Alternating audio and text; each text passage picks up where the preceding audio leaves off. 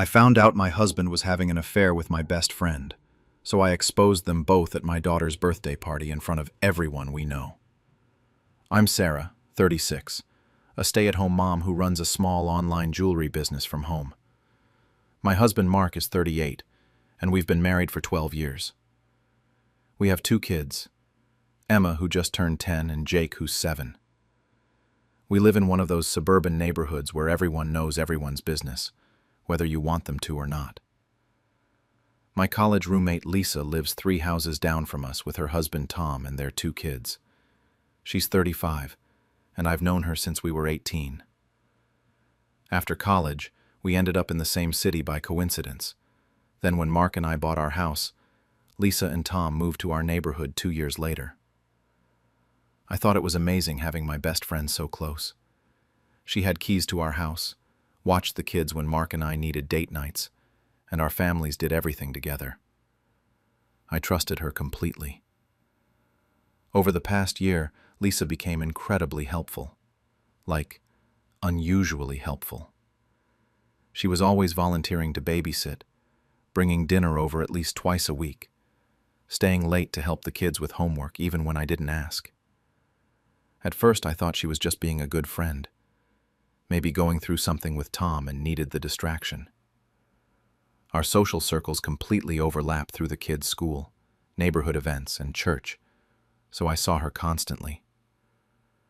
Mark started working late more often around the same time. He's in sales, so irregular hours weren't completely weird, but he became secretive about his phone. He'd take it to the bathroom, flip it face down during dinner, get jumpy when it buzzed. I noticed little things that seemed off, but I kept dismissing them. Lisa somehow always knew Mark's exact coffee order when she'd bring us Starbucks. They had inside jokes I wasn't part of. She started wearing the same perfume I wear. The thing that should have been the biggest red flag was how comfortable they got around each other. Lisa would just walk into our house without knocking. She'd sit next to Mark on the couch when we watched movies, sometimes closer than I sat to him. When we had backyard barbecues, they'd end up in deep conversations while I was running around hosting. But neighbors, school friends, both sets of grandparents, Mark's co-workers. It was going to be in our backyard, with a bounce house and everything. 3 days after the credit card thing, Emma came into the kitchen while I was making breakfast and casually said she saw Daddy giving Auntie Lisa special hugs in the backyard. My stomach dropped, but I tried to stay calm and asked what she meant. She said she got up to get water one night and looked out her bedroom window and saw them by the pool house. She described them kissing, but said it differently than how Mommy and Daddy usually kiss. She thought it was weird, but didn't want to get in trouble for being out of bed.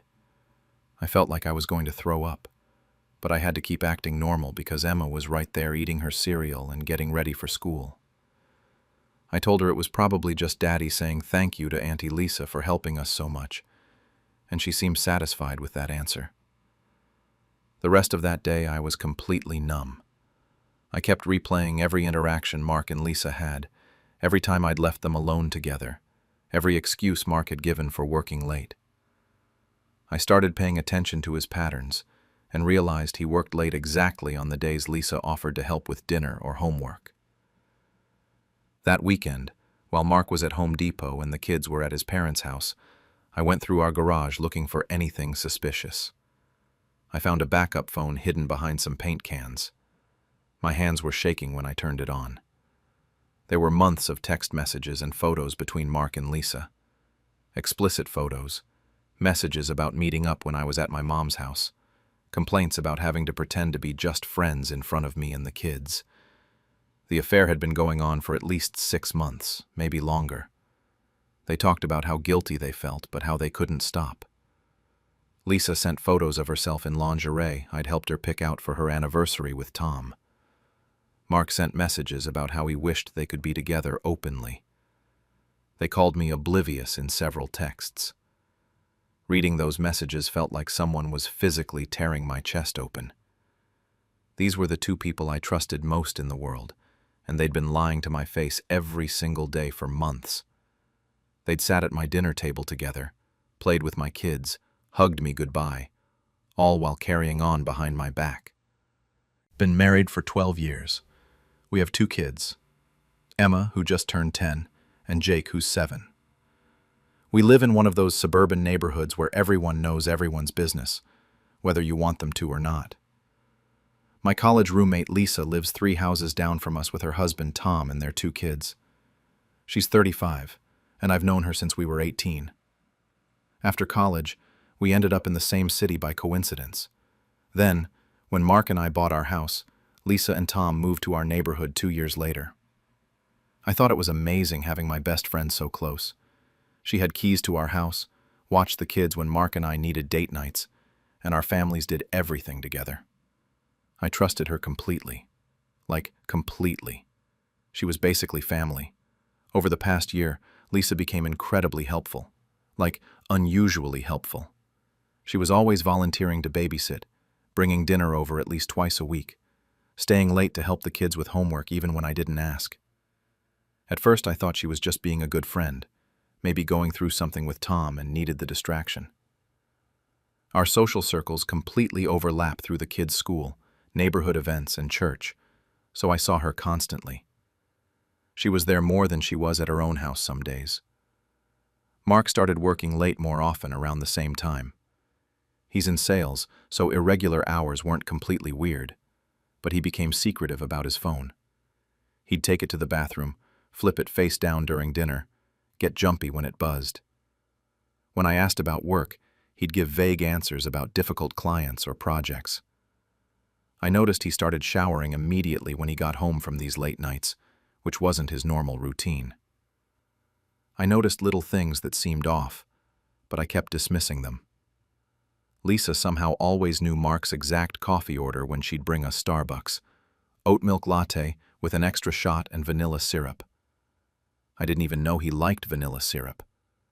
They had inside jokes I wasn't part of, references to conversations I apparently wasn't around for.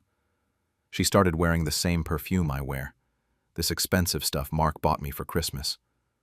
When I complimented it, she said she liked mine so much she had to get some too. The thing that should have been the biggest red flag was how comfortable they got around each other. Lisa would just... Impossible. When you trust people that much, your brain just doesn't go there. I made excuses for everything. Lisa was being extra helpful because she's a good friend. Mark was stressed about work. They got along well because we'd all been friends for so long. I actually felt grateful that my husband and best friend liked each other instead of making my life difficult. 2 weeks before Emma's birthday party, I was paying bills online and noticed a charge on our shared credit card for $347 at Antonelli's, this upscale Italian place downtown that we'd talked about trying but never had because it's expensive, and we usually save that kind of money for family stuff. We definitely hadn't gone there together, and Mark never mentioned taking clients there. The amount seemed high for one person, and Mark usually mentioned work dinners because he likes to complain about having to make small talk with boring people. When I asked him about it while he was getting ready for bed, he immediately got defensive. He said it was a work dinner with a potential client and got snippy about me questioning his work expenses. He'd never reacted like that before when I asked about charges. Usually he'd just explain or even show me receipts if it was something unusual. The whole interaction felt wrong, but I dropped it because fighting about money is pointless, and I had Emma's party to plan. We'd invited about 40 people, neighbors, Emma's school friends and their parents, both sets of grandparents, some of Mark's co-workers, church friends. It was going to be in our backyard with a bounce house, face painting, the whole thing. Emma had been looking forward to it for months. Lisa offered to help with decorations and food, which I thought was sweet at the time. 3 days after the credit card thing, Emma came into the kitchen while I was making breakfast and casually mentioned that she saw Daddy giving Auntie Lisa special hugs in the backyard. My stomach dropped, but I tried to stay calm and asked what she meant by special hugs. She said she got up to get water one night because she was thirsty and looked out her bedroom window toward the backyard. She saw Daddy and Auntie Lisa by the pool house, and they were hugging but also doing the kissing thing that grown-ups do in movies, not like how she hugs and kisses us goodnight. I asked when this happened, trying to keep my voice normal. She said it was a few nights ago when appreciation differently, and it was probably just Daddy thanking Auntie Lisa for helping our family so much. She seemed satisfied with that answer and went back to eating her cereal. The rest of that day, I felt like I was walking through fog. I kept replaying every interaction Mark and Lisa had, every time I'd left them alone together, every excuse Mark had given for working late. I started paying attention to his patterns and realized his late work nights always coincided with days Lisa offered to help with dinner or homework. On nights she wasn't over, he came home at normal times. I went through the motions of getting the kids ready for school, running errands, answering emails for my jewelry business, but my mind was stuck on what Emma had seen. I kept telling myself there had to be an innocent explanation, but I couldn't think of one that made sense. Why would they be in the backyard by the pool house at 10 p.m.? Why would they be kissing at all? That weekend, Mark took the kids to his parents' house for their usual Saturday visit.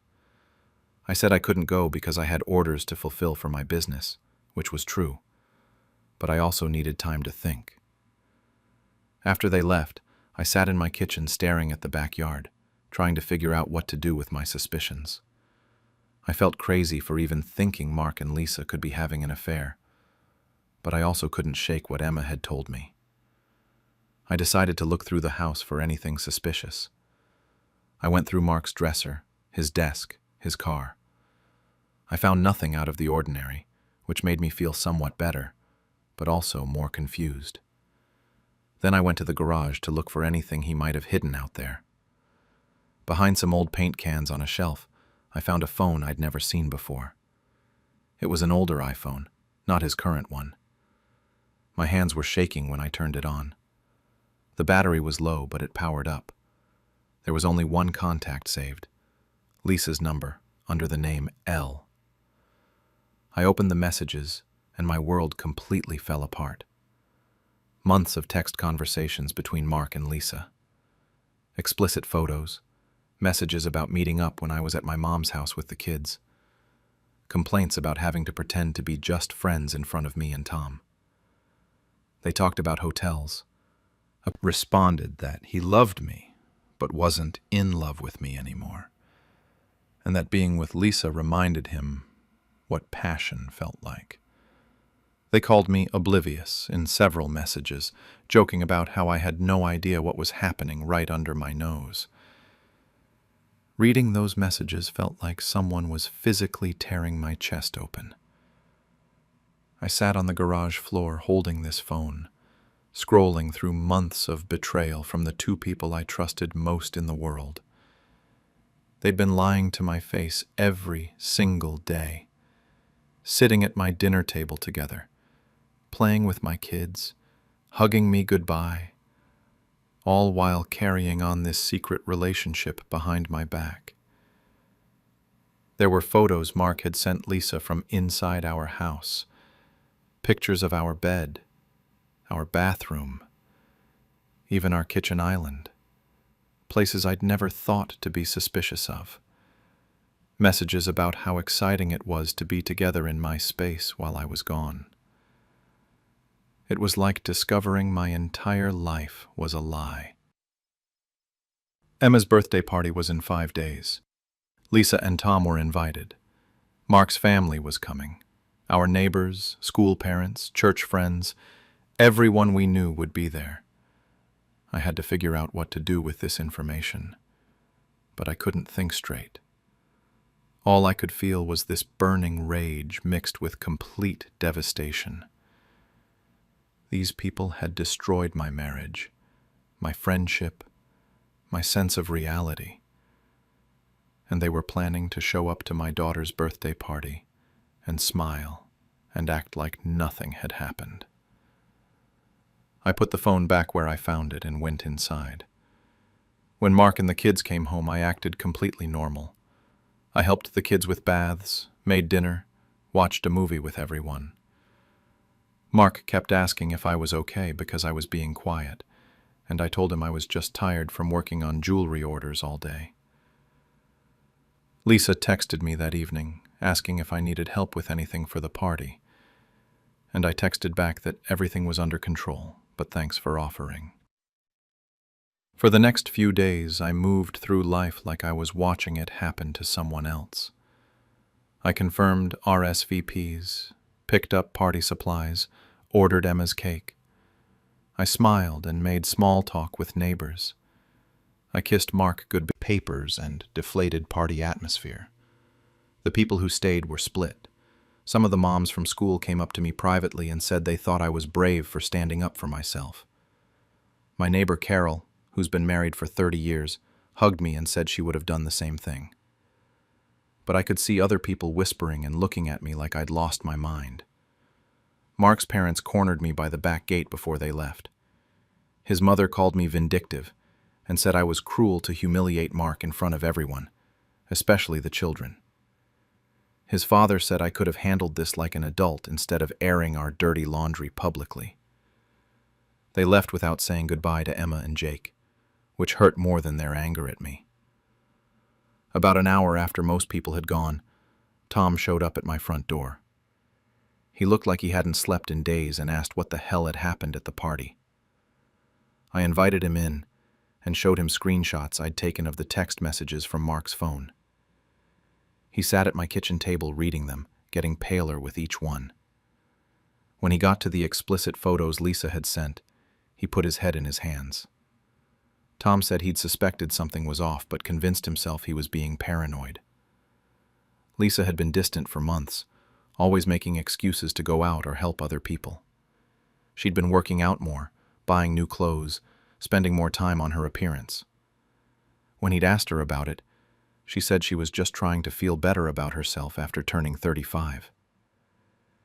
He thanked me for showing him the proof, even though I could see it was destroying him. He said he was going home to pack some things and stay at his brother's place while he figured out what to do next. Before he left, he told me he was calling a lawyer first thing Monday morning. The next few days were brutal. Mark slept in the guest room and kept trying to talk to me, begging me not to ruin his career by telling his boss. Apparently, his company has strict policies about workplace relationships and affairs, and since Lisa works for one of their client companies, he could lose his job. He kept saying it was a mistake and that he'd end it completely, like the affair was just some minor slip-up instead of months of betrayal. My phone wouldn't stop buzzing. Some neighbors texted me privately, saying they'd always suspected something was. WhatsApp group that used to be full of chatter about lost cats and school events went completely quiet whenever I was online. Church was awkward. People either avoided me completely or went out of their way to be overly supportive in that fake way that makes everything worse. Lisa and Tom's marriage imploded immediately. You could hear them screaming at each other from 3 houses away. Their kids started spending more time at their grandparents' house. Tom moved out temporarily, and Lisa's car was gone for days at a time. I heard from another neighbor that she was staying with her sister in the next town over. Mark's job situation became a bigger issue when one of his co-workers who was at the party apparently mentioned something to their boss. Mark came home panicking one day, saying HR wanted to meet with him about a potential conflict of interest with a client. He begged me to call them and say I'd made everything up in a moment of anger, that there was no affair. I told him absolutely not. My in-laws called and said I'd traumatized Emma and Jake by destroying their family structure so publicly. Mark's sister sent me a long text about how I should have thought about the children before airing our problems in front of everyone. They acted like I was the one who had the affair and broke up our family. My own family was split too. My mom supported me and said Mark and Lisa got what they deserved. My sister thought I went too far and should have confronted them privately first. My dad didn't say much, but kept asking if I was sure I wanted to blow up my marriage over this instead of trying counseling. The kids started therapy 2 weeks after the party. The therapist said Emma was confused about why the adults in her life were acting differently, and that Jake was showing signs of anxiety about family stability. She recommended family counseling for Mark and me, but I wasn't ready for that yet. My jewelry business started suffering because I couldn't concentrate on anything. Orders piled up, customer emails went unanswered, and I missed deadlines for custom pieces. The income from that business was part of how we afforded our lifestyle, and losing it made everything more stressful. 3 weeks after the party, Lisa's husband served her with divorce papers. She showed up at my door crying, asking if we could talk. I told her through the screen door that we had nothing to discuss and she should leave. She looked at me with pity or avoided eye contact completely. Emma's teacher pulled me aside to say Emma seemed distracted in class and asked if everything was okay at home. I gave her a vague answer about family stress, but I'm sure she heard what happened through the parent grapevine. About a month after the party, I found out through the neighborhood gossip chain that Lisa had moved out of state to live with her sister permanently. Her kids were staying with Tom for the rest of the school year. Part of me felt relieved that I wouldn't have to see her anymore, but it also meant Emma lost someone she considered family without any real explanation. Mark's job situation resolved when his company decided that, since the affair was with someone from a client company and not a coworker, it didn't violate their internal policies. But his reputation there was damaged, and he was passed over for a promotion he'd been expecting. Now it's been 2 months since the party. Mark is still sleeping in the guest room. We're doing family counseling, but I'm not sure it's helping. The therapist keeps talking about rebuilding trust, but I don't know if I want to. Every time I look at him, I remember those text messages calling me oblivious. The kids are adjusting slowly. Emma stopped asking about Lisa, but she's more clingy with me now. Jake's nightmares mostly stopped, but he gets anxious when Mark and I are in different rooms for too long. They both seem to sense that our family might not stay together. I've started meeting with a divorce attorney, just to understand my options. Mark doesn't know yet. Part of me wonders if exposing them at the party was the right thing to do, or if I just made everything worse for everyone, including my kids. But another part of me thinks it was the only way to make them face real consequences for what they did to our family. The neighborhood has mostly moved on to other drama, but things will never go back to normal. I can't trust my judgment about people anymore. I keep wondering what other lies I've been believing, what other betrayals I've been too naive to see. When my brother skipped our father's funeral to propose to his girlfriend, I decided to expose his secret debt to the entire family. I'm a 29-year-old guy, stuck in the middle between my older sister Sarah, who's 32, and my younger brother Jake, who's 26. Our dad just died 3 weeks ago, after battling cancer for 8 months. And honestly, he was the only thing keeping our family together. Without him, we're all falling apart, especially my mom. The thing about Jake is that he's always been the golden child. Mom and Dad spoiled him rotten because he was the baby, and he never learned to handle responsibility. He's one of those guys who posts pictures of expensive dinners and weekend trips on Instagram, but can't hold down a job for more than 6 months. Dad used to bail him out constantly, and I mean constantly. Sarah and I would roll our eyes every time Jake would show up at family dinners with some sob story about rent money or car payments. When Dad got really sick, Sarah and I stepped up. We took turns driving him to chemo appointments, helped Mom with grocery shopping and cleaning, handled all the insurance paperwork. Jake would show up maybe once a week with takeout and act like he was being helpful. He'd stay for an hour, take a selfie with Dad for social media, then disappear again. After Dad died, the funeral planning fell on Sarah and me. Mom was a wreck, which was completely understandable, so we handled everything. The funeral home, the church, the catering, the flowers, the obituary, calling all the relatives. Jake was supposed to help, but every time we asked him to do something, he had an excuse. First it was work, then he was sick, then his car broke down. Always something. The night before the funeral, I called him directly. I was stressed out of my mind trying to coordinate everything, and I needed him to at least show up early to help set up the reception hall. He answered on the fourth ring. "Hey, what's up?" "Jake, I need you at the church by 8 tomorrow morning. We have to set up chairs and get everything ready before people start arriving."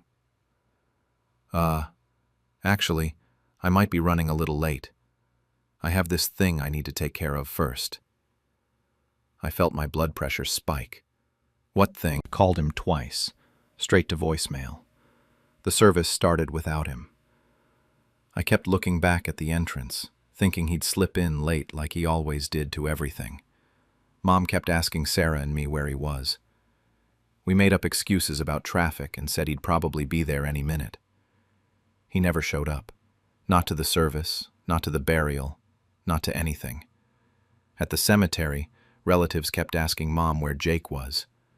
She was already crying, and having to explain his absence made it worse. My aunt kept saying things like, "I'm sure he has a good reason," and "maybe there was an emergency." But I could see the hurt in Mom's eyes. Everyone could tell something was off. After we got back from the cemetery, Sarah and I were in the church basement setting up for the reception when my cousin Tommy came running over with his phone. "Dude, you need to see this." He showed me Jake's Instagram story from that morning. A picture of him and his girlfriend Emma at some fancy resort, both of them grinning at the camera. The caption said, "Best day ever," with a bunch of heart emojis. I stared at the screen, not really processing what I was seeing. Then Tommy swiped to the next story. Jake down on one knee on a beach, Emma crying with her hands over her mouth. The ring looked expensive. Really expensive. The timestamp said 9:47 a.m., right around the time our dad's funeral service was starting. I felt something break inside my chest. Not break like sadness, break like pure rage. While we were sitting in that church, listening to the pastor talk about Dad's life, while Mom was crying into tissues and strangers were coming up to hug us and say how sorry they were, Jake was on a beach somewhere proposing to his girlfriend. Sarah saw my face and grabbed the phone. Her expression went from confused to furious in about 2 seconds. "Are you kidding me right now?" More people started gathering around us, looking at the phone. Words spread through the reception fast. Jake's engagement photos were making the rounds while we were supposed to be celebrating Dad's life. I called Jake probably 15 times that afternoon. Every call went straight to voicemail. I sent him texts that I probably shouldn't have sent. He finally responded around 6 p.m. with, "Can't talk right now," living this fake life on social media, posting about expensive vacations and designer clothes, while owing our dying father money he'd never bothered to pay back. By the time people started asking me directly where Jake was, I was done making excuses for him. The reception was supposed to wind down around 8, but people kept lingering. That's how it always is at funerals. Nobody wants to be the first to leave because it feels disrespectful. So there I was, stuck in this church basement, surrounded by casserole dishes and flower arrangements, watching my mom try to hold conversations with relatives while her youngest son was posting engagement photos online. My Uncle Frank had been asking about Jake for the 3rd time that hour. He kept pulling me aside with this concerned look on his face, asking if everything was okay, if there was some kind of emergency. Frank was Dad's brother, and he'd flown in from Arizona specifically for this. The fact that one of Dad's sons was just missing without explanation was eating at him. Mom was sitting at one of those round folding tables with my Aunt Carol and a few family friends, picking at a piece of cake she wasn't really eating. Every few minutes, someone would approach her to offer condolences, and she'd put on this brave smile and thank them for coming. But I could see how exhausted she was, how much effort it was taking just to keep functioning. Sarah was handling the logistics, coordinating with the church ladies about leftover food and making sure the photo displays got packed up properly. She'd been shooting me these looks all afternoon like she wanted to say something but couldn't figure out what. We were both thinking the same thing. How could Jake do this to Mom? How could he be so selfish? Around 7:30, My cousin Mike's wife, Jennifer, came up to me looking confused. She had her phone in her hand and this weird expression on her face. "Hey, I just saw Jake's posts from today. Is everything okay? Did something happen?" That's when I realized the news was spreading beyond just our immediate family. Jennifer wasn't even that close to Jake, but she followed him on social media. If she was seeing the engagement posts and putting two and two together, other people were too. I tried to brush it off, told her Jake had some kind of emergency he needed to handle, but she kept pressing. She said the posts made it look like tears. All of it time-stamped from this morning and afternoon. Frank had been in the military for 20 years before he retired, and he had zero tolerance for what he called disrespectful behavior. He proposed to his girlfriend today, while we were burying his father? Other people started gathering around us. Sarah noticed the crowd forming and came over to see what was happening. When she saw Frank holding Jennifer's phone, looking at Jake's posts, her face went pale. The thing about family gatherings is that news travels fast, especially bad news. Within 10 minutes, half the people at the reception knew that Jake had skipped the funeral to propose to his girlfriend. The whispers started immediately. People were showing each other their phones, pulling up Jake's social media, trying to figure out what the hell was going on. Mom noticed the commotion and walked over. When she saw everyone huddled around phones looking at Jake's posts, she just froze.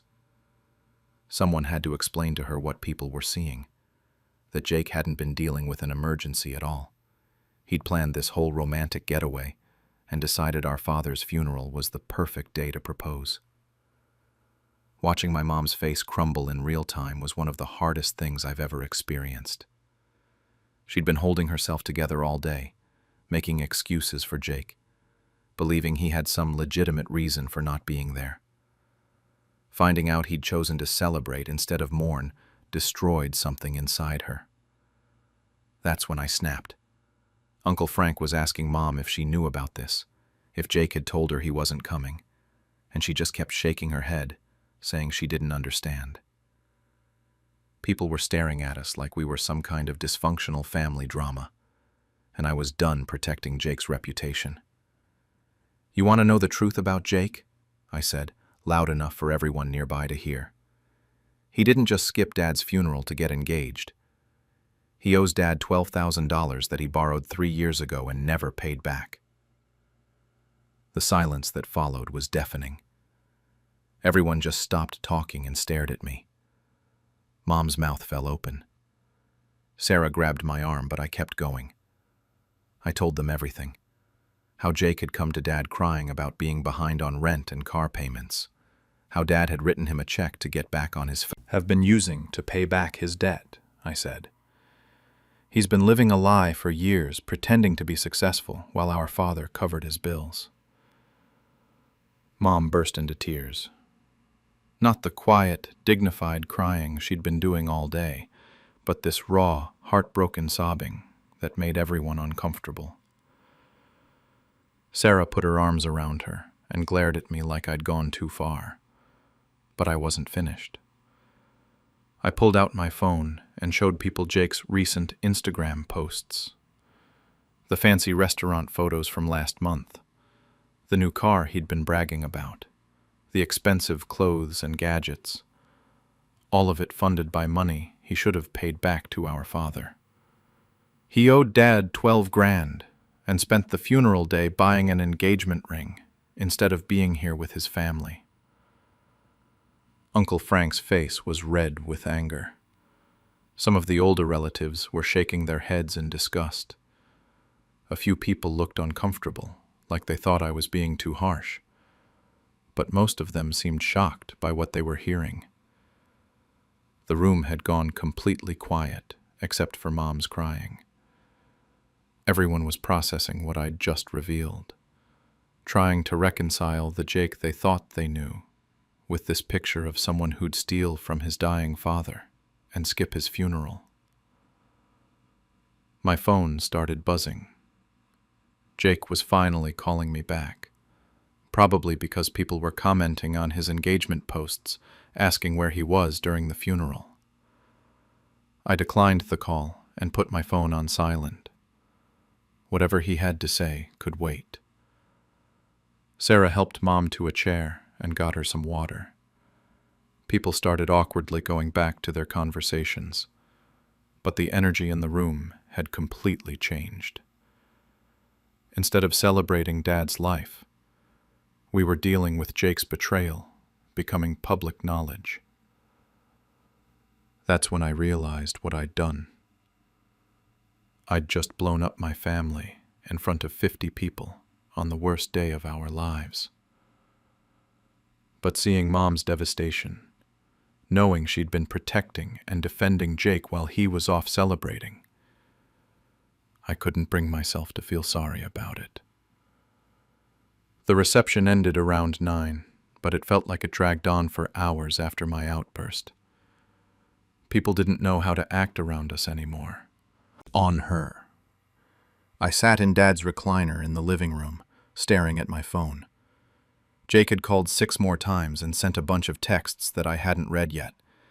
My phone was blowing up with notifications from relatives commenting on Jake's engagement posts, and I could tell people were having conversations about what had happened at the reception. Around 11 p.m., Jake finally got through. I was honestly surprised it took him this long to figure out something was wrong. He was furious. Not upset, not apologetic, just pure rage.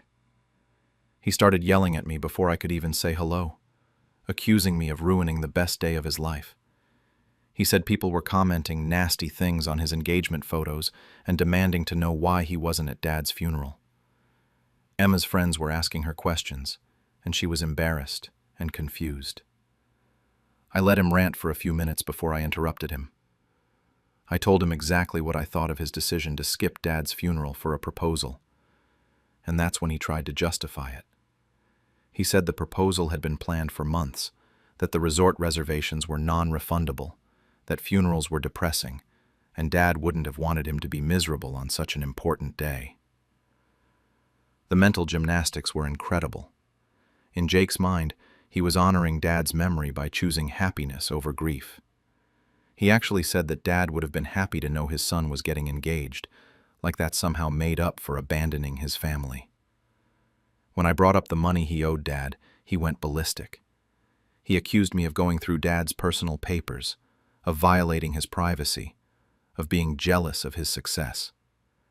He said the loan was between him and Dad, and nobody else had a right to know about it.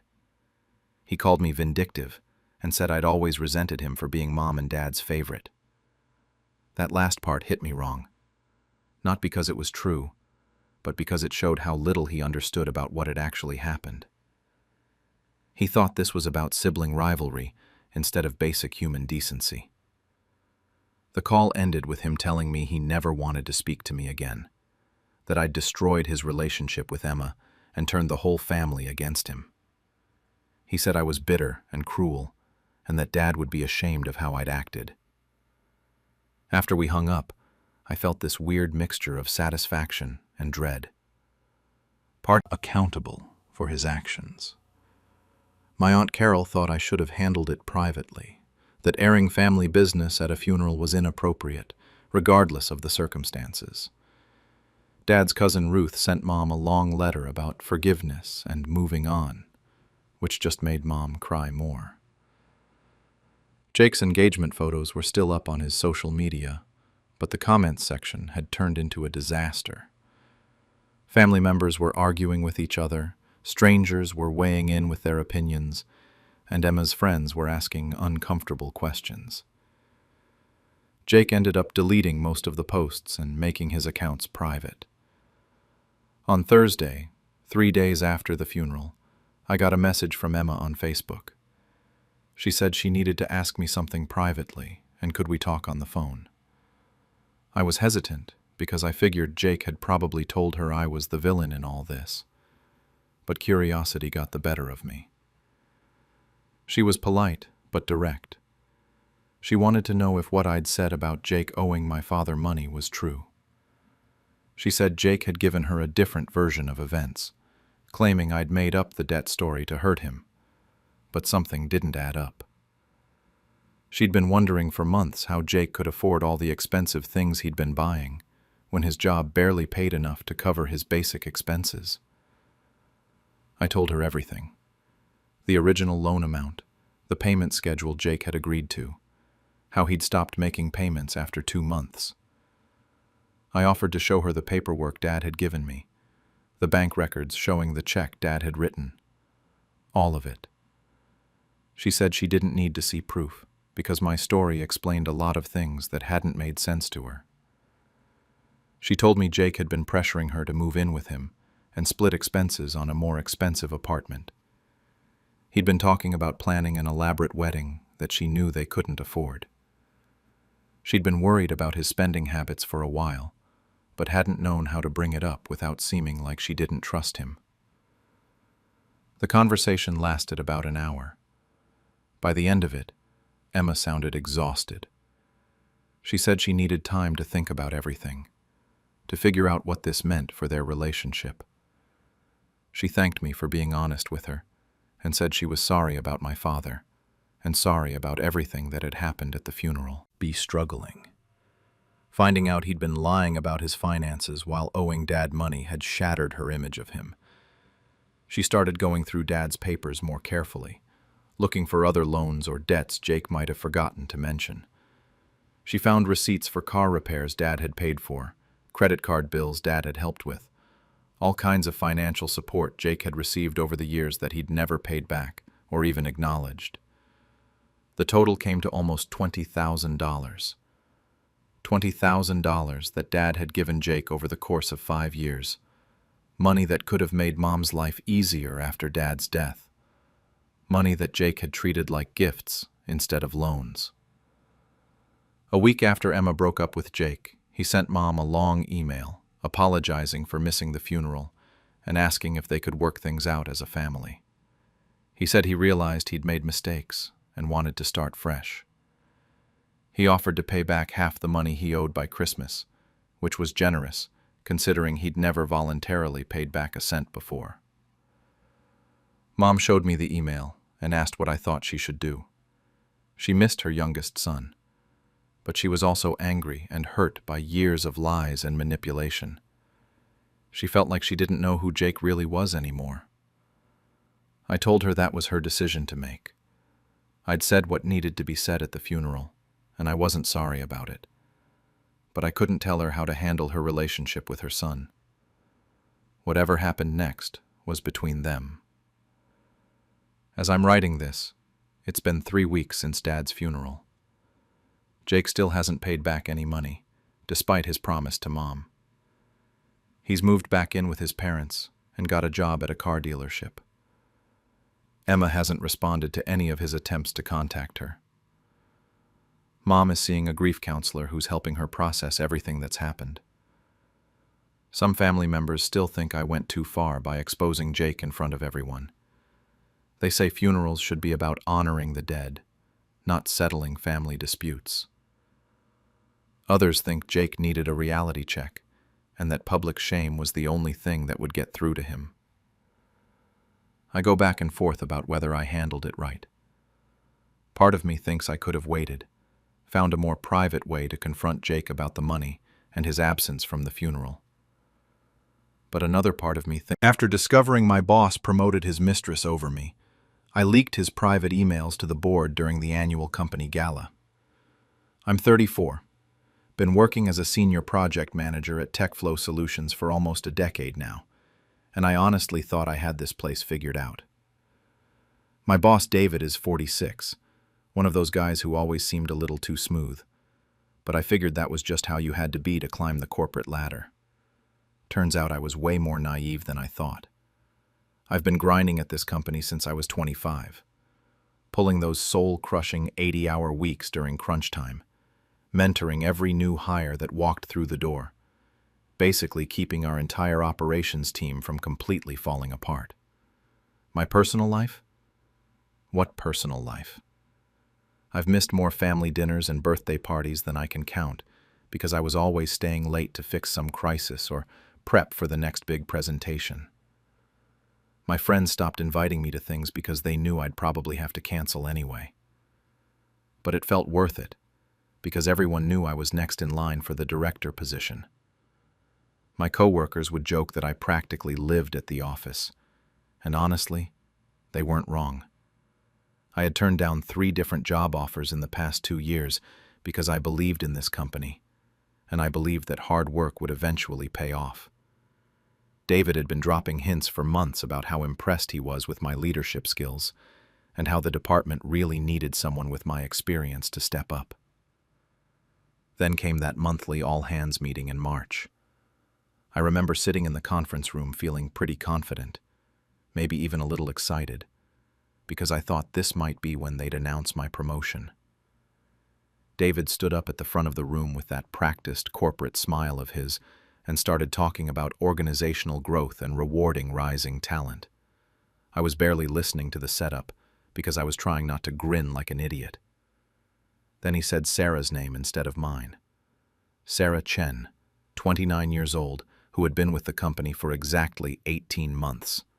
Sarah, who I had personally trained when she started because David asked me to show her the ropes.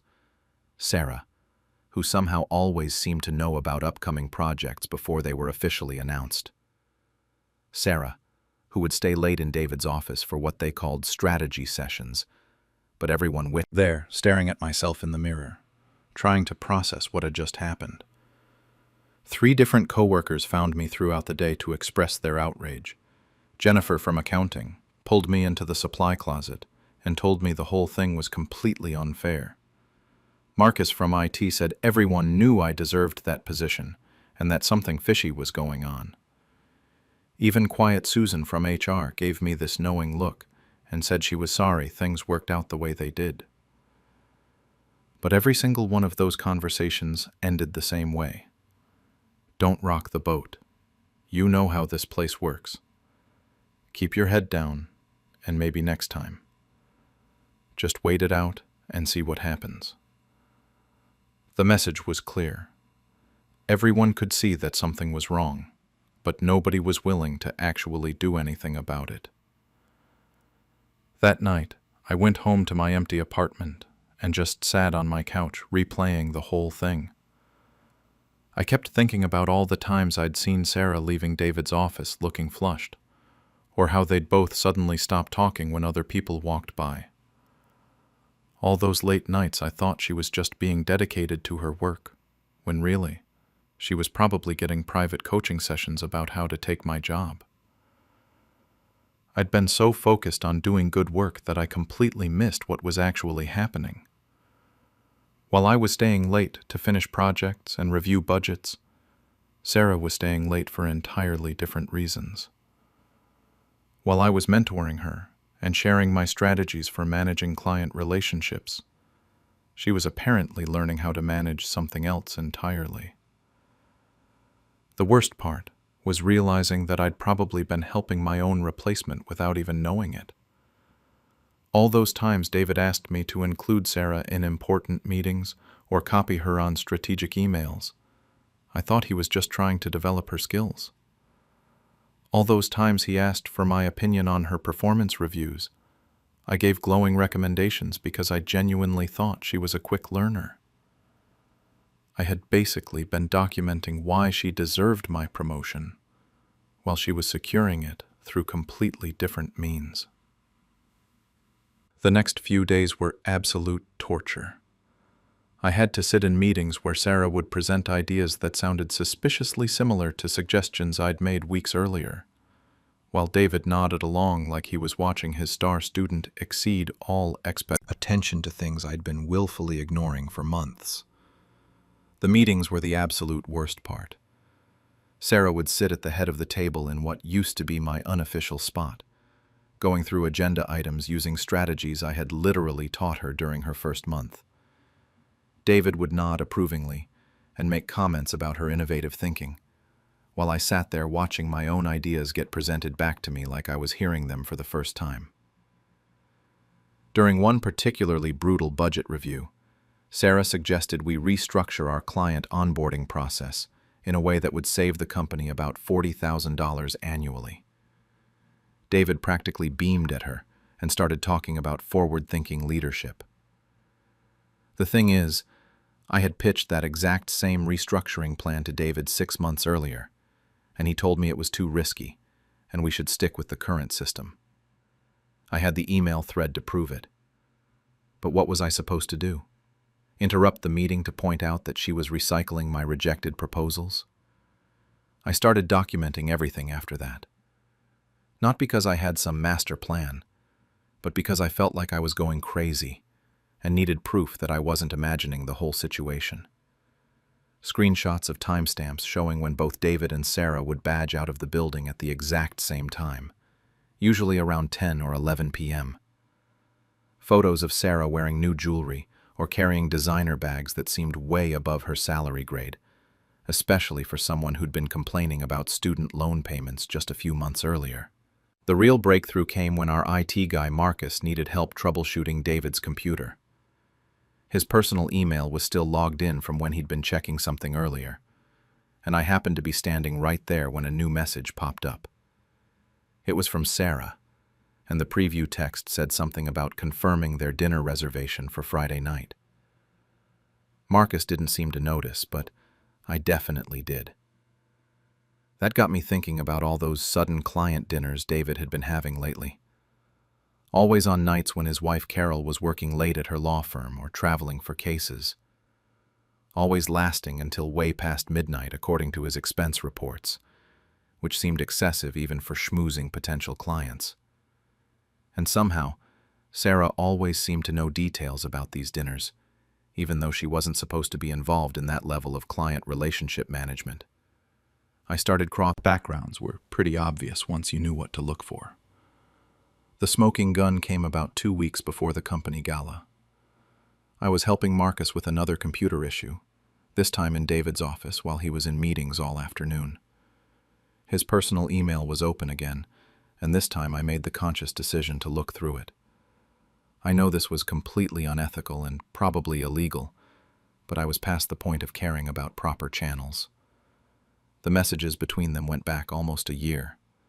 At first they were just friendly work conversations, but by last fall they had clearly crossed every professional boundary imaginable. David was calling her his inspiration and talking about how she made him feel young again. Sarah was sending messages about how much she loved their private strategy sessions and how she couldn't wait for their next business trip together. But the messages that really made my blood boil were the ones from January and February, right around when the promotion decisions were being finalized. David wrote this long email about how he knew she was the right choice for director and that he was excited to see how far she could go with the right support. Sarah responded by saying she hoped people wouldn't be too suspicious about her quick advancement and that she trusted him to handle any difficult conversations. There was another exchange where David explicitly said he was worried about how I would react to not getting promoted, and Sarah suggested they could find ways to keep me happy and motivated in my current role. Like they were discussing how to manage me as a potential problem, rather than acknowledging that I had actually earned the position they were conspiring to give her instead. The worst part was reading David's messages to Sarah about his wife. He would complain about how Carol didn't understand his work stress and how she was always too busy with her own career to pay attention to him. He'd write these long paragraphs about feeling unappreciated at home and how Sarah was the only person who really saw his potential. It was disgusting on multiple levels, but it also explained why he was being so reckless about the whole situation. Reading through months of their correspondence, I realized this wasn't just about the promotion. David had been grooming Sarah for advancement from almost the moment she started, and the affair was just part of how he was ensuring her loyalty and dependence on him. He'd been giving her insider information a bit directly. But deep down, I think I already knew I was planning something much more dramatic. The annual company gala was 3 weeks away, and David had already started practicing his speech about integrity and meritocracy. Every year, he would get up there and talk about how TechFlow Solutions succeeded because we rewarded talent and hard work above all else. how we were a family that looked out for each other and made decisions based on what was best for the company, rather than personal relationships or office politics. This year, I knew I couldn't sit in that ballroom and listen to him lie to everyone's face, while Sarah sat at the executive table like she belonged there. I couldn't watch him accept applause for promoting rising talent, when everyone in the room knew exactly how she had risen so quickly. And I definitely couldn't pretend everything was normal while his wife Carol sat 3 tables away, probably proud of her husband's leadership and completely unaware of what he was really doing during all those late nights at the office. I volunteered to help with the AV setup for the gala, told the event coordinator that I had experience with presentations and wanted to make sure everything went smoothly for David's big speech. She was thrilled to have the help, especially since the venue's tech setup was apparently pretty complicated, and they'd had issues with previous events. On the night of the gala, I brought my laptop and made sure I had all the screenshots organized and ready to go. My hands were shaking while I was getting dressed, but I kept thinking about all those meetings where I'd had to sit there and watch Sarah take credit for my work. All those times my coworkers had pulled me aside to tell me how unfair the situation was, but then warned me not to rock the boat. All those years I'd sacrificed everything for a company that was perfectly willing to throw me aside the moment someone offered the boss something I couldn't. When David got up to give his speech, talking about how proud he was of the rising talent in our organization, and how TechFlow's success came from recognizing and rewarding merit, I connected my laptop to the projector system and uploaded the most damaging screenshots I had collected. The reaction was immediate and absolutely devastating. The projector, while stammering something about technical difficulties and misunderstandings, but I had queued up about 15 of the most damaging screenshots, and they just kept cycling through. The second slide showed Sarah's message about hoping people wouldn't be suspicious about her quick advancement, followed immediately by David's response about finding ways to keep me motivated in my current role. The third one was their discussion about coordinating travel schedules, complete with hotel confirmation numbers that anyone could verify. By the fourth slide, which showed David complaining about his wife not appreciating him, the entire ballroom had erupted into chaos. Someone near the back actually screamed when that message appeared. Multiple people were talking at once, some taking pictures with their phones, while others were clearly trying to figure out if they should be looking away out of politeness. The board members looked like they'd been physically slapped. Our CEO, Richard, literally put his head in his hands and just sat there shaking his head back and forth. But the worst reaction was from Carol, David's wife. She had been sitting at table 2 with the other executive spouses, probably feeling proud of her husband's leadership speech and looking forward to the rest of the evening. When she saw that message about David feeling unappreciated at home and needing someone who really understood him, she stood up so fast that she knocked over her chair. She grabbed her purse, shot David this look that could have killed him on the spot, and walked straight out of the ballroom without saying a single word to anyone. Sarah's reaction was somehow even more dramatic. She had been sitting at the executive table looking pleased with herself during David's speech, probably enjoying being recognized as one of the rising stars he was talking about. When the first email appeared, she looked confused. By the third slide, she was clearly panicking. When the messages about their hotel arrangements started cycling through, she bolted from her seat and disappeared toward the bathroom, leaving her purse and jacket behind. I just sat at my table watching this nuclear explosion unfold around me, feeling this weird combination of satisfaction and absolute terror about what I had just done. Part of me felt vindicated seeing everyone's shocked reactions, like finally people could see what had been happening right in front of them for months.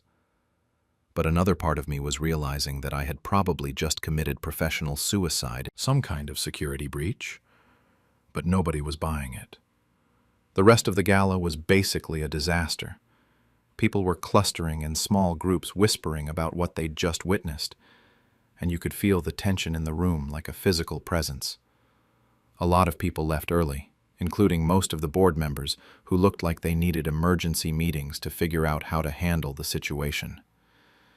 David and Carol never came back after she walked out, and Sarah was nowhere to be seen for the rest of the night. I ended up staying until the bitter end, partly because I was too shocked by my own actions to know what else to do, and partly because I figured running away would make me look even more guilty of something. Several co-workers came up to me throughout the evening with reactions ranging from amazed to horrified. Jennifer from accounting whispered that I had done what everyone wanted to do, but never had the courage for. Marcus from IT just stared at me and said he hoped I had a good lawyer. By Monday morning, both David and Sarah were on administrative leave pending a full investigation. The company hired an outside firm to conduct the review, and HR started interviewing everyone who had any connection to the promotion decision or who might have witnessed inappropriate behavior. I got called in for my interview on Tuesday, and they asked me directly if I was responsible for the gala incident. I admitted everything and provided copies of all the screenshots I had taken. The HR representative seemed torn between being impressed by the thoroughness of my documentation and being appalled by how I had chosen to reveal it. She kept asking if I had considered going through proper channels first, and I kept explaining that I didn't trust the internal system to actually address the problem, given how high up the corruption went. David was well liked by senior management and had been with the company for over a decade, while I was just another employee who could be easily dismissed as a disgruntled person who didn't get promoted. The reactions from my coworkers have been all over the place. Some people have been treating me like a hero, buying me coffee and telling me I did what they wish they'd had the courage to do. They say things like how everyone knew something fishy was going on and how someone needed to speak up. These are mostly people who never really liked David anyway, or who had their own complaints about favor. That meant the problem might have been covered up. The investigation is still ongoing after 3 weeks, and honestly, I have no idea what's going to happen to any of us.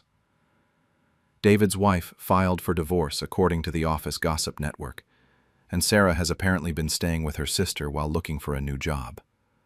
The company brought in a temporary director to run our department while they figure out the permanent structure, and she seems competent, but understandably wary of getting involved in the drama. Some days I feel completely justified in what I did. Corruption shouldn't be rewarded, and someone had to be willing to speak up when the system was clearly broken. David abused his power, and Sarah benefited from that abuse at my expense, and probably at the expense of other employees who deserved fair consideration. The fact that they tried to manage me like a potential problem, rather than acknowledging that I had earned the promotion, just proves how deep the corruption went. Other days I wonder if I just destroyed my own career, because I couldn't handle being passed over for a promotion. Maybe there were other ways to address the situation that wouldn't have involved publicly humiliating people and destroying relationships. Maybe I let my anger and frustration drive me to do something that was ultimately more about revenge than justice. The truth is, I still don't know if I did the right thing, or if I just committed professional suicide in the most spectacular way possible. What I do know is that I couldn't keep sitting in those meetings, watching Sarah present my ideas, while David acted like nothing was wrong. I couldn't keep listening to people complain privately about the unfairness, while warning me not to rock the boat. And I definitely couldn't sit through another speech about integrity and meritocracy from someone who was actively undermining both.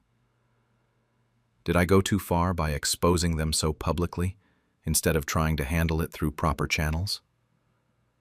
Maybe, but I'm not sure those proper channels would have actually resulted in any real consequences for people who had enough power to manipulate the system in the first place. Because my mother sold the house I was promised to my cousin, I revealed her long-kept secret in front of the entire family reunion.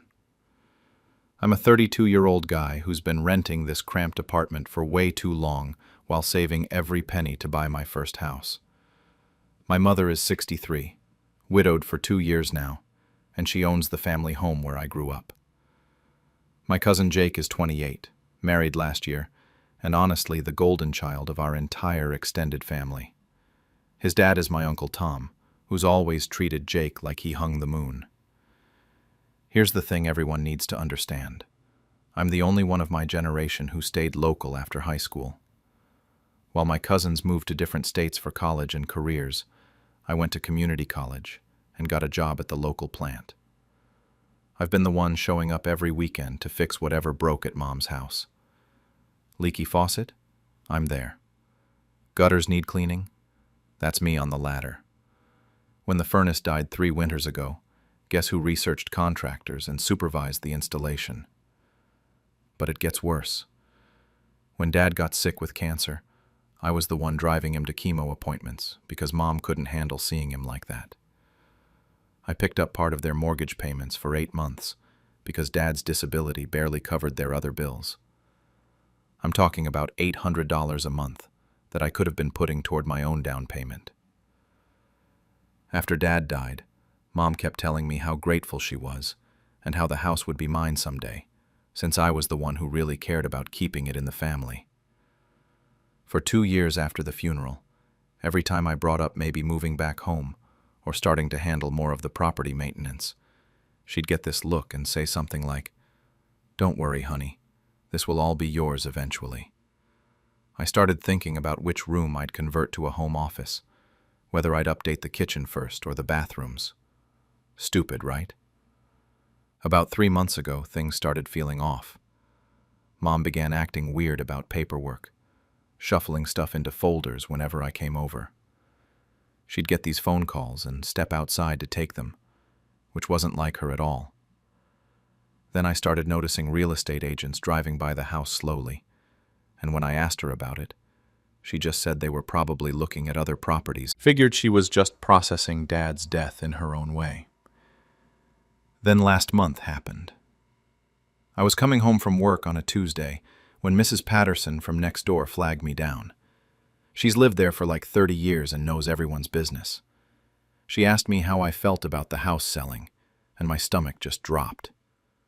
I played it cool and asked her what she meant, thinking maybe she was confused. She told me the moving truck was coming Friday, and that she'd miss having such good neighbors. I sat in my car for 10 minutes trying to process what she'd said. Then I drove straight to Mom's house. I found her in the kitchen packing dishes into boxes. Not like spring cleaning packing, actual moving boxes with that professional tape and everything. She looked up when I walked in, and I could see she knew that I knew. I asked her what was going on, and she just sighed like I was bothering her about something trivial. She told me she'd sold the house to Jake last month. Just like that. No discussion, no heads up, nothing. When I asked her why she didn't tell me, she said she knew I'd make a scene and try to guilt her out of it. Then came the part that really destroyed me. She said Jake needed it more because he was starting a family and had grown into a responsible adult, while I was just single and renting anyway. I reminded her about all the work I'd done, all the money I'd contributed, all the promises she'd made. She waved her hand like I was bringing up ancient history and said I should be happy for Jake instead of being selfish. She actually used the word selfish. The worst part was finding out Jake had already been posting about it on social media for weeks. Photos of him and Sarah standing in front of their new house, with captions about finally owning something worthwhile and starting the next chapter. People were commenting congratulations and asking about housewarming parties. I'd been kept in the dark while he was already planning renovations. When I tried calling other family members to explain what happened, the responses were insane. Aunt Linda told me I was being entitled and that Jake deserved a chance to build equity. Cousin Mike said I was overreacting and that Mom had the right to sell to whoever she wanted. Uncle Tom actually laughed and said maybe they care. that I'd been maintaining that house for free for over a decade. When I tried to bring up my contributions, I got responses like, "That's what family does for each other," or, "You can't expect payment for helping your parents." Mom started treating me like I was the problem child. She'd make comments about how I needed to move on and be supportive of Jake's success. She even had the nerve to suggest that maybe losing the house would be good motivation for me to finally grow up and figure out my own housing situation. Like I hadn't been trying to do exactly that while using my savings to keep her house running. The breaking point was building for weeks, but I think I knew things were going to explode at the family reunion. My whole extended family was going to be there, including people who hadn't heard the full story yet. Jake had been talking about bringing Sarah to meet some of the relatives she hadn't met, and I just knew he was going to spend the whole time playing the successful homeowner role while everyone congratulated him on his good fortune. I kept thinking about Dad and how proud he'd been that I stayed local and helped out. He used to tell people I was the responsible one, the one who understood what family meant.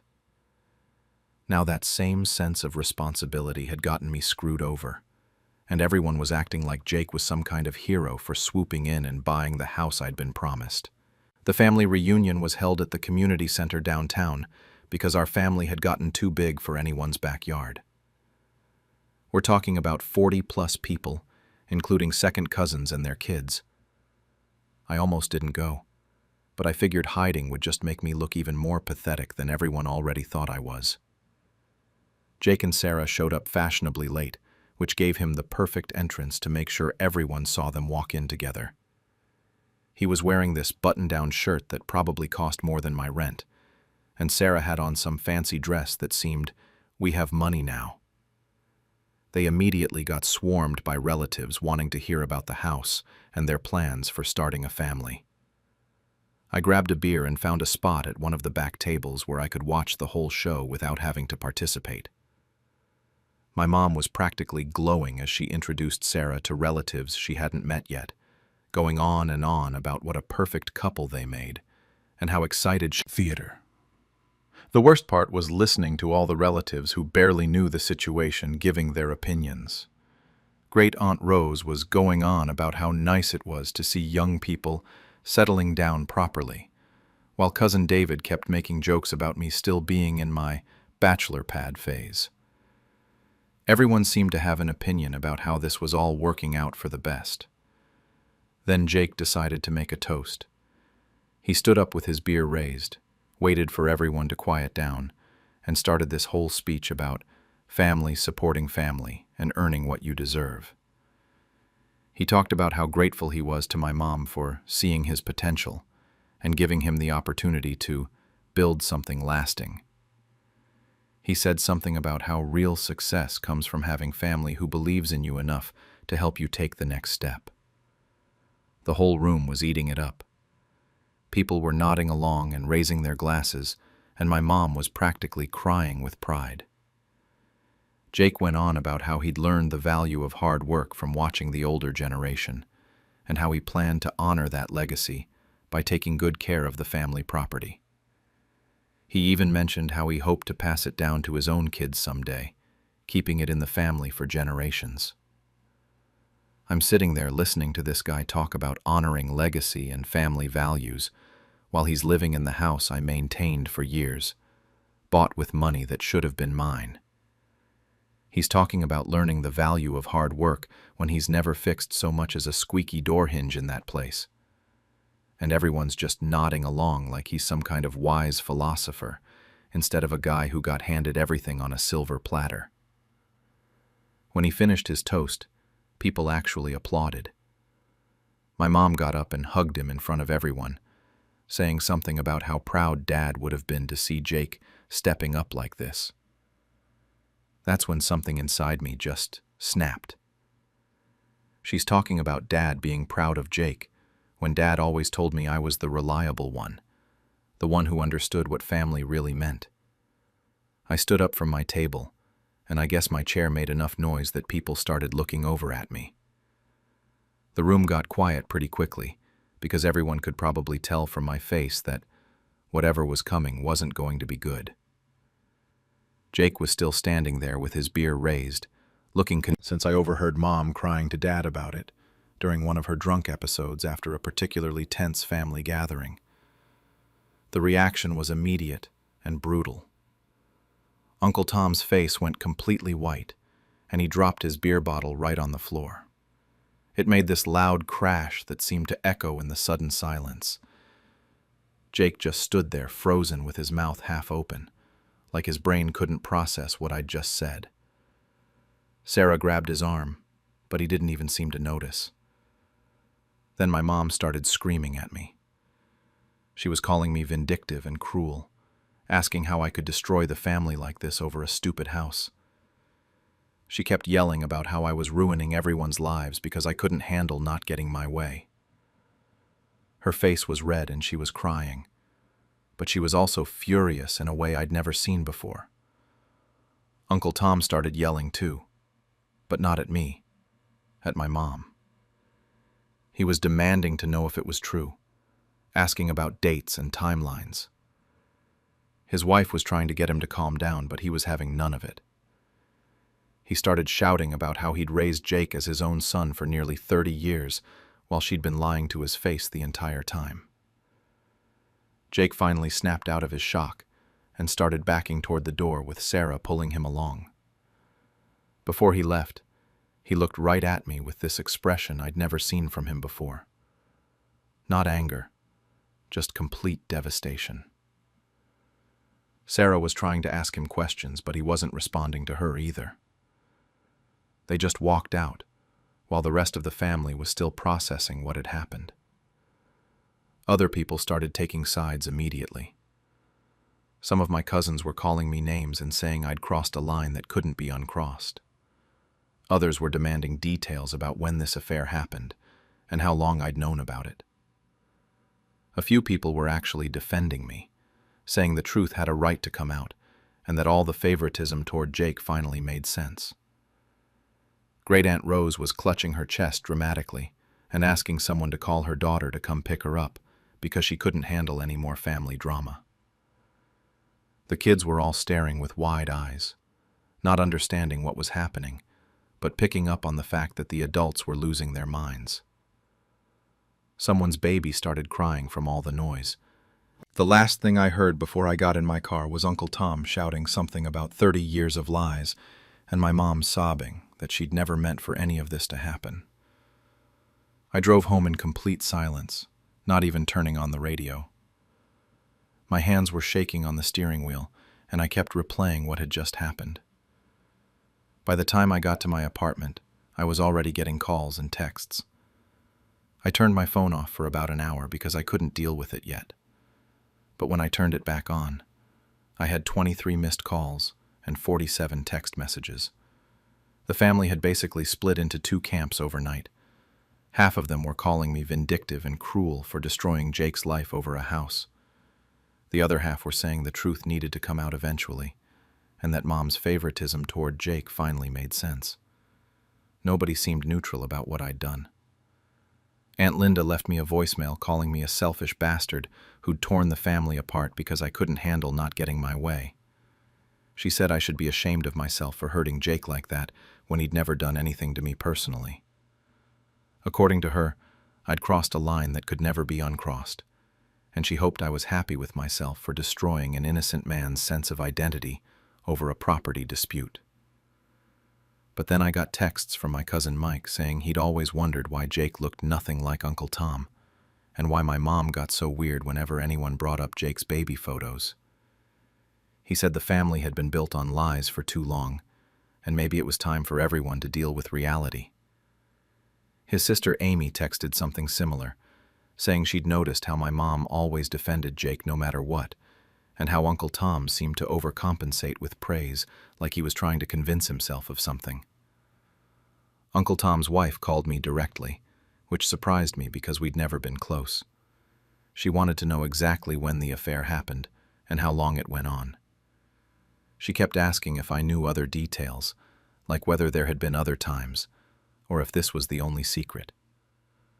I told her I only knew what I'd overheard that one night, but she seemed convinced there had to be more to the story. The worst part was that nobody had heard from Jake at all. His phone was going straight to voicemail, and Sarah wasn't answering either. My mom told people he'd called in sick to work. What I could remember. It was about 12 years ago, after some family Christmas party where Jake had gotten a lot of attention for his college acceptance letters. Mom had been drinking more than usual, and I'd come downstairs for water when I heard her crying in the kitchen. She was telling Dad that she felt guilty every time everyone praised Uncle Tom for raising such a good son, knowing that Jake wasn't actually his. She said the affair had been brief and stupid, something that happened during a rough patch in both their marriages, but that she'd never told Tom because it would destroy his relationship with Jake. Uncle Tom just sat there, taking it all in, asking clarifying questions about timing and whether Mom had said anything about telling Jake himself. He looked like he'd aged 5 years in the past week. Before he left, he told me he didn't blame me for what I'd done, that the lie had been eating away at his marriage for years without him even knowing why. His wife had apparently always sensed something was off about Jake's conception story, but never had proof. My phone kept buzzing constantly. Cousin David sent a long text about how I'd handled things poorly, but that he understood why I was angry about the house situation. Great Aunt Rose's daughter called to tell me Rose was in the hospital with chest pains from the stress of the reunion, which made me feel like absolute garbage. Other relatives were sharing their own theories about family secrets and asking if I knew anything else that might come out. The hardest part was that my mom still wasn't responding to any of my attempts to contact her. I'd sent her probably 15 texts and left 6 voicemails, trying to explain why I'd done what I did and asking if we could talk. Radio silence. My cousin Amy told me Mom was staying with her sister in the next town over because she couldn't handle being around anyone from our immediate family right now. Work became unbearable because some of my co-workers had heard about the family drama through mutual connections. People were either avoiding me completely or asking intrusive questions about what had really happened. I started taking lunch in my car just to get away from the stares and whispered conversations that stopped whenever I walked into a room. By the end of the week, more details started emerging that made everything more complicated. Uncle Tom's wife had apparently confronted decisions about my inheritance based on guilt over a secret I'd been forced to keep as well. Jake was getting benefits from a lie, while I was getting screwed over by the same lie. Some family members started reaching out with more measured responses as the initial shock wore off. Cousin Mike called to say he thought I'd done the right thing in the long run, even if my timing and method had been brutal. He pointed out that Jake deserved to know the truth about his parentage, and that Uncle Tom deserved to know why his wife had seemed distant and suspicious for years. But others doubled down on their criticism. Aunt Linda sent me a long email about how I'd destroyed an innocent man's entire sense of identity because I was bitter about not getting a house. She said Jake had grown up believing Uncle Tom was his father, and that I'd ripped away 30 years of family history in a moment of anger. According to her, whatever problems I had with my mom's decision should have been worked out privately, instead of destroying Jake's life in front of the entire family. The strangest part was getting a text from Sarah, Jake's wife, asking if I could meet her for coffee. When we met up, she told me Jake had been staying at a hotel for the past week, not talking to anyone, and trying to process what this meant for his identity. She said he wasn't angry at me specifically, but that he was questioning everything about his childhood and his relationship with both sides of the family. Sarah also told me something that hit me hard. She said Jake had always felt insecure about living up to Uncle Tom's expectations and had bought the house partly because he wanted to prove he was worthy of being Tom's son. Learning that Tom wasn't his biological father had shattered his understanding of why he'd felt that pressure his whole life. He'd been trying so hard to make a man proud who wasn't even his real father. 3 weeks after the reunion, I'm still living in the same cramped apartment, still getting random texts from family members, still not sure if I did the right thing or just made everything worse for everyone involved. Jake moved back into the house, but apparently isn't speaking to my mom at all. Uncle Tom filed for separation from his wife, not because of the affair necessarily, but because she'd suspected something for years and never trusted him enough to talk about it directly. My mom finally called me last Sunday, but it wasn't the conversation to post anything, because nobody knows what other secrets might come out, or whose feelings might get hurt next. I keep going back and forth about whether I crossed a line or finally forced everyone to deal with reality. Some days I feel justified, because the truth deserved to come out, and Jake deserved to know who his real father was. Other days, I feel like a vindictive asshole who destroyed multiple lives because I was mad about losing a house. The worst part is that I still don't have anywhere to live long term, and now I've probably lost most of my family support system in the process. Edit. My phone hasn't stopped buzzing. Half the family refuses to speak to me, while the other half says the truth needed to come out eventually.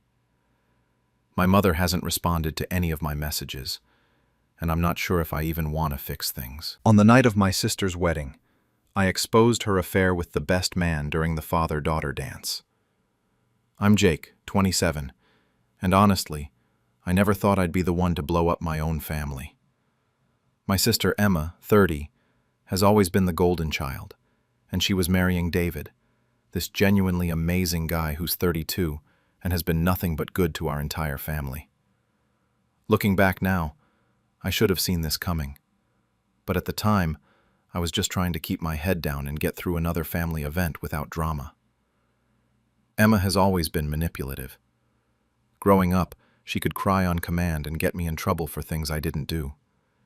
She'd steal my friends, sabotage my relationships, and somehow always come out looking like the victim. But David changed that dynamic when he came into the picture 5 years ago. He was this decent, hard-working guy who treated her like absolute gold, and more importantly, he genuinely cared about our whole family.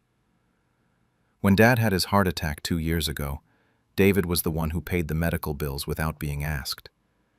He showed up to every family dinner, remembered everyone's birthdays, and even helped my cousin move across the country. My parents adored him. Hell, we all did. He was the son they never had, and honestly, he was a better person than any of us deserved. So when Emma announced they were getting married, everyone was thrilled. David had been saving for months to give her the wedding of her dreams. We're talking a $50,000 affair at this fancy reception hall, designer dress, destination bachelor party, the works. The guy was working overtime and weekends to make it happen, and you could see how excited he was about starting their life together. I tried to be supportive, even though Emma and I have never been close.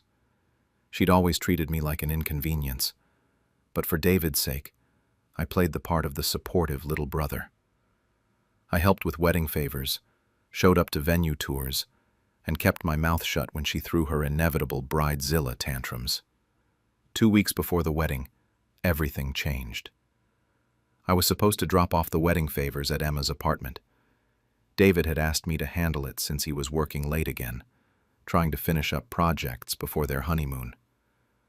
I used my key and walked to believe her. It would have been so much easier to just pretend I never saw it and move on with life. But something about the way Marcus looked at me before he left told me this wasn't some random mistake. The next few days were torture. David kept calling me, excited about some surprise he was planning for their honeymoon. My parents were in full wedding mode, coordinating with caterers and florists. And Emma was acting like nothing happened, posting engagement photos on social media and talking about how blessed she was. But I noticed things. How she'd step away to take calls. How her phone was constantly buzzing. How she'd disappear during family dinners, claiming work emergencies. The final nail in the coffin came a week later, when I was helping her move some boxes, and her phone lit up on the counter. The messages were explicit. Months worth of them. screenshots of hotel receipts, plans to meet up, and conversations about how they couldn't wait for the wedding to be over so they could figure out their situation. This wasn't cold feet or a one-time mistake. This had been going on for 8 months, basically since David proposed. I confronted Emma that night. She broke down and admitted everything. But instead of showing any real remorse, she got angry at me for snooping. She said I had no right to judge her, that David was boring and she needed excitement. She actually tried to justify it by saying Marcus understood her in ways David never could. When I threatened to tell David myself, she ran straight to our parents. Within an hour, I had both Mom and Dad calling me, begging me to stay out of it. The wedding was in a week. The deposits were non-refundable. Think about the family's reputation. Emma promised she'd end things with Marcus after the honeymoon and be a good wife to David. They actually asked me to let my future brother-in-law marry a woman who was actively cheating on him, just to avoid embarrassment. I spent that entire week watching David pour his heart and soul into final wedding preparations, while everyone around me acted like nothing was wrong. The morning of the wedding, I still hadn't decided what to do. Part of me hoped Emma would come to her senses and confess everything herself. Maybe she'd call off the wedding, or at least end things with Marcus before walking down the aisle. But as I watched her get happy, he thanked everyone for being there, especially Marcus for being such a loyal friend and agreeing to be his best man. The whole room was eating it up, and I felt physically sick watching it all unfold. Emma was playing her part flawlessly. She had that radiant bride glow, laughing at all the right moments, dabbing at her eyes during David's speech like she was so moved by his words. She kept looking over at Marcus during dinner, these little glances that nobody else seemed to notice, but I caught every single one. Marcus looked miserable, barely touching his food and avoiding eye contact with everyone. I kept telling myself to just get through the night. Maybe I could talk to David privately the next day, after they got back from their honeymoon. Maybe I could find a way to handle this that wouldn't destroy everyone's evening. But every time I looked at David's face, so genuinely happy and in love, I felt like I was going to explode. The DJ announced it was time for the father-daughter dance. Emma's face lit up as Dad took her hand and led her to the dance floor. They started playing Their Song by Elton John, which was apparently some special song from when Emma was little. The whole room went quiet except for the music, everyone pulling out their phones to record this precious moment. David was standing maybe 10 feet away from me, watching his new wife dance with our father. He had this look of pure adoration on his face, like he was the luckiest man in the world. Behind him, I could see Marcus leaning against the bar, looking like he wanted to disappear entirely. Some of David's other friends were patting him on the back, making jokes about how he'd be dancing with Emma for the rest of his life. That's when something in me just snapped. I couldn't do it anymore. I couldn't stand there and watch this man I genuinely cared about live in this fantasy, while everyone around him knew the truth. Well, not everyone, but enough people. My parents knew, Emma knew, Marcus knew, and now I knew, which made me complicit in this whole charade. I walked over to the DJ booth. The guy was just standing there, watching the dance like everyone else. I tapped him on the shoulder and pointed to his microphone. He looked confused, but handed it over without question. Mentioned that I'd tried to handle this privately, but couldn't watch David get played like this. The reaction was immediate. The music completely stopped, not even a fade-out, just dead silence. You could hear people's phones hitting the floor. Emma started screaming at me from across the room, asking how I could do this to her, calling me every name in the book. She tried to deny it at first, but her reaction was so over the top that it basically confirmed everything. Marcus didn't even try to stick around. He was out the door before Emma finished her first sentence, just grabbed his jacket and ran, leaving David standing there trying to process what he'd just heard. David didn't yell or make a scene. He just stood there for maybe 30 seconds, looking back and forth between Emma and me, and then he turned around and walked out too. The entire room erupted into chaos. Half the guests were pulling out their phones, probably texting or posting about what they'd just witnessed. The other half were trying to figure out if this was some kind of joke or performance art. Emma's bridesmaids rushed over to her, but she was having a complete meltdown, sobbing and screaming about how I'd ruined her life. My parents went into damage control mode immediately. Dad rushed over to me, demanding to know what I thought I was doing, while Mom tried to escort Emma toward the bridal suite to get her away from all the staring guests. But Emma wasn't having it.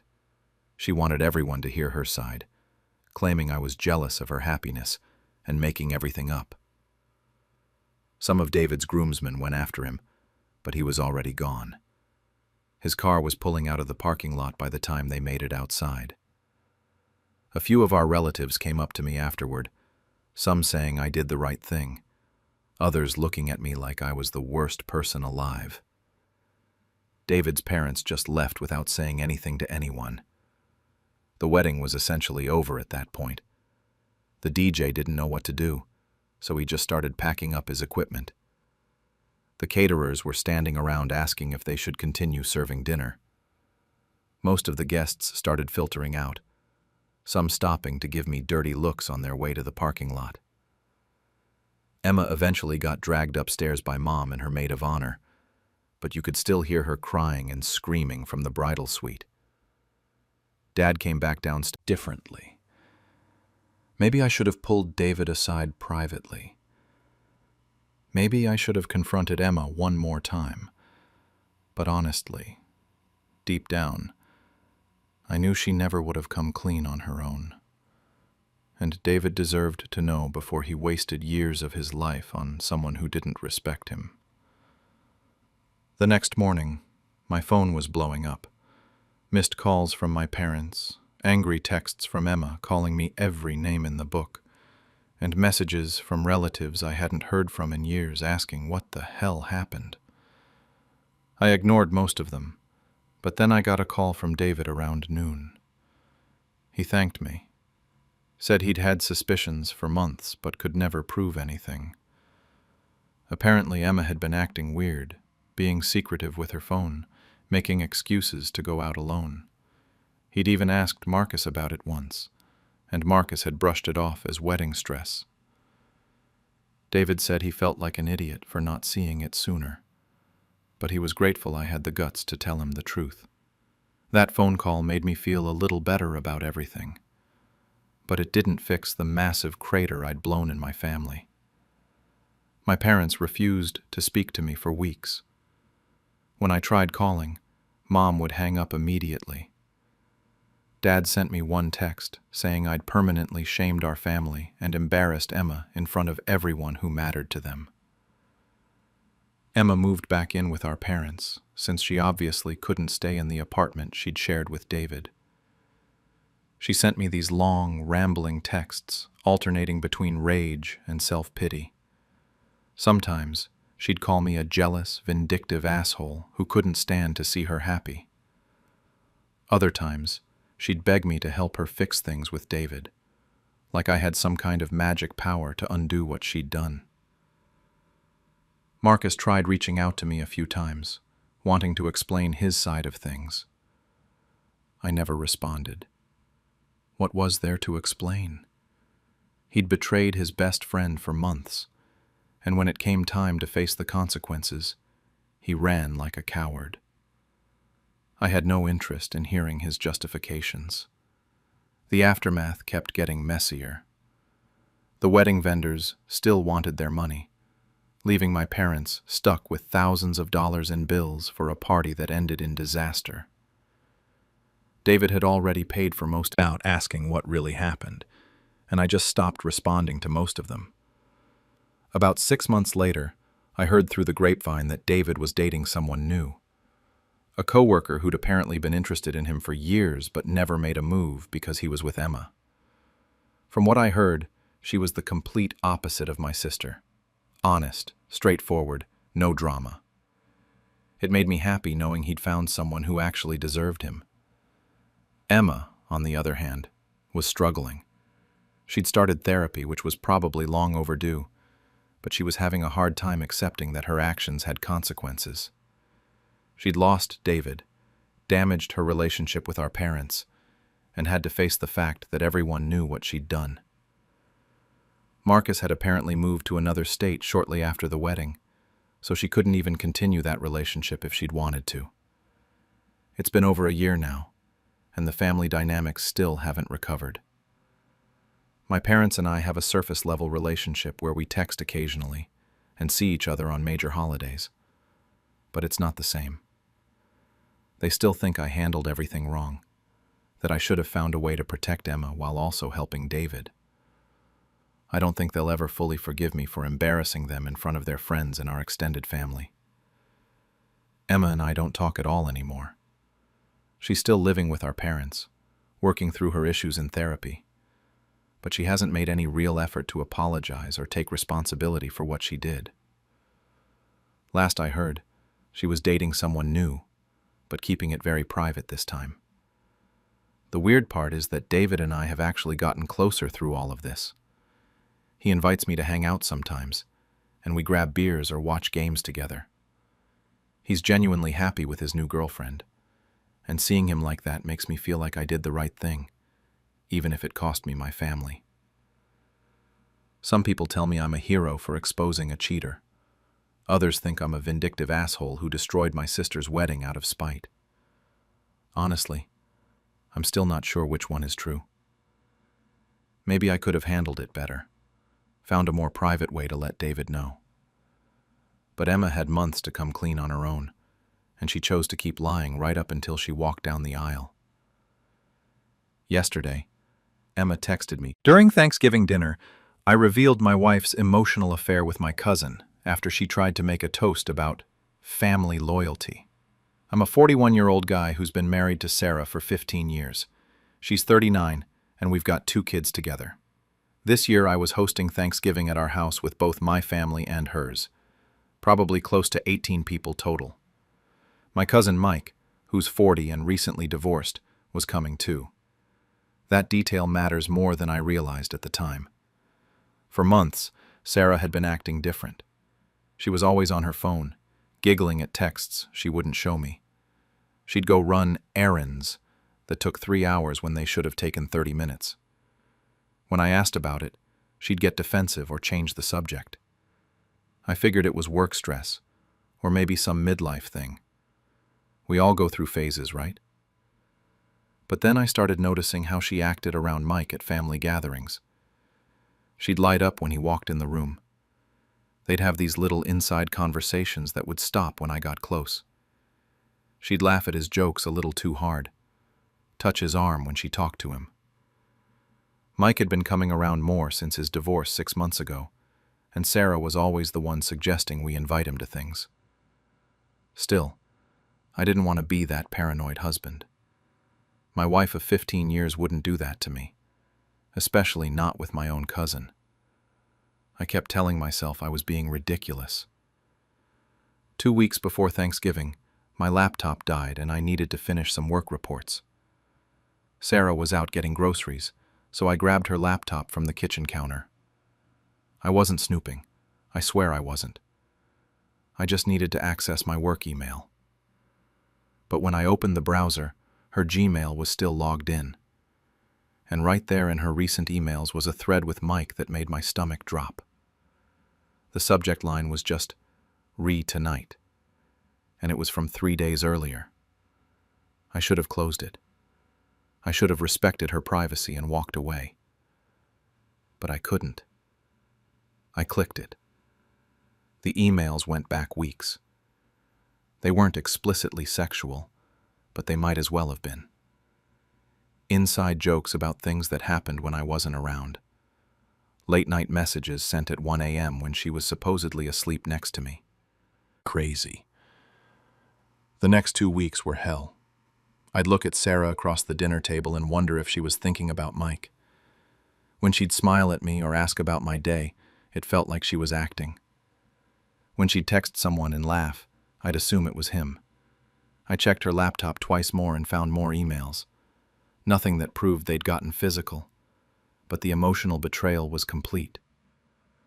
I thought about confronting her privately. I rehearsed the conversation in my head 100 times. But every time I imagined it, I could see her denying it, minimizing it, making me feel crazy for being upset about just friendship. I'd been through that dance with her before on smaller things. She was good at making me doubt myself. I thought about confronting Mike, but what was I going to do? Fight my cousin? Demand he stop talking to my wife? That would just push them further underground. So I decided to wait. Maybe they'd stop on their own. Maybe it would fizzle out. Maybe I was overreacting. But as Thanksgiving got closer, Sarah was practically bouncing off the walls with excitement about hosting. She kept mentioning how nice it would be to have everyone together, especially Mike, since he'd had such a hard year. She bought him a special beer she knew he liked. She made sure to put him in the seat next to her at the dinner table. The morning of Thanksgiving, I watched her get dressed up more than usual. She did her hair differently, wore the perfume she usually saved for date nights. When Mike arrived, she hugged him longer than she hugged anyone else. She kept finding reasons to go talk to him while she was cooking. I kept thinking maybe I'd imagined how bad the emails were. Maybe I was being paranoid and jealous. But then I'd catch them having another whispered conversation by the kitchen island, and I'd feel that sick feeling in my stomach all over again. Dinner was going normally. Everyone was talking and laughing. The kids were being loud. My mom was telling embarrassing stories about me.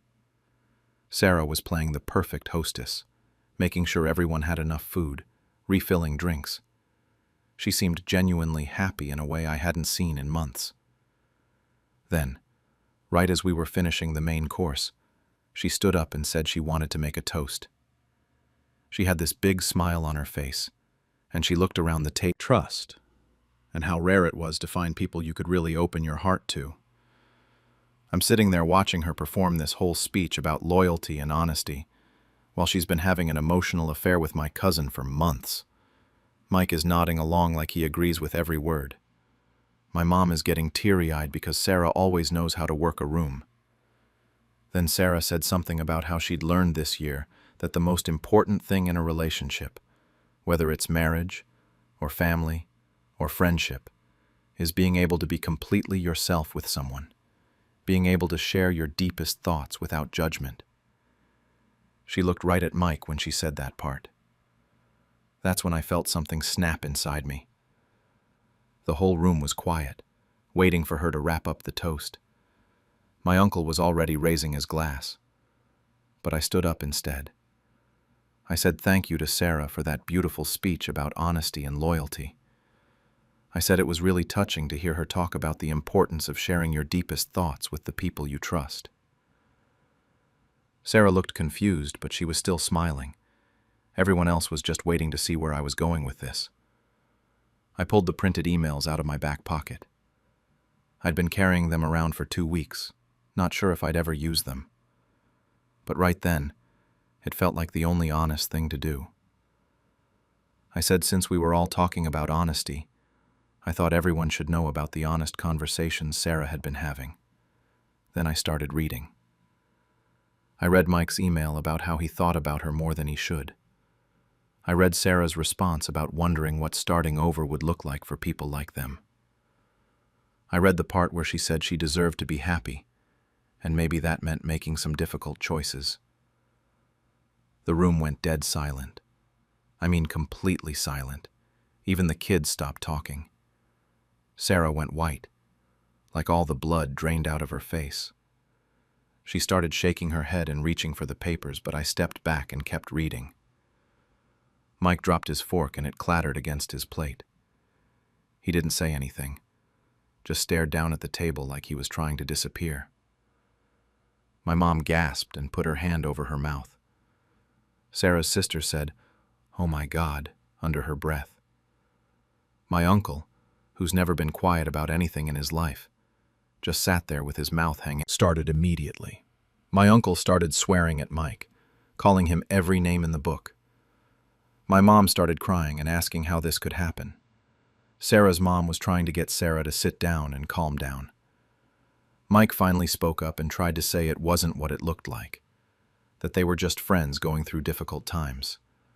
My uncle told him to shut his mouth and get out of the house. Sarah was screaming at me now, saying I'd ruined everything, that I was a cruel person who couldn't handle his wife having a friendship. She said the emails were being taken out of context, and I was too insecure to understand that people could care about each other without it meaning anything inappropriate. Some of my relatives were on my side. My brother said he would have done the same thing if it was his wife. My cousin from Sarah's side said I was right to call them out for disrespecting our marriage. But others thought I'd gone too far. Sarah's sister said there were better ways to handle marital problems than humiliating everyone at a family dinner. My mom said she wished I'd talked to her first before doing something so drastic. The kids were asking what was happening. My 12-year-old daughter looked terrified, and my 9-year-old son was crying because everyone was yelling. Sarah's nephew asked his mom why Uncle Mike was in trouble. Mike tried to leave, but my uncle blocked his way and demanded an explanation. Mike said he never meant for it to go this far, that he was lonely after his divorce, and Sarah was just being kind to him. He said nothing physical had happened between them. Sarah backed him up on that, saying they'd never even kissed, that it was just emotional support during difficult times in both their lives. She said I'd violated her privacy and twisted innocent conversations into something sordid. But I'd read enough of those emails to know they weren't innocent. The way they talked to each other, the things they said about their feelings, the way they talked about me and Sarah's marriage, none of that was just friendship. People started taking sides right there at the dinner table. Voices were getting louder. Someone knocked over a wine glass. The turkey was getting cold and nobody cared. My daughter asked if Mom and Dad were getting divorced. Sarah started crying harder and ran upstairs to our bedroom. She slammed the door so hard it shook the whole house. Mike finally food was still sitting on the table getting cold while everyone argued about whose fault this whole mess was. I looked around at the chaos I'd created and part of me felt vindicated. Finally, everyone knew the truth. Finally, I wasn't the only one carrying this secret around. But another part of me wondered if there had been a better way to handle it. If I'd just destroyed my marriage and traumatized my kids and ruined Thanksgiving for everyone, just to make a point about honesty. After Mike left, the dinner table looked like a disaster zone. Half-eaten plates of food, spilled wine, crumpled napkins everywhere. Some people were still arguing in small groups, while others just sat there in shock. The kids had retreated to the living room to watch TV and pretend none of this was happening. Sarah's mom came back downstairs and said Sarah was locked in our bedroom and wouldn't come out. She gave me this look like I was the worst person alive and said I should be ashamed of myself for handling things this way. My mom tried to defend me, which just started another argument between the two of them. People started leaving pretty quickly after that. Sarah's family was the first to go. They gathered up their coats and dishes without saying much to me. Her sister told me I better figure out how to fix this mess I'd made. My uncle was still ranting about Mike being a piece of garbage who couldn't be trusted around anyone's wife. By 8 o'clock, it was just me and the kids and my parents. My mom helped me clean up the kitchen, while my dad tried to distract the kids with some football game on TV. She kept asking if I was sure about what I'd done, if maybe the emails could have been interpreted differently. I showed her the printed copies, and she went quiet after reading them. Sarah didn't come out of the bedroom that night. I slept on the couch and heard her crying through the ceiling around midnight. Part of me wanted to go up and try to talk to her, but honestly, I didn't know what I'd say. Sorry for exposing your emotional affair? Sorry for reading emails you left open on your laptop? The next morning, Sarah came downstairs while I was making coffee. She looked like hell. Red eyes, messy hair, still wearing stuff. After Sarah left, I had to deal with the kids asking questions I didn't have good answers for. My son wanted to know why everyone was mad at Mom. My daughter asked if we were getting divorced like her friends' parents did. I tried to explain that sometimes adults have problems they need to work through, but that we both loved them no matter what happened. The worst part was that I couldn't even be honest with them about what their mom had done. They're too young to understand emotional affairs and betrayal. So I'm stuck being the bad guy who made Mom cry and leave. Mike completely disappeared, like nobody in the family has heard from him since he walked out of my house. He's not answering his phone, not responding to texts, not showing up to family events. My uncle drove by his apartment and said his car wasn't there. It's like he just vanished. This has caused its own drama because now some relatives are worried something happened to him. Others think he's just hiding because he knows he screwed up. My aunt keeps calling around asking if anyone's heard from him. The family is completely split about the whole situation. My brother and a few cousins think I did the right thing by exposing them. They say Sarah and Mike disrespected me and the whole family, and they deserve to be called out publicly, since they were carrying on their affair in plain sight at family gatherings. But others think I went too far. Sarah's family obviously thinks I'm a monster who destroyed Thanksgiving, and probably destroyed my marriage over some innocent emails between friends. Even some people on my side of the family think I should have handled it privately first. My mom goes back and forth. One day she'll say I was justified in defending my marriage. The next day she'll say I should have tried counseling first, or given Sarah a chance to explain. She keeps asking if I'm sure I want to blow up my whole life over this. The hardest part is the kids. They're shuttling between my house and Sarah's sister's place, and they're clearly confused and upset. My daughter has started acting out at school. My son keeps asking when things are going to go back to normal. I don't know what to tell them because I don't know if they ever will. Sarah and I have talked a few times since she moved out, but I actually want. Do I want to save my marriage, or do I just want to be right about Sarah's betrayal? That's a harder question than it sounds like. Christmas is coming up, which is going to be another nightmare. Nobody knows what to do about family gatherings. Do we invite Sarah? What about Mike if he ever surfaces? Do the kids spend Christmas morning at my house or her sister's? Some relatives are already choosing sides for the holidays. My uncle said Mike isn't welcome at any family event ever again, even if he comes back. Sarah's family is talking about having their own separate Christmas, so they don't have to deal with the drama. It's been about a month since Thanksgiving now. Sarah seems to be settling into life at her sister's place. She got a few more of her things from the house last week when I was at work. The kids say she seems sad, but that she's not crying as much anymore. I still don't know if she's been in contact with Mike.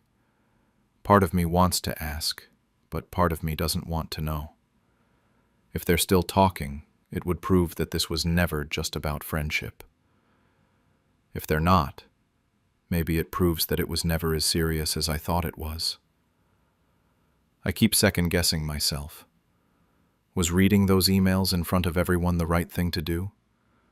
Or did I just blow up my entire life because I was hurt and wanted everyone else to hurt too?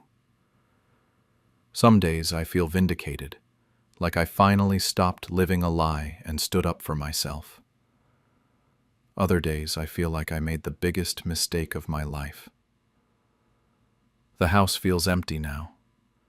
The kids are only here half the time, and when they are here, they're different. More quiet, more careful around me, like they're worried about setting off another explosion. I look at other couples now and wonder if they're really as happy as they seem, or if one of them is having emotional affairs that the other person doesn't know about. I wonder if I'll ever be able to trust anyone completely again. Was I wrong for exposing the affair so dramatically in front of the entire family? Or was it the only way to stop living a lie? At my best friend's baby shower, I told everyone that the father wasn't her husband, but our mutual friend she'd been secretly seeing. I, 28, have been best friends with Sarah, 29, since we were juniors in high school. We went through everything together: breakups, college applications, first jobs, you name it. She married Tom, 31, 3 years ago in this beautiful ceremony where I was her maid of honor. Everyone said they were perfect together, and honestly, I thought so too. Tom's one of those genuinely good guys who remembers your birthday and brings flowers home for no reason. He works in finance, travels a bit for work, but always made time for Sarah. Everything seemed normal until about 8 months ago when Sarah started acting weird. She'd cancel plans last minute, be secretive about her phone, and had this guilty look whenever Tom's name came up. Then one night over wine, she finally spilled it. She'd been sleeping with Jake, 30, who's been part of our friend group since college. Jake's the complete opposite of Tom. He's in a band, has tattoos, drives a motorcycle, the whole bad boy thing. At first, I thought it was just some midlife crisis thing that would blow over. I told her she was being an idiot and needed to end it before she ruined her marriage.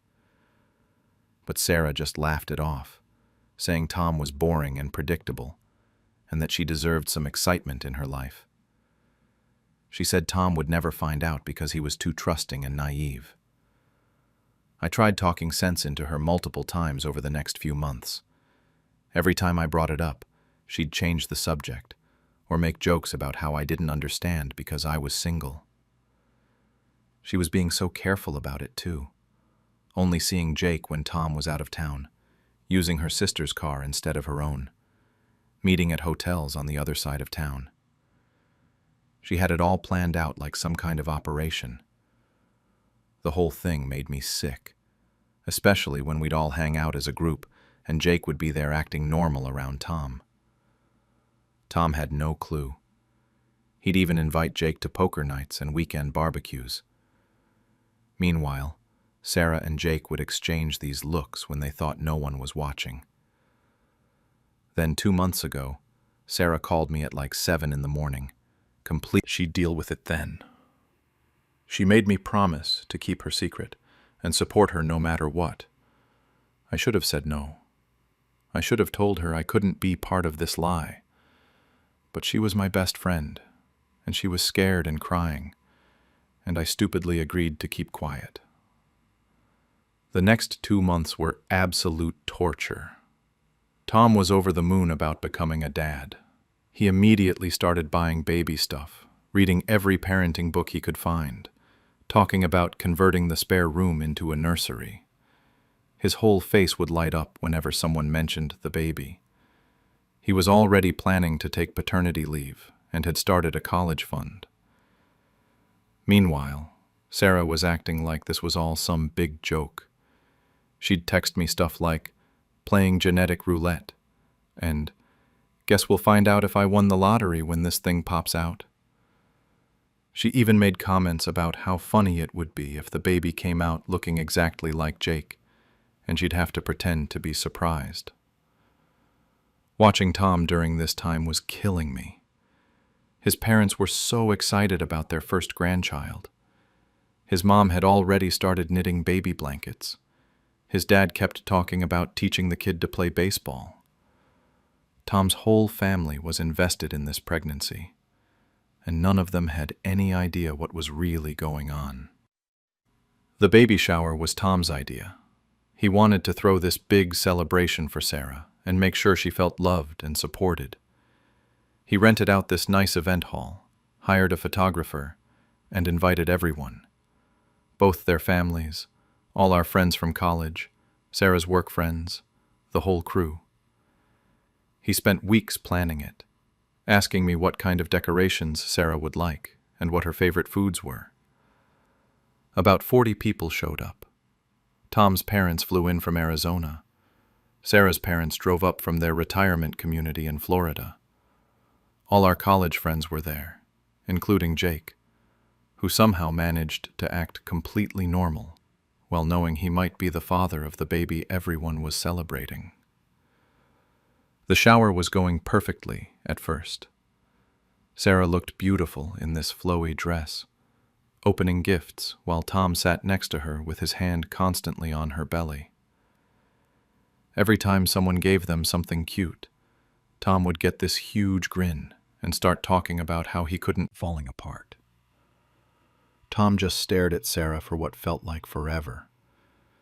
His face went through this progression of emotions: confusion, realization, hurt, then something that looked like complete devastation. He didn't yell or scream. He just looked at her like he was seeing a stranger. He asked her one more time if it was true. His voice was so quiet that people in the back probably couldn't hear him. Sarah was sobbing at this point, mascara running down her face, but she still couldn't give him a straight answer. She kept saying it wasn't what it looked like, that I was exaggerating, that we could talk about this at home. But Tom was done. He took off his wedding ring and set it down on the gift table next to all the baby presents. Then he walked out of the event hall without saying another word to anyone. Just left his wife standing there, pregnant in front of 40 people who now knew she'd been cheating on him. Tom's family followed him out immediately. His mom was crying. His dad was muttering something about how they'd raised Tom better than to marry someone like that. His grandparents looked completely shell-shocked. They'd probably never experienced anything like this in their 70-plus years of marriage. His brother stayed behind just long enough to start gathering up the gifts Tom's side of the family had brought, like he didn't want to leave them there. Sarah's parents were in damage control mode. Her mom rushed over to her and started trying to calm her down, telling her everything would be okay. Her dad looked like he wanted to disappear into the floor. He kept apologizing to random guests like it was somehow his fault his daughter had cheated on her husband. The rest of the room was pure chaos. Some people were trying to figure out what had just happened. Others were quietly gathering their things and heading for the exits. A few of Sarah's work friends surrounded her, shooting dirty looks in my direction like I was the villain in all this. Our college friends were split. Some of them had probably suspected something was going on between Sarah and Jake, but never said anything. Others looked genuinely shocked. A couple of people were asking where Jake had gone, but he was long gone by then. He'd run out so fast he left his jacket hanging on his chair. The photographer was still there, awkwardly packing up his equipment. Should have handled this differently. That there was no excuse for humiliating Sarah and Tom like that in front of their families. They said I could have talked to Tom privately, or convinced Sarah to come clean on her own. But honestly, I'd tried the private route for months. I'd begged Sarah to tell Tom the truth. I'd given her so many opportunities to do the right thing. She'd made it clear she had no intention of being honest with him, ever. She was going to let him raise a child that might not be his, and never give him the choice to make his own decision about it. A few people quietly told me they thought I did the right thing. One of Tom's cousins came up to me before leaving and said someone needed to tell Tom the truth. And if Sarah wasn't going to do it, then at least now he knew. She said her family had really grown to love Tom, and it was heartbreaking to see him get betrayed like this. The event hall staff was trying to clean up around all the drama. They'd probably seen their share of family meltdowns, but this was next level. There were opened gifts scattered everywhere. The cake was still sitting there untouched, and decorations were still hanging up, celebrating a marriage that had just exploded.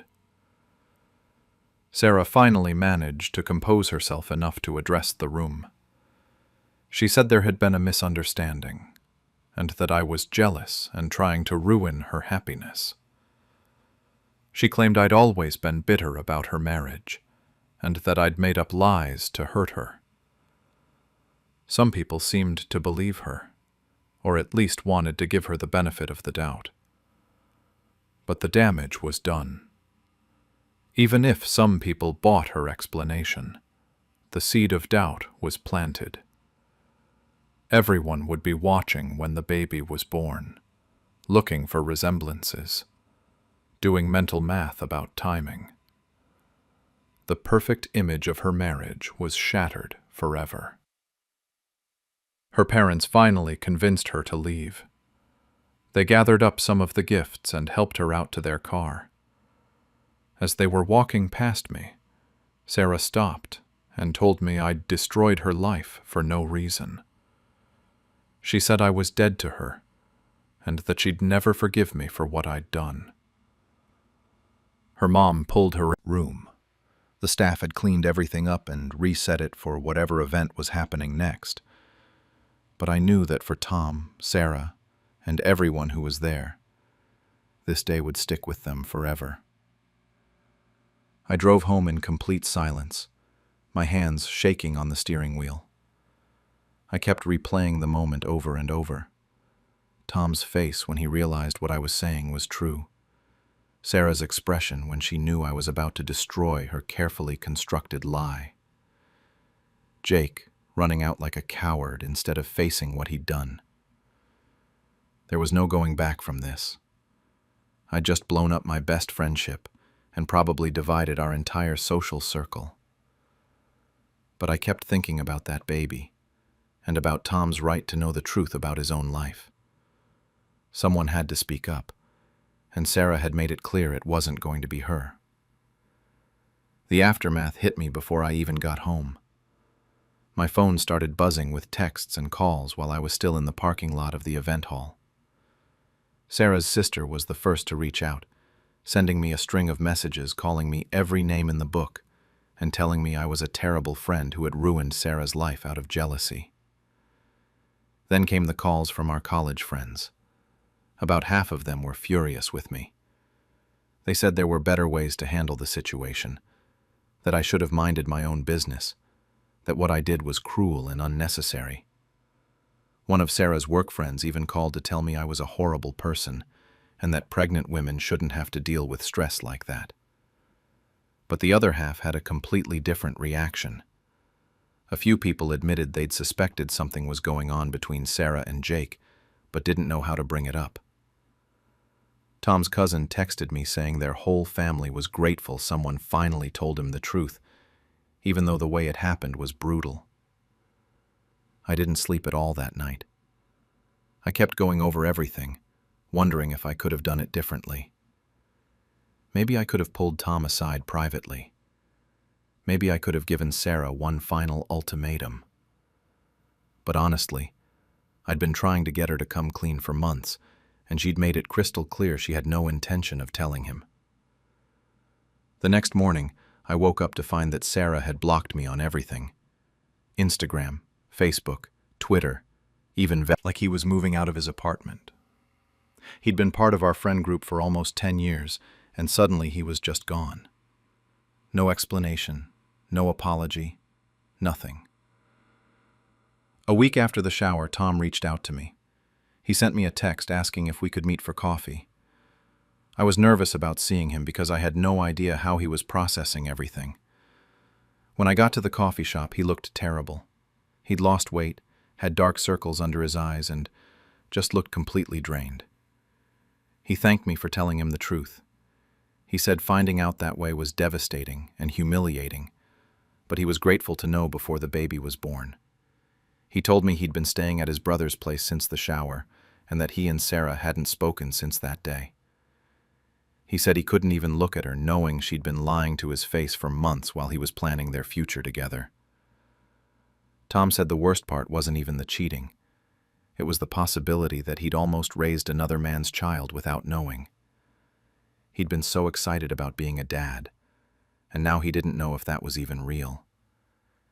He told me he was going to demand a paternity test as soon as the baby was born, but that the waiting was killing him. He also mentioned that Jake had apparently left town completely. Someone told Tom that Jake had quit his job and moved back to his hometown in another state. Tom said he wasn't sure if Jake leaving made things better or worse, but at least he didn't have to worry about running into him around town. Our friend group basically imploded after that. People were choosing sides, and it was impossible to hang out as a group anymore. Some friends stopped talking to me entirely, saying I'd destroyed Sarah's reputation and ruined what should have been one of the happiest times of her life. Others cut Sarah out, saying they couldn't be friends with someone who would cheat on their husband and potentially trick him into raising another man's child. Sarah started spreading her own version of the story. She told people that I'd always been jealous of her marriage and that I'd made up lies to hurt her. She claimed the affair never happened and that I was just trying to break up her family out of spite. Some people believed her, especially those who didn't know the full details of what had been going on. But her story started falling apart pretty quickly. Jake's sudden disappearance I couldn't bring myself to apologize for telling the truth. Maybe I could have found a better way to do it. But Sarah had months to come clean on her own and chose not to. She was perfectly willing to let Tom live a lie and potentially raise a child that wasn't his. That felt way worse to me than the embarrassment of having her secret exposed at a baby shower. Tom and I met up a few more times over the next month. He was seeing a therapist to help him process everything, and he'd started the divorce process. He said he couldn't trust Sarah anymore, and even if the baby turned out to be his, he didn't think he could get past the betrayal. He was heartbroken about potentially losing the chance to be a father, but he said he couldn't stay in a marriage built on lies. The baby shower gifts became this weird issue. Tom's family had taken back the gifts they'd brought, but there were still presents from Sarah's side and our mutual friends sitting in their apartment. Tom said he didn't want any reminders of that day, but Sarah apparently wasn't ready to deal with returning everything either.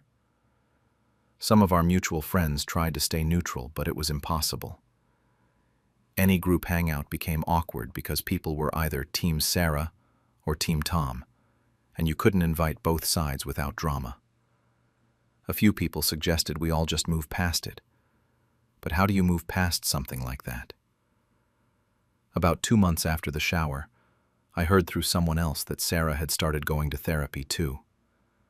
Apparently, she was finally admitting that the affair had happened, but she was claiming it was just a few times and that she was pretty sure Tom was the father. But then why hadn't she just said that from the beginning? The whole thing still felt like damage control to me. Jake never came back or reached out to anyone in our group. It was like he'd just vanished completely. Part of me wondered if he'd ever step up and take responsibility if the baby turned out to be his, or if he was just going to pretend none of this ever happened. The baby is due in about 2 months now, and I still don't know what's going to happen.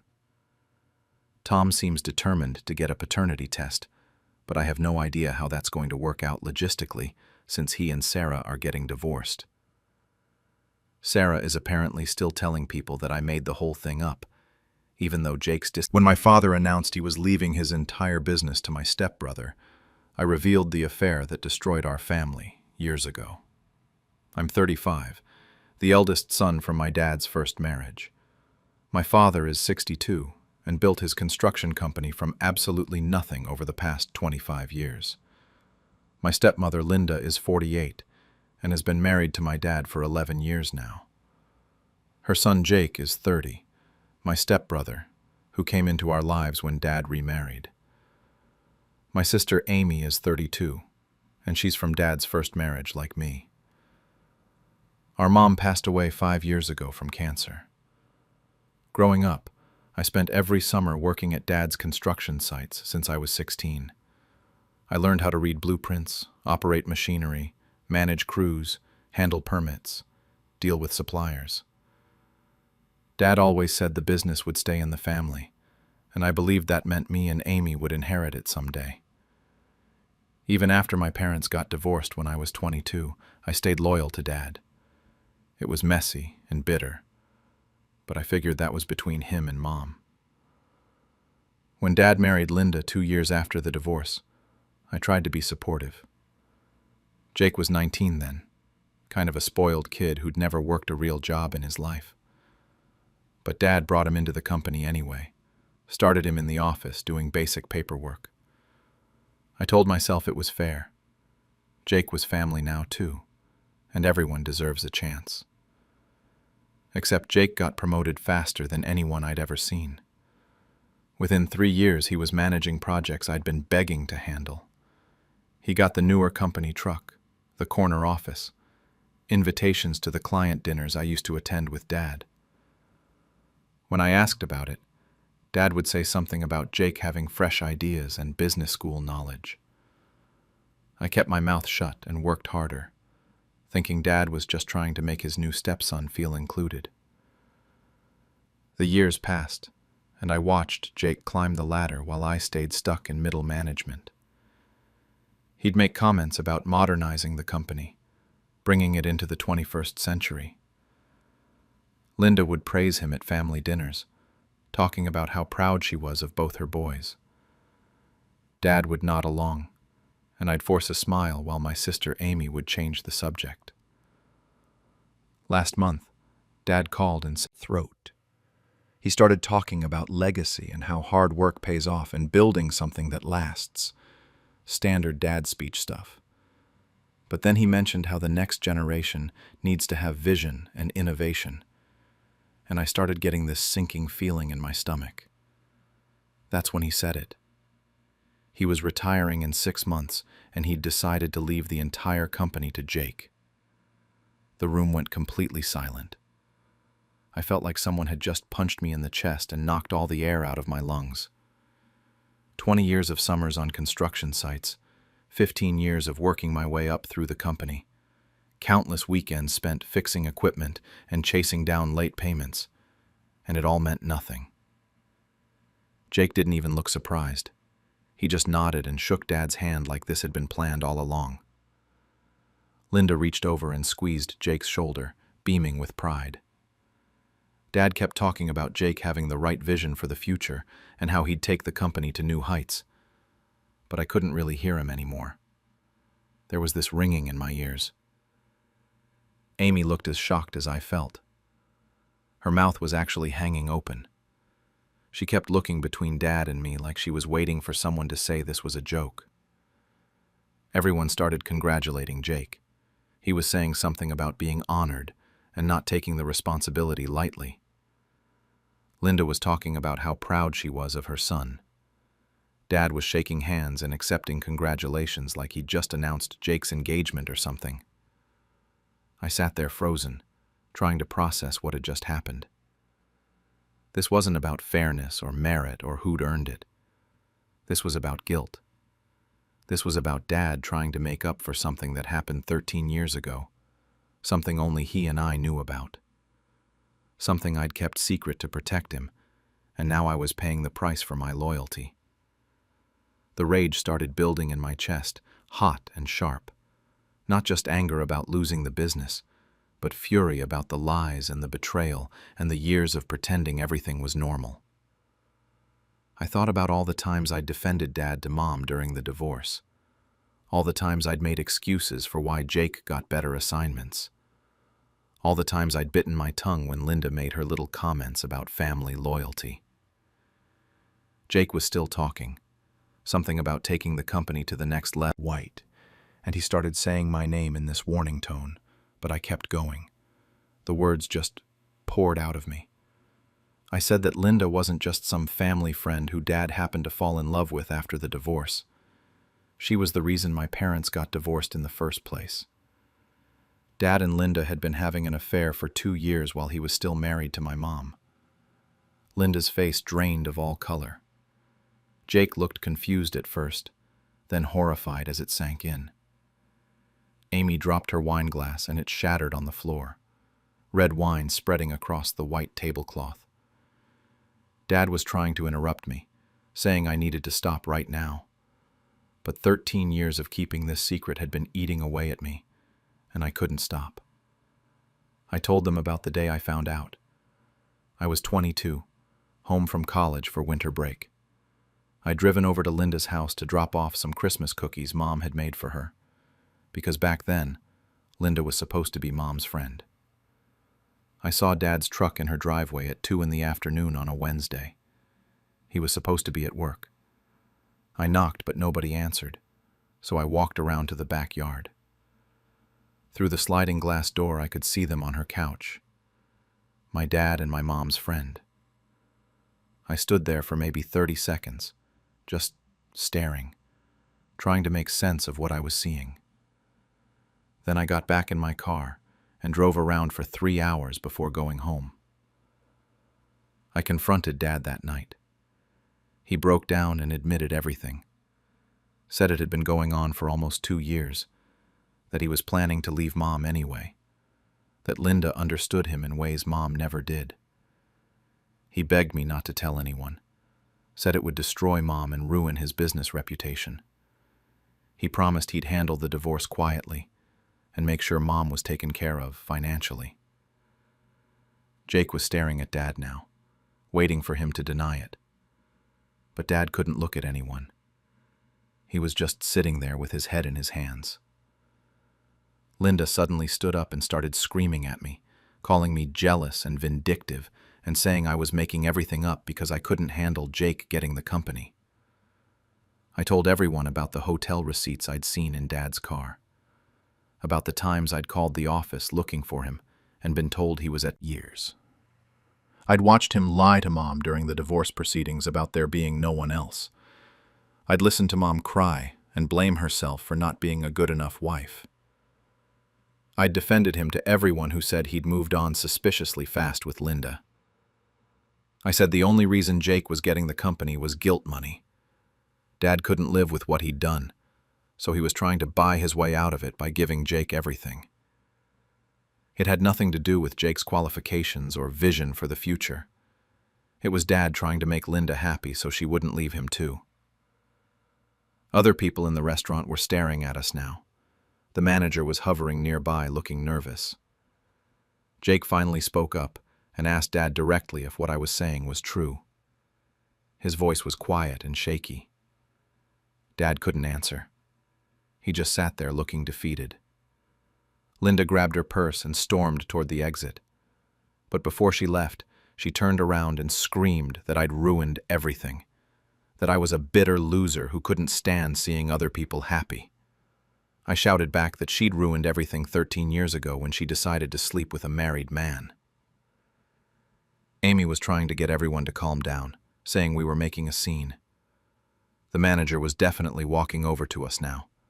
Dad stood up and pointed at me, his face red with anger. He said I was dead to him, that after everything he'd done for me, all the opportunities he'd given me, this was how I repaid him. He said I'd chosen to destroy the family out of spite and greed, and he never wanted to see me again. I told him he'd destroyed the family years ago. I'd just finally stopped pretending otherwise. He'd made his choice when he started the affair, and now everyone else got to know what kind of man he really was. Jake was still sitting there in shock. He looked at Dad one more time, waiting for some kind of explanation or denial. But Dad just grabbed his coat and headed for the door. Before he left, he turned back and said, I'd better not show up at the office on Monday. That security would escort me out if I tried. Amy and I sat there for a few minutes after they left. The manager came over and asked if everything was okay, probably hoping we'd leave too. Amy paid the check while I tried to stop my hands from shaking. We walked to the park minutes, trying to figure out what I was supposed to do next. When I finally went inside that night, my phone had 17 missed calls and about 30 text messages. Most were from Amy, a few from numbers I didn't recognize, and one from Jake. I ignored all of them and went straight to bed, but I barely slept. I kept thinking about Dad's face when he said I was dead to him, and whether I'd just made the biggest mistake of my life. The next morning, I called in sick to work. I couldn't face going to the office and pretending everything was normal. Around noon, Jake showed up at my apartment. He looked like he hadn't slept either. His eyes were red, and he seemed smaller somehow, deflated. He asked me if I was lying about the affair. I told him no, I wasn't. He asked for details. When it started, how I found out, why I never said anything. So I told him everything. About finding them together, about Dad begging me to keep quiet, about watching Mom blame herself for the marriage falling apart. Jake listened without interrupting, just nodding occasionally. When I finished, he was quiet for a long time. Then he said he'd always wondered why Dad was so eager to bring him into the company, why he got promoted so fast when he barely knew anything about construction. He said it never felt earned, but Linda kept telling him he deserved it, and Dad seemed proud, so he went along with it. Jake left after about an hour.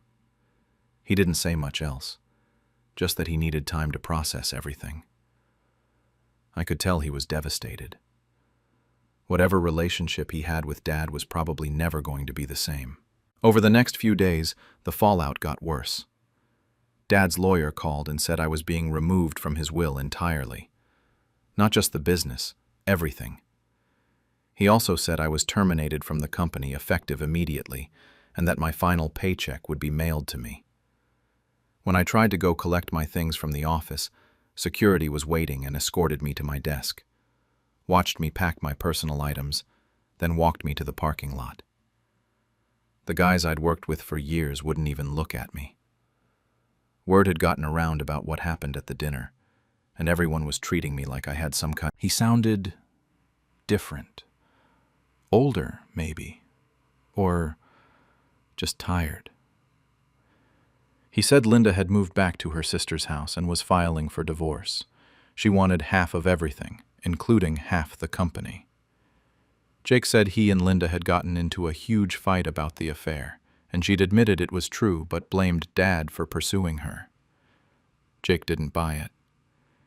He also said he wasn't sure he even wanted the company anymore. Everything felt tainted now. He'd been thinking about what I said about guilt money, and he realized I was probably right. Dad wasn't leaving him the business because he'd earned it. He was doing it to make Linda happy and ease his own conscience. 2 weeks after the dinner, I still hadn't heard anything from Dad. Amy said she'd tried calling him, but he wouldn't talk about me or what happened. He just kept saying I'd chosen my path, and now I had to live with the consequences. I started looking for job opportunities with other construction companies. It was awkward explaining why I'd left Dad's company after 15 years, especially since everyone in the industry knew each other. I had to be careful about what I said. I couldn't trash Dad's reputation without making myself look bad, too. The weird thing was, despite everything that happened, I wasn't sure I felt regret. I was angry and hurt and worried about my future, but there was also this sense of relief, like I'd been carrying around this heavy secret for 13 years and finally put it down. Amy and I started talking more than we had in years. She said the dinner had made her realize how much family stuff we'd all just been ignoring or pretending was normal. She'd always felt like an outsider when Linda and Jake were around, but she'd convinced herself it was just her being sensitive. About 3 weeks after everything exploded, I got an unexpected call from one of Dad's biggest competitors. Apparently, word had gotten around that I was available, and they were interested in talking. The owner said he'd always respected my work and thought Dad was an idiot for letting me go. It felt good to hear that someone still valued what I brought to the table. Jake and I met for coffee a few days later. He looked better than awkward, but honest. We'd never really talked as equals before. It had always been me watching him get things I wanted, or him being defensive about his position in the company. For the first time, we were just two guys trying to figure out how to deal with our screwed-up family situation. Last week, Amy texted me that Dad's birthday was coming up. It would be the first one in 35 years that I wouldn't acknowledge. She asked if I was planning to reach out to him, try to patch things up. I told her I didn't think I was ready for that, and I wasn't sure I ever would be. The thing is, I keep going back and forth about whether I did the right thing. Part of me thinks I should have found a private way to handle it, maybe confronted Dad one-on-one, instead of blowing everything up in front of everyone. But another part of me thinks the truth needed to come out, that too many people had been living with lies for too long. Maybe there was a better way to handle it. Maybe I could have been smarter about the timing or the setting. But I'd been watching Jake get everything that should have been mine for years, all because of a secret I was keeping to protect Dad. When he announced he was giving Jake the entire company, something in me just snapped. Jake texted me yesterday asking if I wanted to meet this weekend. He said Dad had called him and wanted to see both of us. I have no idea what Dad wants to say after a month of silence, or if I'm ready to hear it. But I guess I'll find out. Because my husband mocked my infertility in front of his friends, I revealed that I'm the one who covered up his vasectomy years ago. I'm a 33-year-old woman who's been married to my husband Jake for 8 years. We've been trying to have kids for what feels like forever, and it's been hell. I'm talking about years of fertility treatments, invasive tests, and everyone from my mother-in-law to random acquaintances asking when we're finally going to give them grandchildren, or congratulating other people on their pregnancies right in front of us. The doctors ran every test imaginable on me, poked and prodded until I felt like a lab rat. But they could never find anything wrong with Jake.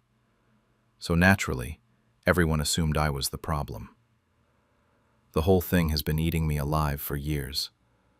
I've carried this weight on my shoulders, feeling broken and defective, while Jake just went about his life like nothing was wrong. He'd comfort me after failed treatments and negative pregnancy tests, playing the supportive husband role perfectly. I actually believed we were in this together. Last Saturday, Jake decided to throw a backyard barbecue. He invited his closest friends from work and a few guys he's known since college. I was running around playing hostess, making sure everyone had drinks and food while they sat around talking about sports and work drama. It was supposed to be a relaxing evening, and at first everything seemed normal. But Jake started drinking more than usual. He gets louder when he drinks, more obnoxious, and his friends were egging him on like they always do. They were telling stories and laughing at each other's expense, typical guy bonding stuff. I was trying to stay busy in the kitchen, but I could hear them getting rowdier as the night went on. Then Jake started talking about kids. I don't even remember how the topic came up, but suddenly he was making jokes about how I just can't seem to give him any little ones. His friend Mike laughed and made some comment about Jake's swimmers being too strong for me to handle. That got a huge laugh from the group. I felt my stomach drop, but I told myself to just ignore it. Jake was drunk and showing off for his friends. But then he kept going. He started talking about how we've been trying for years and how I must be broken down there because the funniest thing they'd ever heard, and Jake was leading the charge. That's when something inside me just snapped. I'd spent years protecting his secret, years letting everyone think I was the defective one, years carrying shame that wasn't even mine to carry. I was done being his scapegoat. I was done being the punchline to his jokes. I walked over to their little circle with that plate still in my hands, and I could feel this weird calm washing over me. It was like I was watching myself from outside my body. Jake saw me coming and probably thought I was just bringing them more food, because he kept right on talking about my broken baby-making parts to get another laugh. I set the plate down on the table, and I knew exactly what I was about to do. The secret I'd been keeping for years was about to come out, and there was no taking it back. But honestly, in that moment, I didn't care anymore. I looked straight at Jake and said it. Just flat out told his friends that he couldn't have kids because he'd had a vasectomy years before we even met. The words came out so calm and matter-of-fact that it took everyone a second to process what I'd just said. The laughter died instantly. You could have heard a pin drop. Jake's face went from confused to panicked in about 2 seconds flat. He started stammering something about me being crazy and drunk, but I wasn't done talking. See, what none of these guys knew was that I'd found out about Jake's vasectomy 2 years into our marriage. I was looking for our insurance papers in his desk drawer when I came across this folder of medical documents. At first I thought maybe it was from when he had his appendix out in college, but then I saw the urologist's letterhead and the procedure details.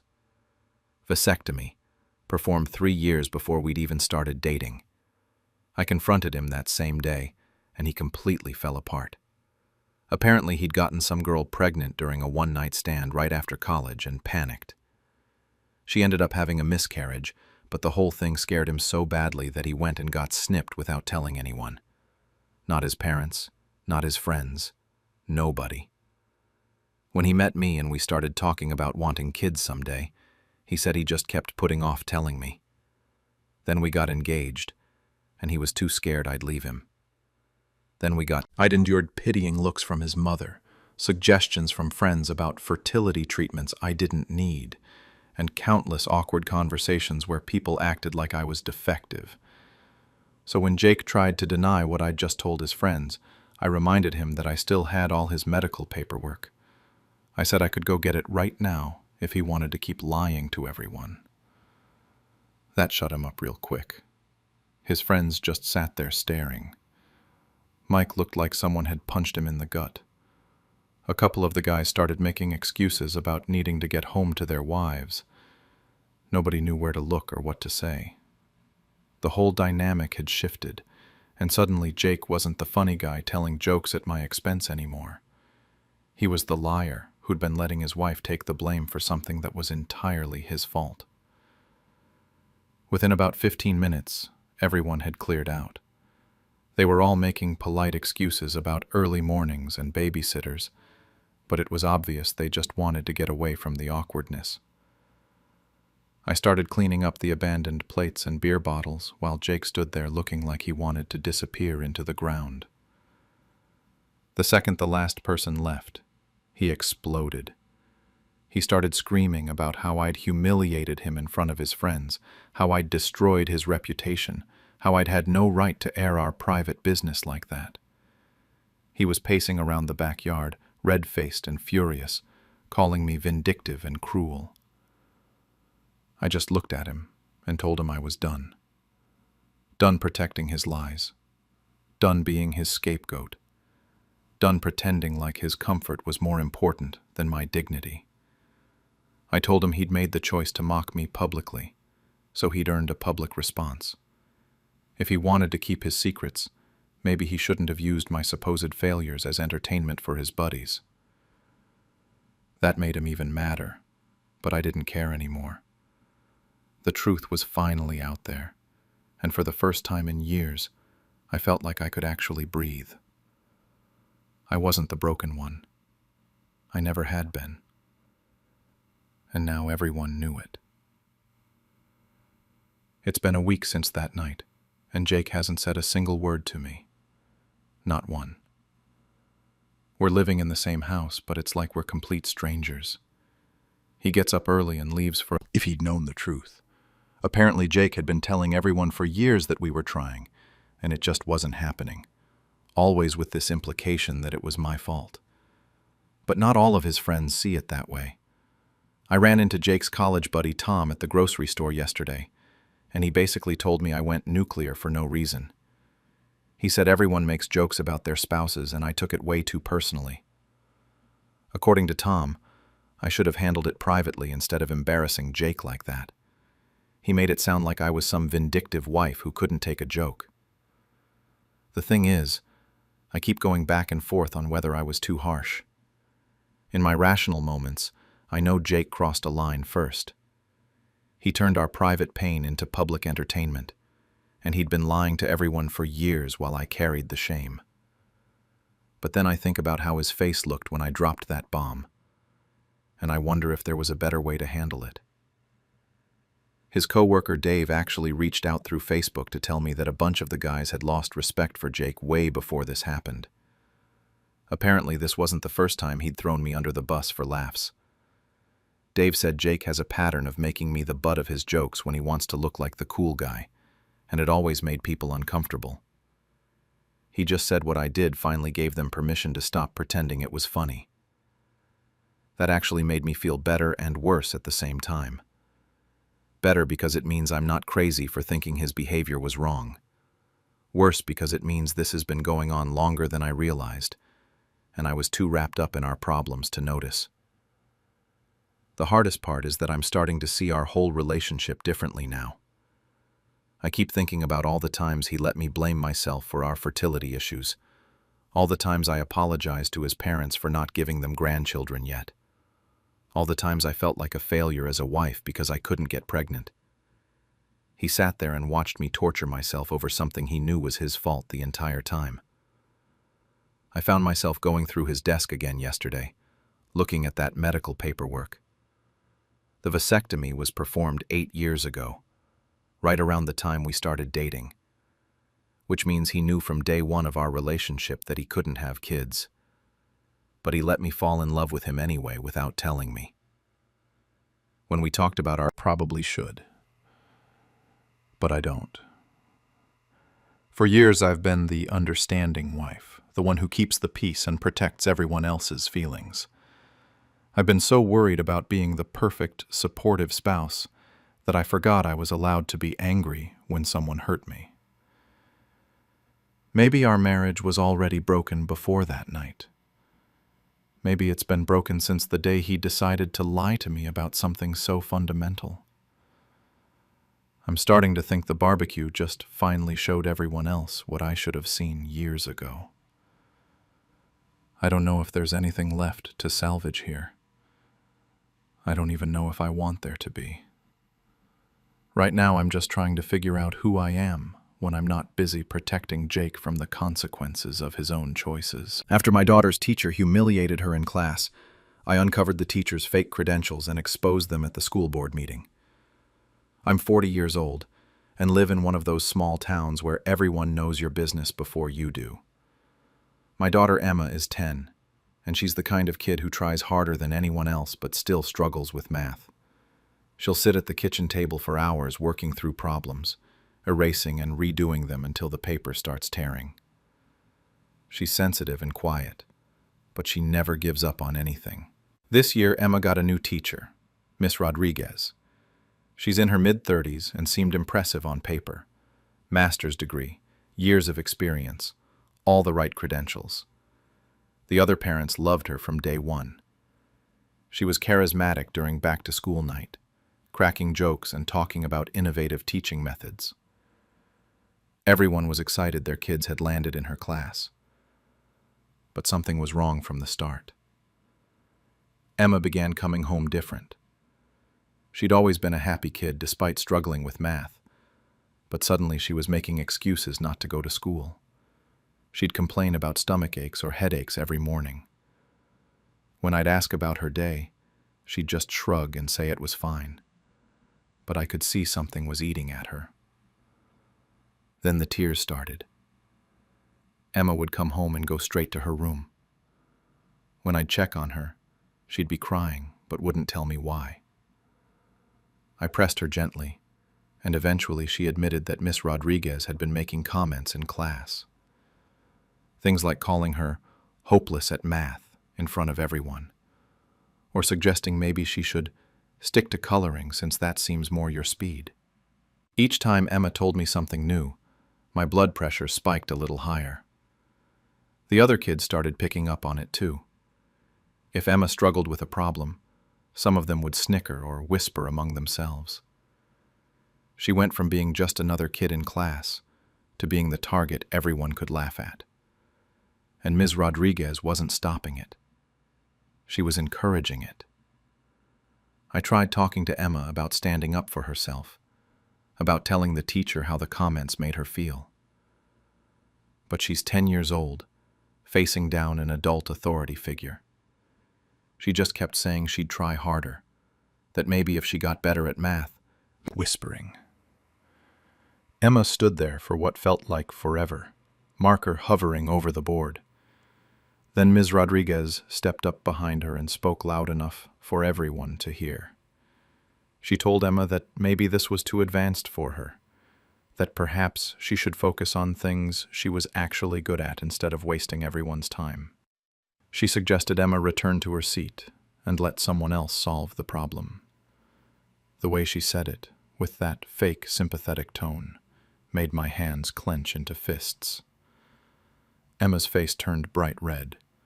A few kids actually laughed out loud. She walked back to her seat with her head down, while another student easily solved the problem. I watched my daughter shrink into herself, and something inside me snapped. After class, I approached Ms. Rodriguez. I kept my voice calm and asked if we could speak privately about Emma's progress. She immediately went on the defensive, talking about how some children just aren't cut out for advanced mathematics, and how important it was to set realistic expectations.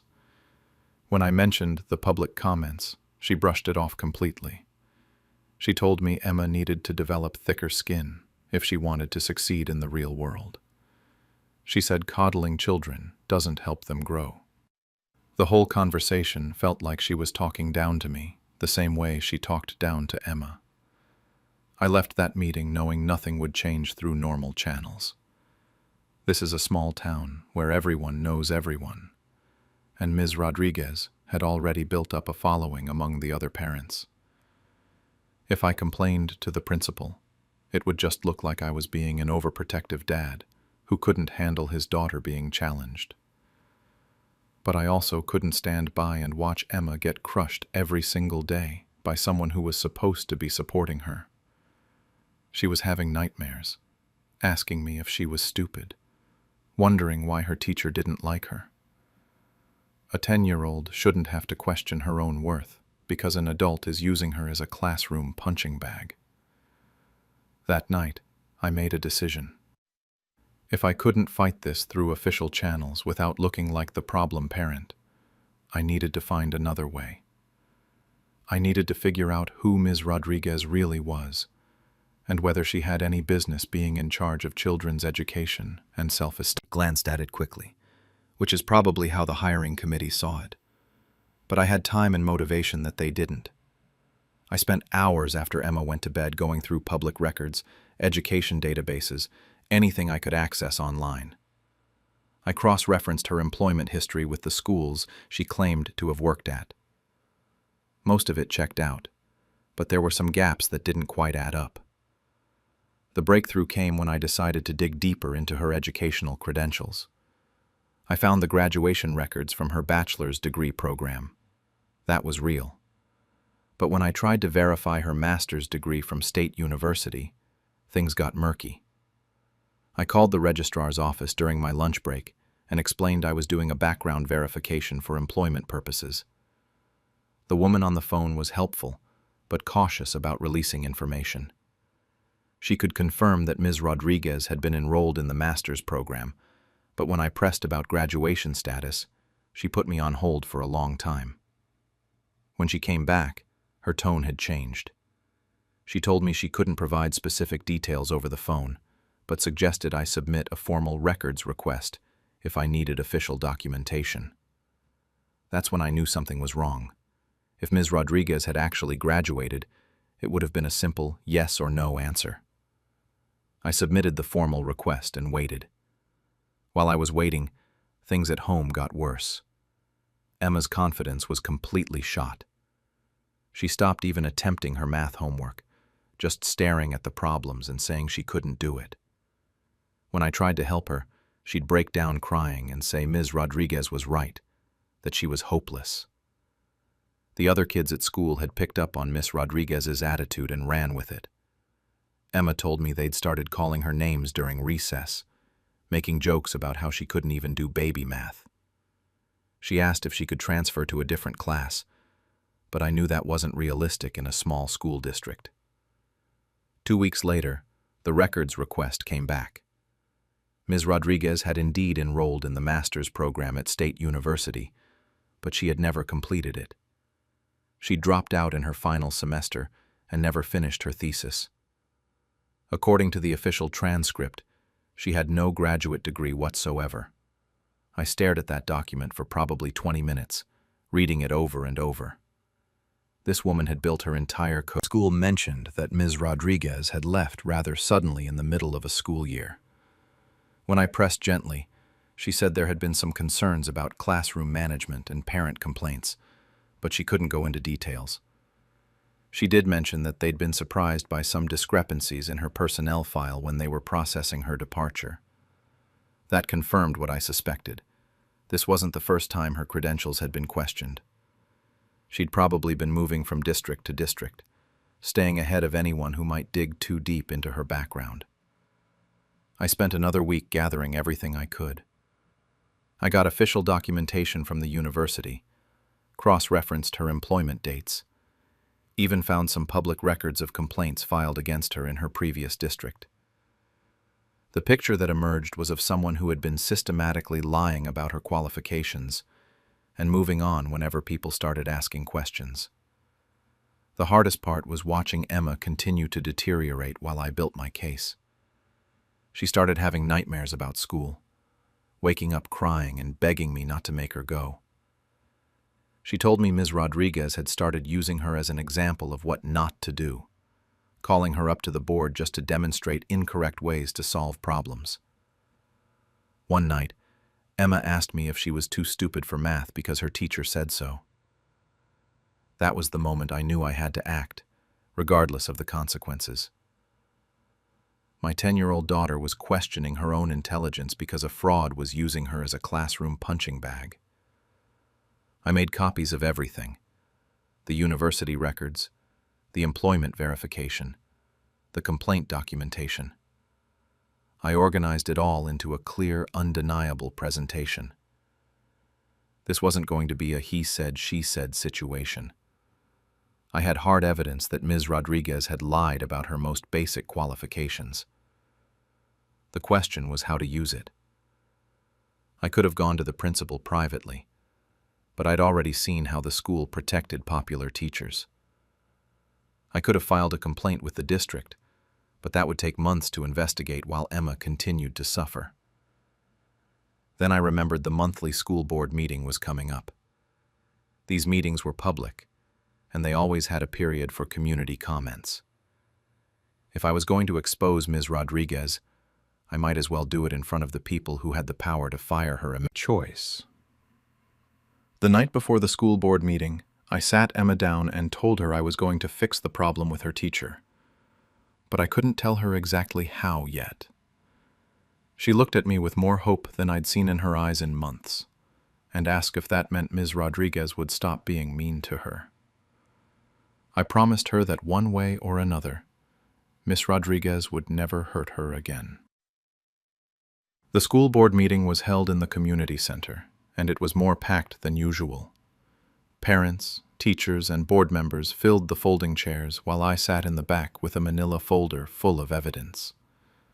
My hands were sweating, but I'd made my decision. The meeting dragged through the usual agenda items: budget discussions, policy updates, routine administrative stuff. Ms. Rodriguez was sitting in the third row with some other teachers, looking relaxed and chatting quietly. She had no idea what was coming.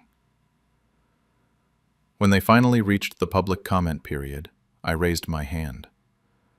The board chairman called me up to the podium, and I could feel everyone's eyes on me as I walked to the front.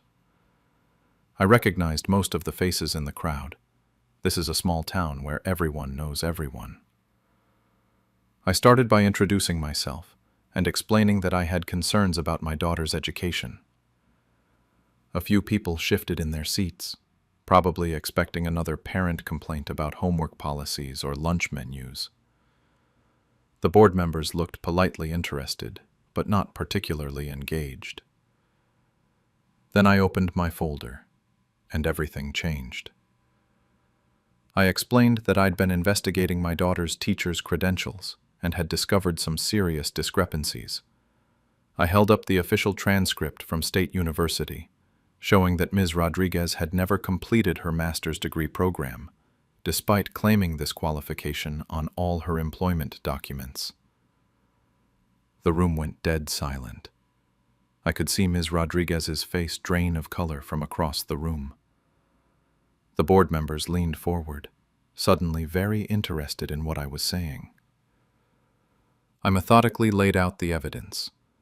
The university records showing she'd dropped out in her final semester. The discrepancies in her employment history. The pattern of leaving schools suddenly when questions arose. I kept my voice steady and factual, reviewed my evidence, and during the break, other parents started approaching me.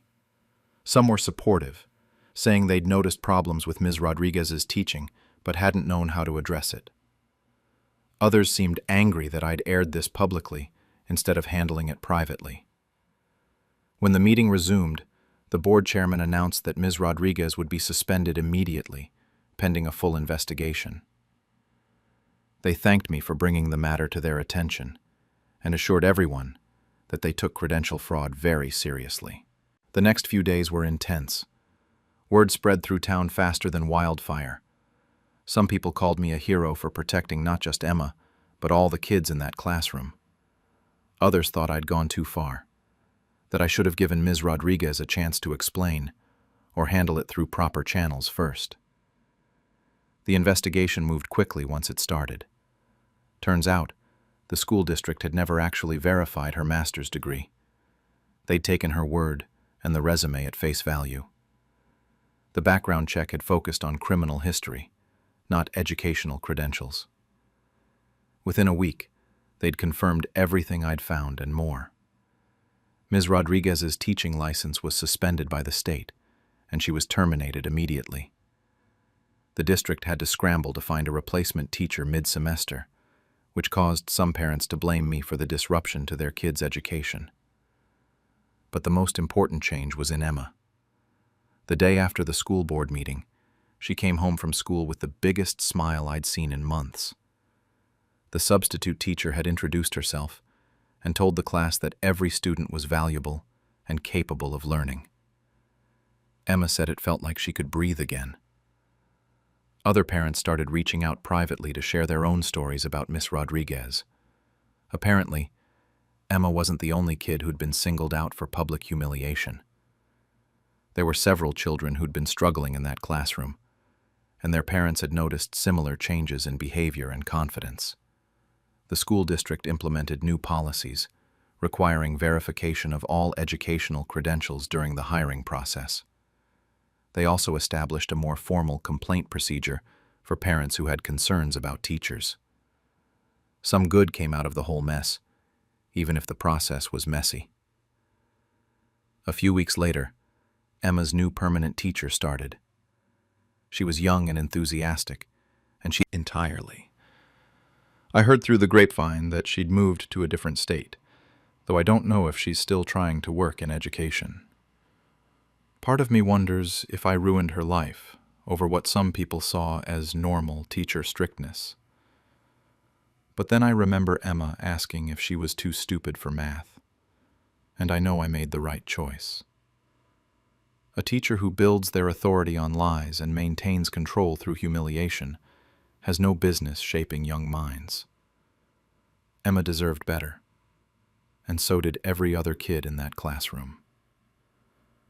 The whole experience taught me that sometimes protecting your child means being willing to be the bad guy in other people's stories.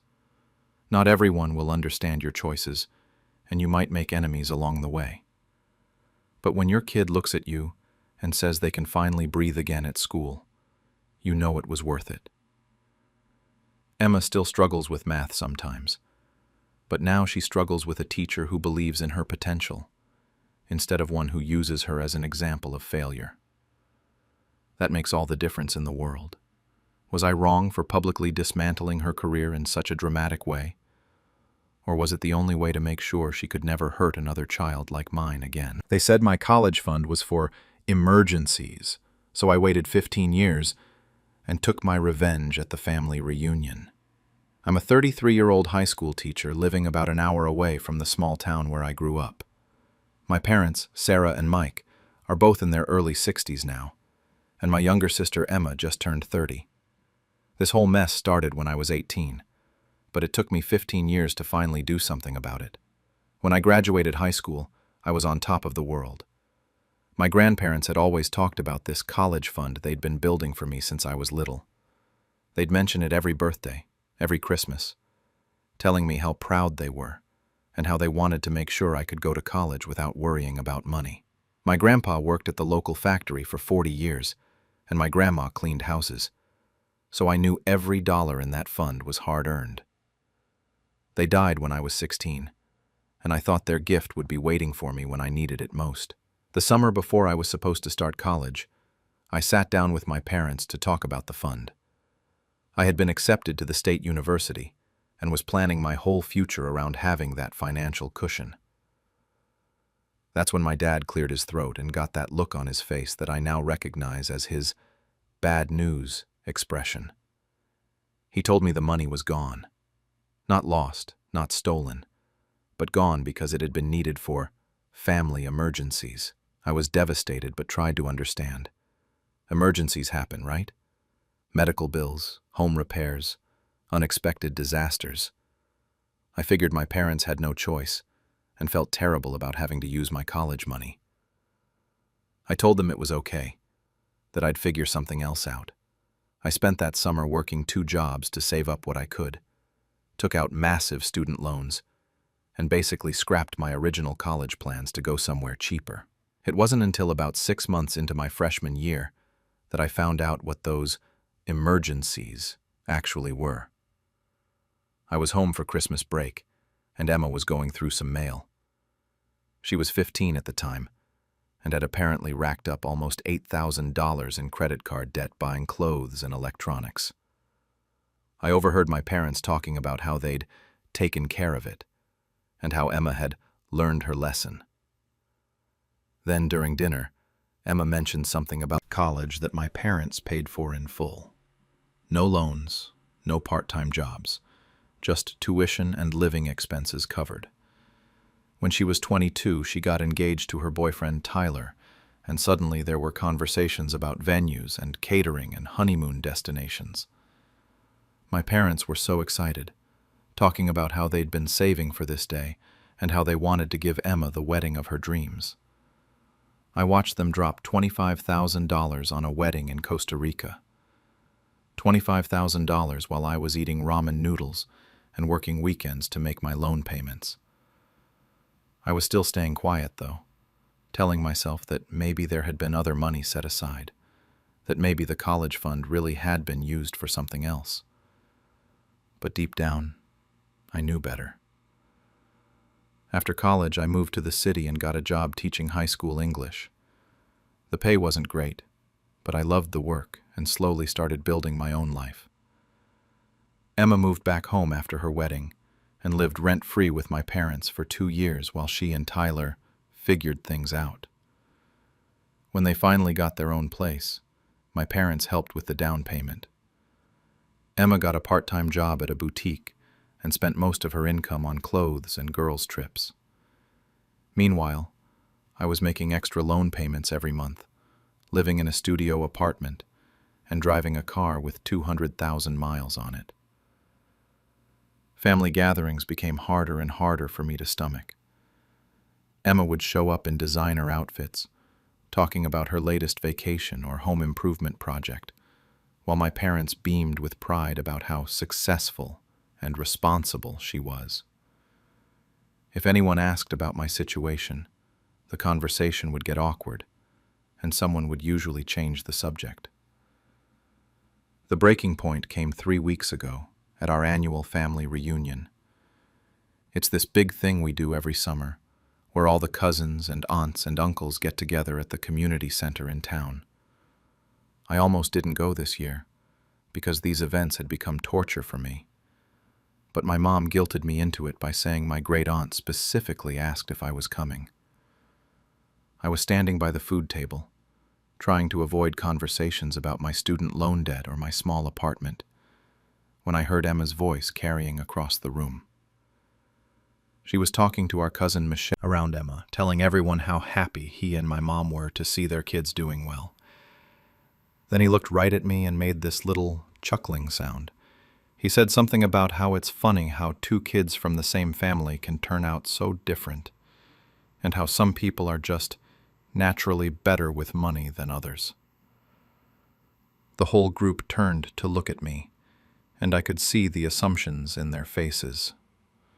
Poor guy, probably spent his 20s partying instead of saving, probably makes bad financial decisions, probably jealous of his responsible little sister who has her life together. My cousin Michelle even made this sympathetic face and said something about how it's never too late to start being more careful with money. I stood there, holding my paper plate of potato salad, and something inside me just snapped.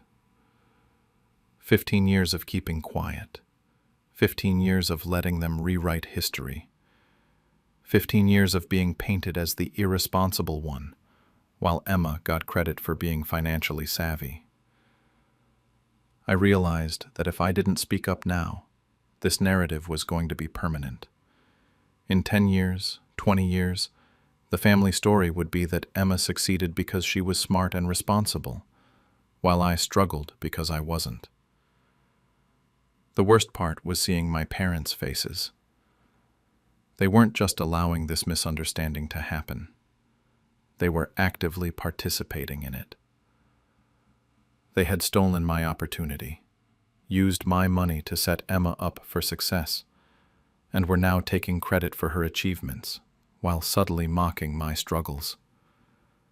It was like being robbed twice. Once when they took the money, and again when they made me look like the failure. I excused myself from the group and walked outside to get some air. My hands were shaking, and I felt like I might throw up. I sat in my car for about 10 minutes, trying to decide what to do. I could leave right now, go home, and pretend this never happened. I could keep playing the role of the bitter older brother who just couldn't get his life together. Or I could finally tell the truth. That's when I remembered the folder in my glove compartment. I'd been carrying around all my old loan documents and financial records because I was working on getting some of my loans forgiven through the teacher loan forgiveness program going back. The family peace we'd maintained for 15 years would be shattered. But I also knew that this lie had gone on long enough, and I was tired of being the scapegoat for my parents' favoritism and Emma's financial irresponsibility. So I walked back over to the group, cleared my throat, and asked if I could share something with everyone. The conversation stopped, and all eyes turned to me. Emma looked annoyed that I was interrupting her story. My parents looked nervous. And I pulled out those old bank statements and my grandmother's letter, knowing that whatever happened next would change everything. I stood there holding those documents, and for a split second, I almost chickened out. The smart part of my brain was screaming at me to just put the papers away and walk out of there. But then I looked at Emma's face, still glowing from all the praise she'd been getting, and I heard my dad's comment about some people just aren't as responsible with money echoing in my head. The thing is, I hadn't brought these documents to the reunion planning to make a scene. They were in my car because I'd been working on my loan forgiveness paperwork for weeks, gathering every piece of financial documentation I could find. But standing there, watching my family rewrite 15 years of history, I realized I had everything I needed to set the record straight. I cleared my throat and told the group that I wanted to share something important about our family's financial situation. The conversation died immediately. Emma looked irritated that I was interrupting her Europe vacation planning session. My parents both went pale, and I could see my mom starting to shake her head slightly, like she was warning me not to continue. But I was past the point of backing down. I held up the letter from my grandmother first, the one she'd written to me when I was 16, right before she died. I told everyone that my grandparents had set up a college fund for me, and I read parts of the letter out loud. My grandmother's handwriting was shaky, but her words were clear. She talked about how they'd saved for years, putting away money from my grandfather's factory job and her house cleaning work. She wrote about how proud they were that I was going to be the first person in our family to graduate college without debt. You could hear a pin drop in that room directly at Emma, and told everyone what those emergencies actually were. I laid out the whole timeline, how Emma had racked up almost $8,000 in credit card debt at 15, buying clothes and electronics, how my parents had used part of my college fund to pay off her debt, how they'd used the rest to start a wedding fund for her, which eventually paid for her $25,000 destination wedding in Costa Rica. The silence in that room was deafening. I could see relatives looking back and forth between me and Emma, then at my parents. My great-aunt Martha had this shocked expression on her face, like someone had just told her Santa Claus wasn't real. Emma's face had gone from confused to bright red, and she kept opening her mouth like she wanted to say something, but couldn't find the words. I wasn't done, though. I pulled out my student loan statements, the ones showing my original debt amount and all the payments I'd made over the years. I told everyone how I'd worked 2 jobs through college, how I'd lived on ramen noodles and thrift store clothes, how I'd been making loan payments for over a decade, while Emma got to live rent-free with my parents for 2 years after her wedding. My dad finally found his voice and started saying something about how this was private family business and I was embarrassing everyone. But I cut him off. I told the room that it stopped being private when they decided to mock me publicly and let everyone think I was financially irresponsible, while praising Emma for being debt-free with money that was originally mine. That's when Emma exploded. She started yelling about how she never asked for any of this, how she didn't know about the college fund, how it wasn't her fault that our parents made those decisions. She was crying and saying I was trying to ruin her reputation and make her look bad in front of the family.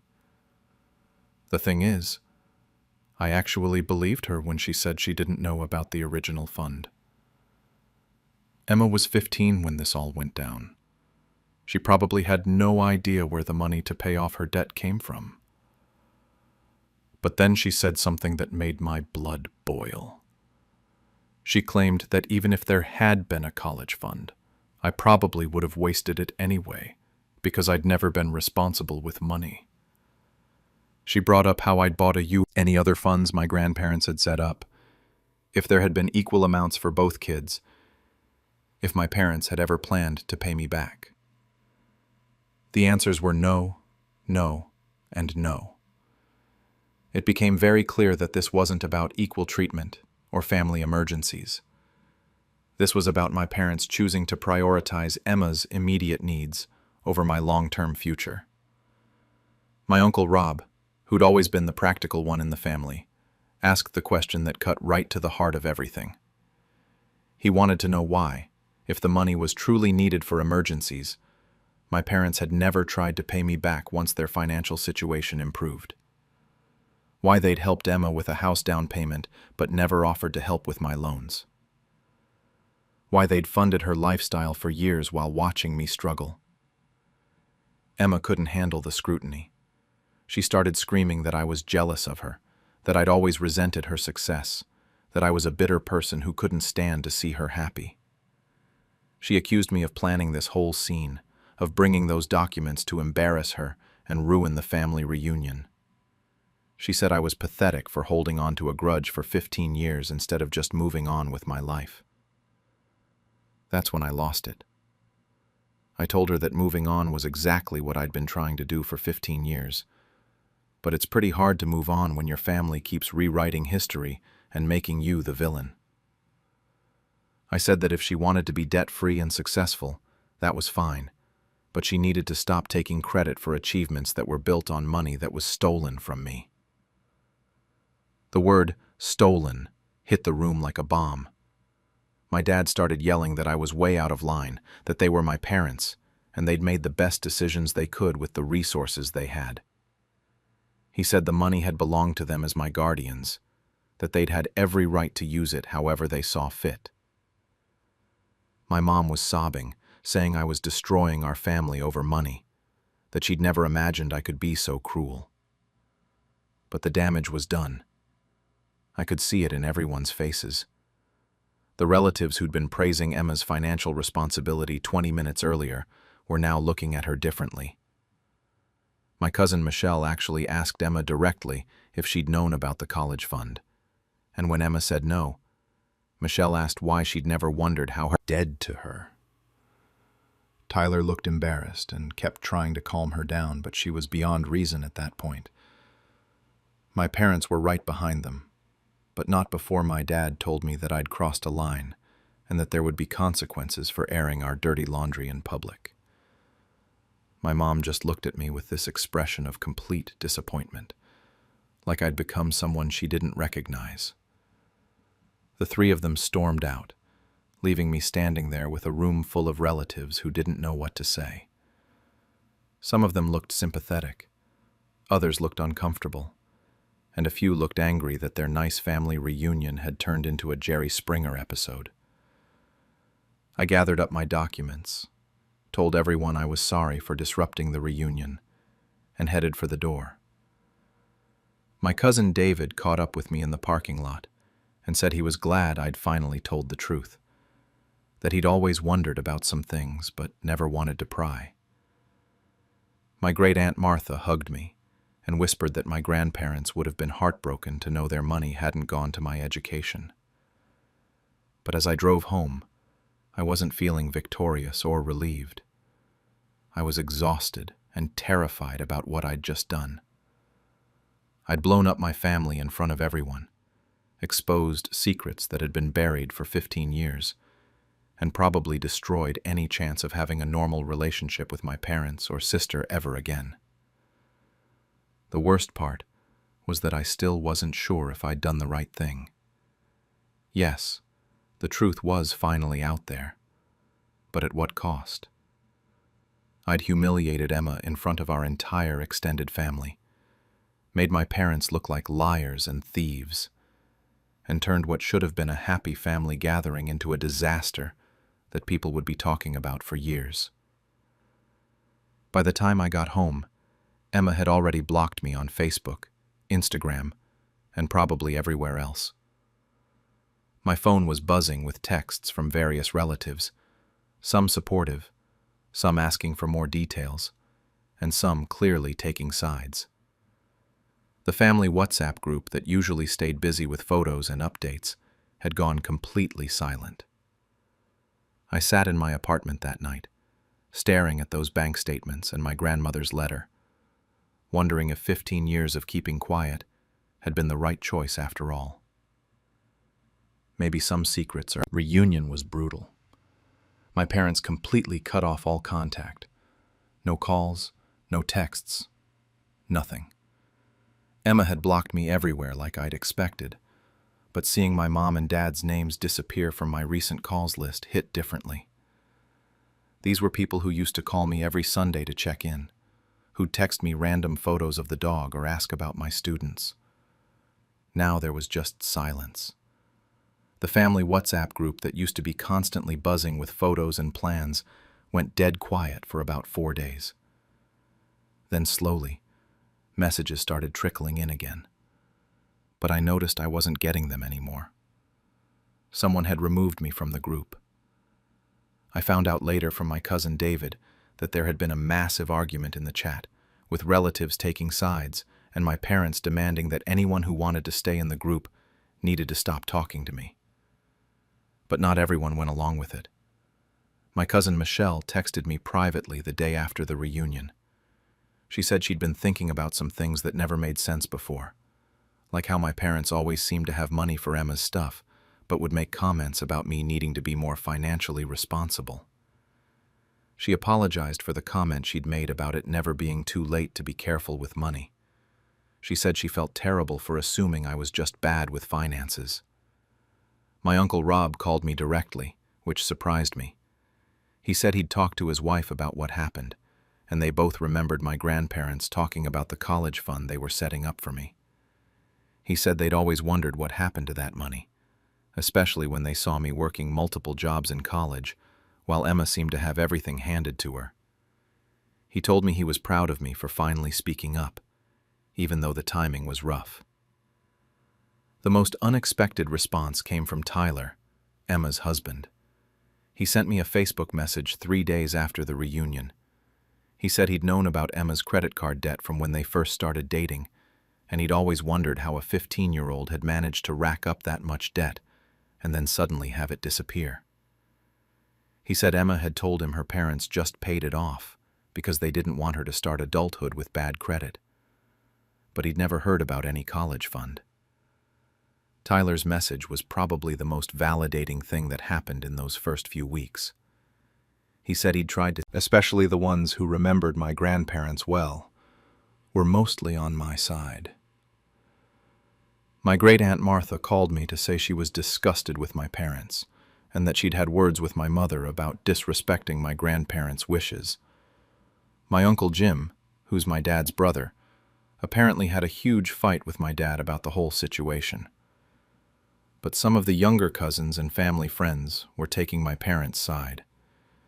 They thought I should have handled it privately instead of embarrassing everyone at a family gathering. My cousin Sarah posted something on Facebook about how some people hold grudges forever and can't just let families be happy. She didn't name me directly, but everyone knew who she was talking about. The worst part was that the story started spreading beyond our immediate family. Small towns love drama, and apparently what happened at our reunion was too good not to share. I started hearing from old high school friends who'd gotten the story through various channels. Some were supportive, saying they remembered how hard I'd worked in college and how stressed I always seemed about money. Others were more judgmental, asking why I'd waited 15 years to bring this up if it was such a big deal. Work became my refuge during all this chaos. My students didn't know anything about my family drama, and focusing on lesson plans and grading papers gave me something normal to think about. But even there, I couldn't completely escape. One of my colleagues' wives was apparently friends with someone who knew my family, and the story had made its way to her. She mentioned something about how family money disputes can get really ugly, and I realized that my personal business was becoming local gossip. About 2 weeks after the reunion, my mom finally broke the silence. She didn't call me directly. Instead, she sent a text message that was clearly written and rewritten multiple times before she sent it. She said she was heartbroken about what happened, and that she'd never intended for me to struggle the way I did. She wrote that they'd made the decision about the college fund because Emma was in crisis at 15, and they were afraid she was heading down a really dark path with her spending and behavior. The text went on to explain that they'd planned to help me with college costs in other ways, but then my dad had some work problems, and money got to house down payment years later instead of paying back my college fund. Their financial problems didn't explain why they'd funded her $25,000 wedding while I was eating ramen and working weekends to make loan payments. I texted back that I appreciated her apology, but that I'd tried to handle things quietly for 15 years and it hadn't worked. I told her that the final straw wasn't the money itself, but watching them rewrite history and let everyone think I was irresponsible while praising Emma for achievements that were built on opportunities that were supposed to be mine. I said I was sorry it had come out publicly, but that I wasn't sorry for finally telling the truth. She never responded to that message. Emma's silence was somehow worse than my parents' anger. At least with them, I knew where I stood. But Emma and I had been close when we were kids, despite the age difference. She used to come to me for advice about school and friends, and I'd helped her with homework and driven her places when she needed rides. The idea that she now saw me as some kind of villain who'd tried to destroy her reputation was eating at me. I thought about reaching out to her directly, but Tyler's messages made it clear that she wasn't ready to hear from me. He said she kept swinging between feeling guilty about the money and being furious that I'd embarrassed her in front of everyone. She was apparently seeing it as a choice between accepting that her whole adult life was built on a lie or believing that I was just a bitter person who'd ambushed her to get revenge. The financial reality of everything started sinking in during the third week after the reunion. I did some rough calculations of what that $23,847 would be worth today if it had been invested instead of spent on Emma's debt and wedding. Even with conservative estimates, it would have been enough to pay off my remaining student loans and probably help with a down payment on a house. Instead, I was still making monthly loan payments and living in a rental apartment at 33. But weirdly, knowing the exact numbers made me feel better instead of worse. For 15 years, I'd been carrying around this vague sense that I'd been wronged, but I'd never really quantified what it had cost me. Now I could see exactly how much my parents' decisions had impacted my life trajectory. It wasn't just about the money. It was about the choice that treated me and Emma. The most surprising call came from my dad's sister, my Aunt Linda, who I'd barely talked to in years. She said she'd been thinking about the reunion and remembered conversations she'd had with my grandmother before she died. Apparently, my grandmother had been really specific about wanting the college fund to go directly to my education, and she'd been worried about my parents managing the money properly. My aunt said my grandmother had even suggested setting up the fund in a way that my parents couldn't access it, but my grandfather had thought that would be insulting to their son. These conversations with extended family helped me realize that the truth had been bubbling under the surface for years. Multiple relatives had noticed inconsistencies in how my parents talked about money and treated their two kids, but everyone had just stayed quiet and minded their own business. By speaking up at the reunion, I'd apparently given voice to suspicions that had been building for over a decade. The isolation from my immediate family was still brutal, though. Holidays were coming up, and for the first time in my life, I had no idea what I was going to do for Thanksgiving or Christmas. My parents hosted every year, and Emma always came with Tyler.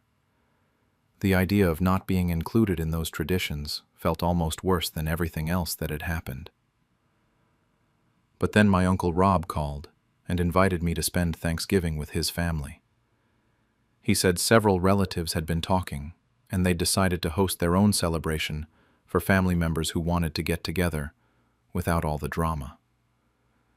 It wasn't going to be the same as our usual big family gathering, but at least I wouldn't be spending the holidays alone. Tyler sent me another message about a month after the reunion. He said Emma was finally starting to process everything that had happened, and she was asking questions about things that had never made sense to her before. Like why she'd never had to take out student loans when most of her friends did, or why our parents had always seemed to have money for her emergencies, but not mine. He said she was angry at our parents now too, but she was also angry at me for the way everything came out. He told me Emma had found some old documents while looking through her stuff, including receipts from her wedding that showed exactly how much my parents had contributed, actively taking sides against me. The family WhatsApp group has split into multiple smaller groups, with different combinations of relatives talking to each other while avoiding the drama. I've started seeing a therapist to help me work through everything that's happened. She's been helping me understand that my anger wasn't really about the money itself, but about 15 years of being gaslit and made to feel like I was the problem. She says it's normal to feel conflicted about finally standing up for myself, especially when it meant destroying relationships I'd been trying to preserve. The truth is, I don't regret speaking up. I regret that it had to happen publicly, and I regret that it's caused so much pain for everyone involved. But I don't regret finally refusing to let my family's lies define me. For the first time in 15 years, I'm not carrying around this secret shame about being the financially irresponsible one. People who matter know the real story now. I still don't know if my family will ever recover from this. Maybe my parents will eventually understand why I had to speak up. Maybe Emma will work through her feelings, and we can rebuild some kind of relationship. Maybe the extended family will find a way to move past the drama and come together again. Or maybe I've permanently broken something that can never be fixed. But I'm finally free from pretending that everything was fine, and that has to count for something. Whether it was worth the cost is something I'm still figuring out. How I ended up turning my sister's baby shower into the stage for my own revenge. I'm 28 and work as a dental hygienist. My sister Sarah is 32 and pregnant with her first kid. If you met us, you'd probably think we were close. We look similar, grew up in the same house, went to family dinners together. But the reality is that Sarah has spent the last decade making sure everyone knows she's the successful one, and I'm just her screw-up little sister who hasn't figured out life yet. It started small when we were in our early 20s. Comments about how I was still in school while she had a real job in marketing, how I was bouncing around, trying different things while she had a career path.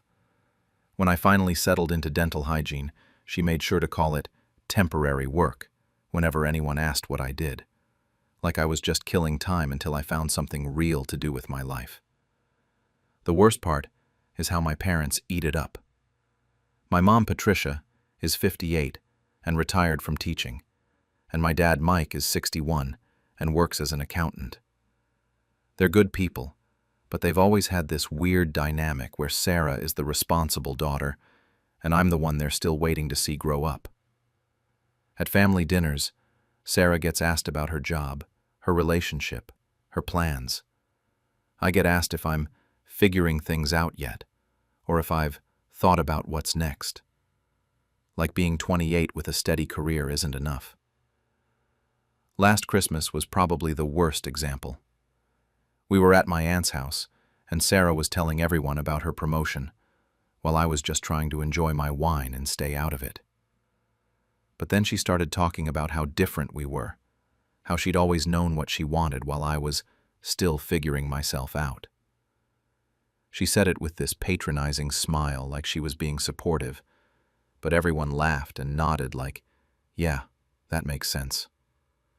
My mom even chimed in with something about how maybe I'd understand real responsibility when I was older. I should have said something then, but I didn't. I never do. I just smile and change the subject because speaking up means I'm being defensive or making everything about me. Sarah's gotten really good at these backhanded comments that sound supportive on the surface, but are actually designed to put. Been dreading it for weeks, because I knew exactly how it would go. Sarah would be the center of attention. Everyone would talk about what an amazing mom she'd be. And I'd sit there, smiling and pretending I didn't notice all the subtle comparisons. I almost didn't go. I had this whole plan to call in sick that morning and just send a gift. But I knew that would just give them more ammunition about how I couldn't be bothered to show up for family, how I was too selfish to support my sister during this important time. So I bought a nice dress, wrapped a gift, and drove to the community center with my stomach in knots. The place was decorated in pink and white, with balloons everywhere and those cheesy baby shower banners. Sarah was wearing this flowy maternity dress and had that pregnancy glow thing going on. She looked genuinely happy, which made me feel guilty for dreading the whole thing. Maybe this would be different. Maybe she'd be too focused on the baby stuff to take shots at me. I was wrong. The first hour was typical baby shower activities, games where you guess the baby food flavors and measure Sarah's belly with toilet paper. I participated and smiled and tried to blend into the background. Sarah's friends from work were nice enough, and some of my relatives asked how I was doing without any weird undertones. I started to relax a little. Then came the thank you speech. Sarah stood up in front of everyone with this big smile and started thanking people for coming. She had this whole prepared thing where she went around the room acknowledging different groups. She thanked my parents for always being there and supporting her through everything. She thanked her in-laws for welcoming her into the family and being such amazing examples of what parenthood looks like. She thanked her friends for being the best support system a girl could ask for. Then she got to family. She thanked my aunt for hosting her engagement party, my cousin for helping with wedding planning, even distant relatives for checking in during the pregnancy and offering advice. I'm sitting there, waiting for my turn, figuring she'd say something generic about being grateful I was there. Instead, she looked right at me and said, "And thanks to my little sister for being here today." Despite standards, I'd sent congratulations texts, asked how she was doing at family dinners, bought baby gifts when I saw cute things. But apparently that wasn't enough to qualify as a real support system. I sat there for the rest of her speech feeling my face burn, while she continued thanking people. My mom was beaming at her like she'd just given a Nobel Prize acceptance speech. My dad was recording it on his phone. Everyone was focused on Sarah while I tried to figure out if I should just leave. But I didn't leave. I stayed for the gift opening portion, watching Sarah unwrap adorable baby clothes and nursery decorations while everyone oohed and awed. I watched her get emotional over a handmade quilt from my grandmother and a rocking chair from my parents. I listened to more comments about what a wonderful mother she'd be and how prepared she was for this next chapter. And the whole time I kept thinking about that comment, about being dismissed in front of our entire extended family as someone too selfish and immature to be a real support system. About years of similar comments that I'd never responded to. About always being the one who had to take it and smile and keep the peace. By the time they got to my gift, I was done keeping the peace. I'm sitting there watching Sarah open gift after gift, and with each one I'm getting more pissed off. Everyone's making these comments about how thoughtful each present is, how much love went into choosing it, how lucky the baby is to have such caring people in their life. Meanwhile, I'm still stewing over being called out as someone who can't be bothered to support her own sister. The rational part of my brain kept telling me to let it go. It's her day. She's pregnant and emotional. Making a scene would just prove her point about me being selfish. But the other part of me was done. Done with years of taking these hits and pretending they didn't bother me. Done with being the family punching bag who always has to be the bigger person. I kept going back and forth in my head. If I said something now, everyone would think I was making her baby shower about me. They'd all remember this as the day I couldn't handle my sister getting attention and had to cause drama.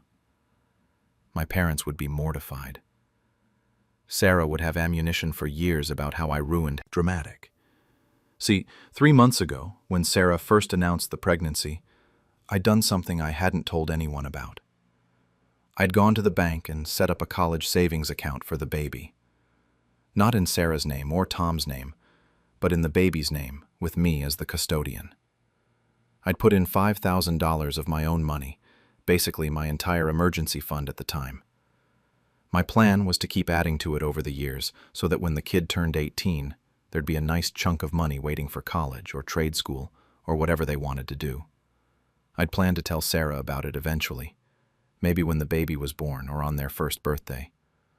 I wanted it to be this nice surprise that showed I was thinking about my nephew's future, even if I wasn't great at the day-to-day pregnancy support stuff. But sitting there, listening to her thank everyone else for their thoughtfulness while dismissing me as absent, I realized this was the perfect moment. When gift time was almost over, Sarah's friend handed her my present.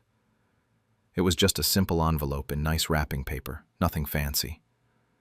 Everyone probably figured it was a gift card or check, something practical, but boring. Sarah opened it up and pulled out the paperwork from the bank. I watched her face as she read it. First confusion, then surprise, then something that looked almost like panic. She held the papers for a long time without saying anything while everyone waited. Finally, someone asked what it was, and Sarah had to explain that I'd set up a college fund for the baby with $5,000 already in it. The reaction was immediate. People started clapping and saying how generous that was. My aunt said she'd never heard of anyone doing something like that before the baby was even born. Sarah's mother-in-law said what a thoughtful, long-term gift it was. Everyone was suddenly looking at me like I was this incredibly thoughtful person, instead of the absent sister who couldn't be bothered to support her family. But I wasn't done yet. I stood up so everyone could see me and said, "Even if you don't think I'm much of a sister, I'll always make sure I'm the best aunt I can be." Dead silence. You could literally hear people breathing. Sarah was still holding the bank papers with this frozen smile on her face. My parents looked confused, like they weren't sure what kind of thank you, and quickly moved on to the next gift. But the damage was done. For the rest of gift opening, people kept glancing between us, trying to figure out what had just happened. The energy in the room had completely shifted. Instead of everyone focused on how wonderful Sarah was, there was this undercurrent of tension that nobody quite knew how to handle. I could see my mom giving me looks from across the room, that expression she gets when she's trying to figure out if I've done something wrong, but can't quite put her finger on what it was. My dad was avoiding eye contact completely, which is what he does when he knows there's drama brewing but doesn't want to get involved. The worst part for Sarah was that she couldn't even be mad about it in the moment. What was she going to say? That she was upset I'd put $5,000 toward her child's education? That she didn't want me to be a good aunt? She was trapped into having to act grateful, while clearly being furious that I'd managed to make myself look generous and thoughtful after she'd just finished telling everyone I wasn't supportive. After gifts were done, we moved on to cake and more mingling. But now, instead of people talking about how prepared Sarah was for motherhood, they were coming up to me asking about the college fund. How did I think to do that? Was I planning to keep adding to it? What a smart way to help with the baby's future. Sarah's friends from work were especially impressed, because apparently none of them had even thought about college costs yet. They kept saying how forward-thinking it was, and asking if I worked in finance to come up with such a practical gift. I just said I wanted to make sure my nephew had options when he got older. But inside, I was loving every minute of it. The whole dynamic had flipped. Instead of me being the irresponsible sister who couldn't be bothered to support her family, I was suddenly the thoughtful aunt who was already planning for this kid's future. Instead of Sarah being the center of attention for her pregnancy preparations, people were talking about my gift and how generous it was. I could see Sarah getting more tense as the afternoon went on. She kept that smile plastered on her face, but her jaw was tight, and she was barely looking in my direction. When people would mention the college fund, she'd change the subject back to baby stuff as quickly as possible. She was still playing the gracious host, thanking everyone for coming and saying how wonderful everything was. But I caught her looking at me a few times with this expression I'd never seen before. Like she couldn't quite believe what had just happened, and wasn't sure how to respond to it. For the first time in years, I felt like I'd actually stood up for myself without giving her ammunition to use against me later. I'd found a way to make my point that she couldn't argue with or twist into me being the bad guy. At least, that's what I thought at the time. The rest of the shower was awkward as hell. People were still mingling and eating cake, but there was this weird tension in the air that everyone could feel but nobody wanted to acknowledge. Sarah kept up her hostess act, thanking people for coming and gushing about all the gifts, but I could see her shooting me looks when she thought nobody was watching. I stuck around for another hour or so, making small talk with relatives and accepting compliments about the college fund. My aunt kept going on about how smart I was to think long-term like that, and how lucky Sarah was to have such a thoughtful sister. Sarah's college friends were asking me about investment options and saying they wished they'd thought to do something similar for their own kids. The whole time Sarah was within earshot, getting more and more tight-lipped. When I finally decided to leave, I went to find Sarah to say goodbye. She was in the kitchen area with a few of her friends, cleaning up paper plates and wrapping leftover cake. I walked over and told her I was heading out, that it had been a lovely shower. She gave me this fake smile and thanked me for coming, then added that she hoped I could make it to more family events in the future. Even then, she couldn't resist getting in a little dig. But as I was walking toward the exit, Tom caught up with me in the parking lot. Sarah's husband is usually pretty quiet at family stuff, just goes along with whatever Sarah wants and stays out of drama. But he stopped me by my car and said he wanted to thank me privately. He told me he thought what I did was incredible, that $5,000 was more than he and Sarah had managed to save for the baby so far. He said Sarah's comment during her speech was out of line, and that he'd actually been embarrassed by it. That conversation meant more to me than I expected it. Realize she'd been unfair. Or at least, that the family would see I wasn't the selfish person she'd made me out to be. Then the texts started. Sarah messaged me that night, saying I'd upstaged her shower and made the whole day about myself. She said I'd embarrassed her in front of all her friends, and that the college fund was just a way to make her look bad. She accused me of planning the whole thing to get back at her, and said I'd ruined what was supposed to be a celebration of her pregnancy. I tried to respond reasonably. I told her I hadn't planned anything, that I'd set up the account months ago and only mentioned it because of her comment about me not being supportive. I said I was sorry if she felt embarrassed, but that I'd just been trying to show that I did care about her and the baby, even if I wasn't great at the day-to-day pregnancy stuff. But she wasn't having it. She kept saying I'd done it on purpose to steal her thunder, and that I should have given her the information about the college fund privately instead of making a big announcement. She said everyone was talking about my gift instead of celebrating her pregnancy, and that I'd made her look ungrateful for being surprised by it. The next day, my mom called. I knew I was in trouble because she used my full name when I answered the phone. She said she'd talked to Sarah and that I needed to apologize for being dramatic at the shower. According to my mom, I'd embarrassed Sarah on her special day and made everything about myself instead of being supportive like family should be. I tried to explain my side of it. I told her about Sarah's comment in the speech and how it had felt to be dismissed like that in front of everyone. I said I hadn't meant to upstage anything. I'd just been trying to show that I did care about my nephew's future. But my mom said that didn't matter, that I should have been more mature and not let my feelings get in the way of celebrating Sarah's pregnancy. My dad stayed out of it completely, which is what he always does when there's family drama.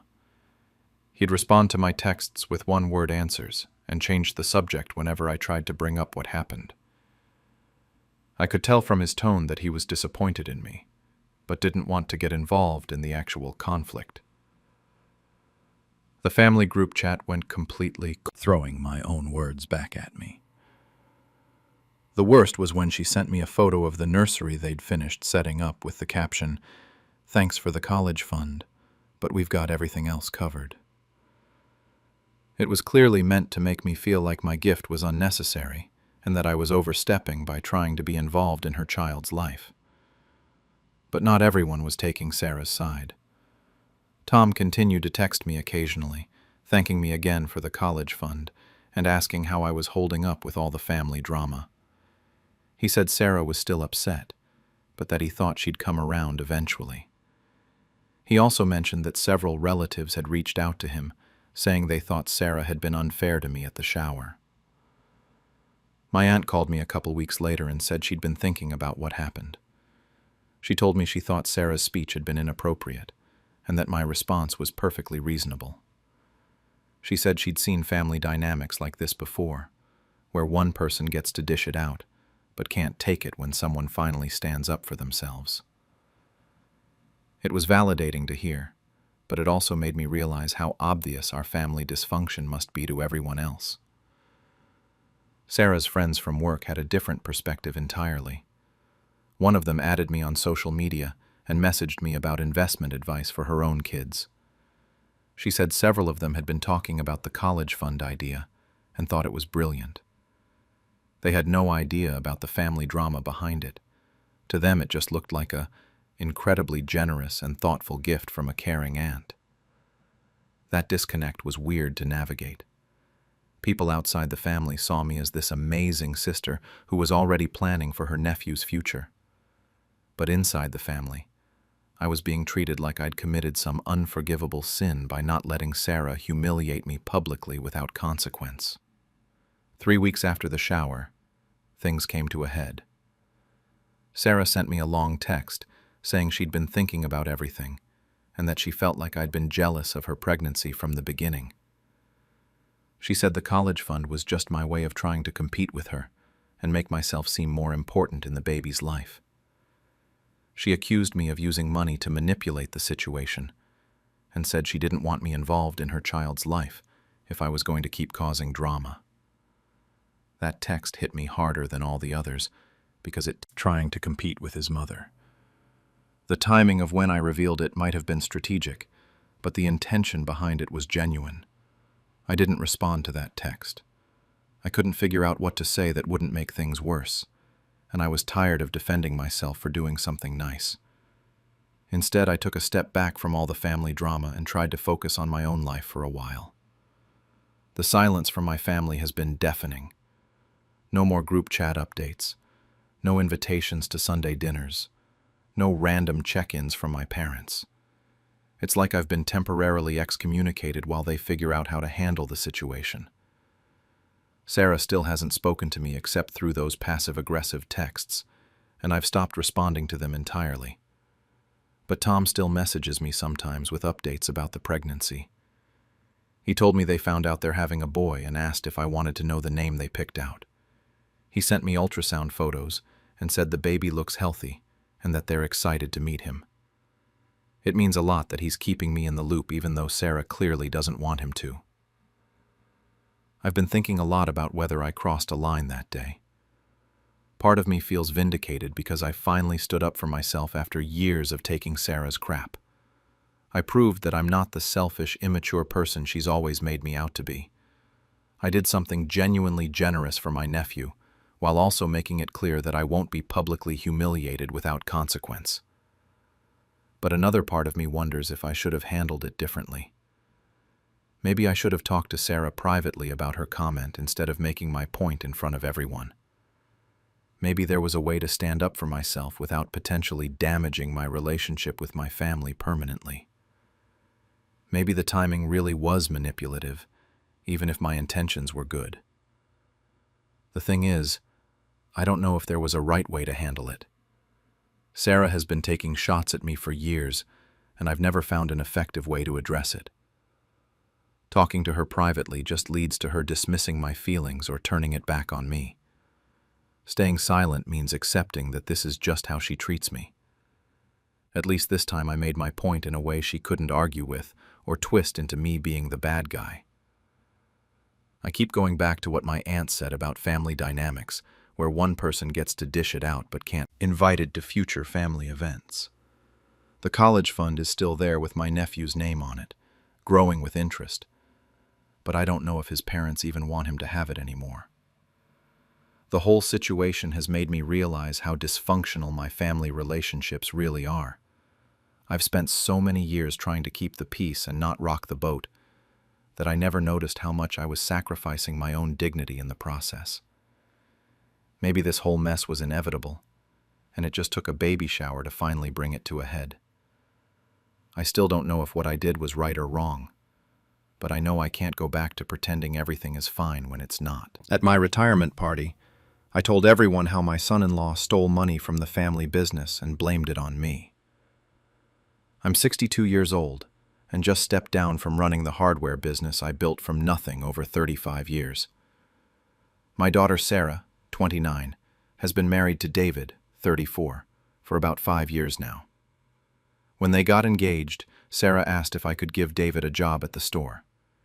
He seemed like a decent guy, ambitious, and I figured keeping family close was important. So I hired him and spent months training him personally, teaching him everything about ordering, inventory, customer relationships, the works. I even started making plans for him to take on more leadership responsibilities as I got closer to retirement. Everything seemed fine for the first few years. David was eager to learn, showed up on time, and the customers liked him. But about a year ago, things started getting weird with the books. We'd have inventory shortages that didn't make sense. Tools and supplies would just disappear from our counts. Cash would be missing from the register. Small amounts at first, then bigger chunks. I'd always prided myself on keeping tight books, but suddenly nothing was adding up right. At first, I thought maybe I was just getting sloppy. 35 years of doing the same routine, maybe my attention to detail was slipping. But then my employees started giving me these looks, like they felt sorry for me. Tom, who's worked for me for 15 years, started double-checking my counts without me asking. Even worse, Sarah began asking me if I was forgetting things more often during our Sunday dinners. She'd mention it casually, like maybe I should see a doctor about my memory. The whole thing was humiliating. Here I was, the guy who built this business from scratch, and everyone was starting to think I was losing my mind. Meanwhile, David was stepping up more and more, offering to handle the banking, suggesting he could take over more of the bookkeeping duties. My own employees were looking to him for answers when things went missing, like he was the responsible adult, and I was the confused old man. The worst part was watching him at work. He'd shake hands with suppliers and talk about maintaining the high standards I'd set. He'd comfort customers when I made small mistakes. Was how nobody suspected anything because they all thought the old man was losing it. I stood there in the dark hallway, listening to my son-in-law describe how he'd been systematically stealing from my business while letting everyone believe I was incompetent. He talked about it like it was some clever game he was winning. The casual way he said it, the laughter in his voice, made my stomach turn. After he hung up and left, I sat in my office for hours going through everything. All those missing inventory items, the cash shortages, the times he'd volunteered to make bank deposits or handle vendor payments. It all made perfect sense now. He'd been robbing me blind while positioning himself as the responsible successor who was keeping the business afloat despite my declining abilities. The next few weeks were torture. I had to act normal around everyone while knowing the truth. I watched David give little speeches to employees about maintaining quality and customer service, talking about how he hoped to honor the legacy I'd built. I saw my daughter beam with pride when she talked about how well he was doing at work, how lucky I was to have someone so trustworthy to help with the transition. I started gathering evidence quietly, printing bank statements and matching them against deposit records. The pattern was clear once you knew what to look for. Small amounts at first, then bigger chunks, always timed when he was handling the banking. He'd been at it for months, maybe even over a year. My retirement party was coming up fast, and I knew I had to make a decision. I could handle this privately, pull David aside and confront him without destroying Sarah's marriage. Or I could expose the truth and let everyone know that I wasn't the confused old man they thought I was. The more I thought about my employees looking at me with pity, my own daughter questioning my mental state, the angrier I got. The week leading up to my retirement party was hell. I kept going back and forth on what to do.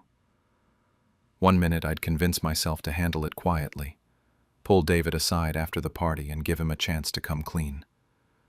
Protect Sarah from the embarrassment. Keep the family together. The next minute I'd think about Tom and the other employees who'd worked for me for years, watching them treat me like I was losing to inventory, cash drawer shortages that happened only on his shifts. It was all there in black and white, but I still wasn't sure if I had the guts to use it. 2 nights before the party, Sarah came over for dinner and spent the whole time talking about how proud she was of David, how he was really stepping up to help during my transition. She mentioned that he'd been talking about expanding the business, maybe adding a second location. With my money, apparently. I just sat there nodding while she went on about what a good man she'd married. The morning of the party, I made my decision. I printed out all the evidence and put it in a folder. I wasn't going to let him stand up there and talk about honoring my legacy while he'd been stealing from me and making everyone think I was incompetent. If that meant destroying Sarah's marriage, then so be it. The truth had to come out. The party was at Romano's, the Italian place where we'd celebrated every major business milestone for the past 20 years. About 40 people showed up. Employees, regular customers, family friends, Sarah and the kids. Everyone was in a good mood, sharing stories about the early days of the business and joking about how I could finally learn to golf. David gave the first speech. He stood up with this confident smile and talked about what an honor it had been to learn from me, how he hoped to carry on the traditions I'd established. He mentioned how the business had faced some challenges recently, but how he was committed to maintaining the high standards everyone expected. The whole room was nodding along, and I could see people looking at him like he was already the natural successor. He went on about integrity and customer service, about how important it was to maintain trust in a family business. The irony was so thick I could barely stand it. Then he raised his glass and toasted to my legacy, saying he hoped to make me proud as he took on more responsibility going forward. That's when I stood up. The room got quiet, probably expecting me to give some emotional response to David's speech. Instead, I walked to the front and pulled out the folder I'd been carrying all night. I told everyone I had something important to share before we finished the evening. I started laying out the bank statements on the table where everyone could see them. I explained how we'd been having inventory. Choking sound. She just stared at David, waiting for him to say something, to deny it, to explain it away. But he couldn't. The numbers were right there in front of everyone. Months of systematic theft, always when he was handling the money, always in amounts small enough that they'd seem like honest mistakes, or my failing memory. I watched him try to stammer out some explanation, something about misunderstandings and accounting errors, but nobody was buying it. Tom stood up and said he'd noticed the discrepancies too, but had assumed they were my mistakes. 2 other employees nodded along. Sarah was crying now, and David was getting desperate, his voice getting louder as he tried to convince everyone that I was confused, that I was making this up. Then I pulled out the copy of the phone conversation I'd recorded the next night when he made another call. I'd gone back to the store with my phone and waited.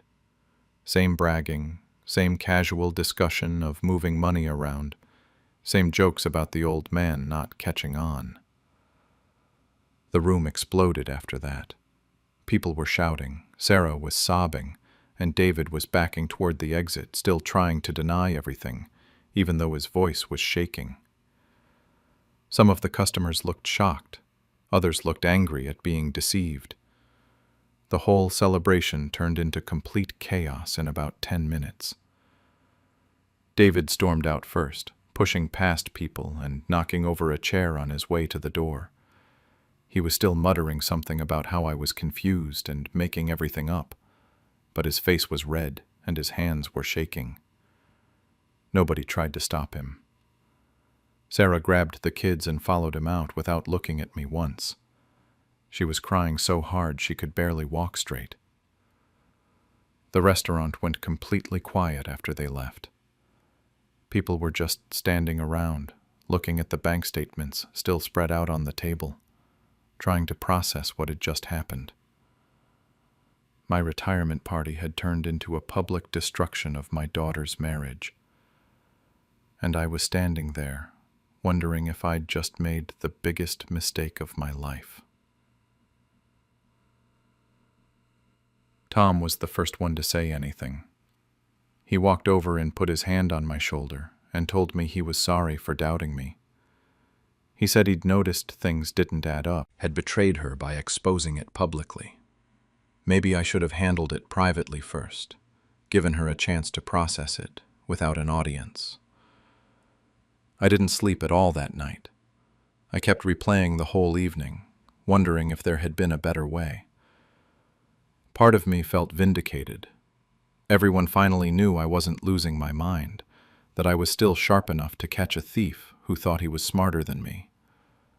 But the other part felt sick about destroying my daughter's world in front of 40 people. The next morning started with phone calls. Tom called first to tell me he was behind me 100%, and that if this went to court, he'd testify about the discrepancies he'd noticed. 2 other employees called with the same message. They were angry at being deceived and wanted David held accountable. My lawyer called around noon. Apparently, David had already contacted an attorney and was claiming I'd made false accusations to humiliate him. But when I showed my lawyer the evidence, he said we had a solid case if I wanted to pursue criminal charges. The recording of David's phone conversation was especially damaging. But Sarah hasn't called. Not once. It's been 3 days now, and my calls go straight to voicemail. I drove by their house yesterday, and David's car wasn't there. But Sarah's was.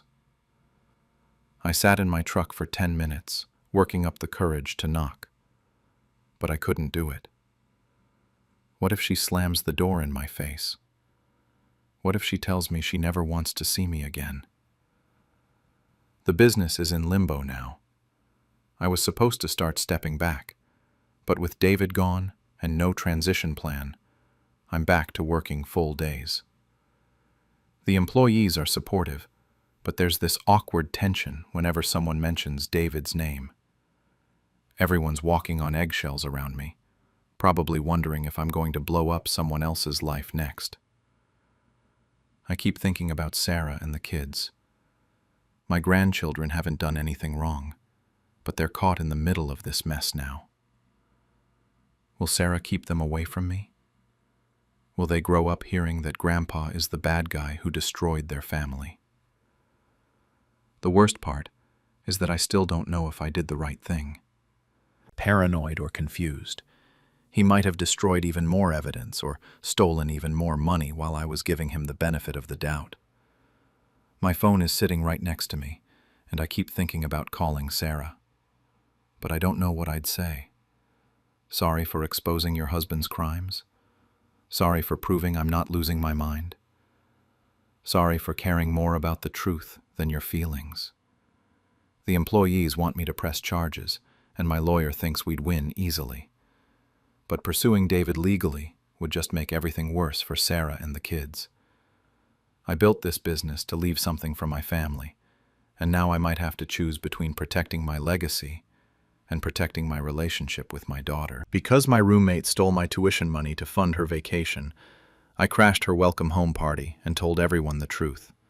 I, 22, have been sharing an off-campus apartment with my roommate Sarah, also 22, who I've known since high school. We'd been friends for years before deciding to live together, which honestly felt like a great idea at the time. Sarah was funny, outgoing, and we had similar schedules.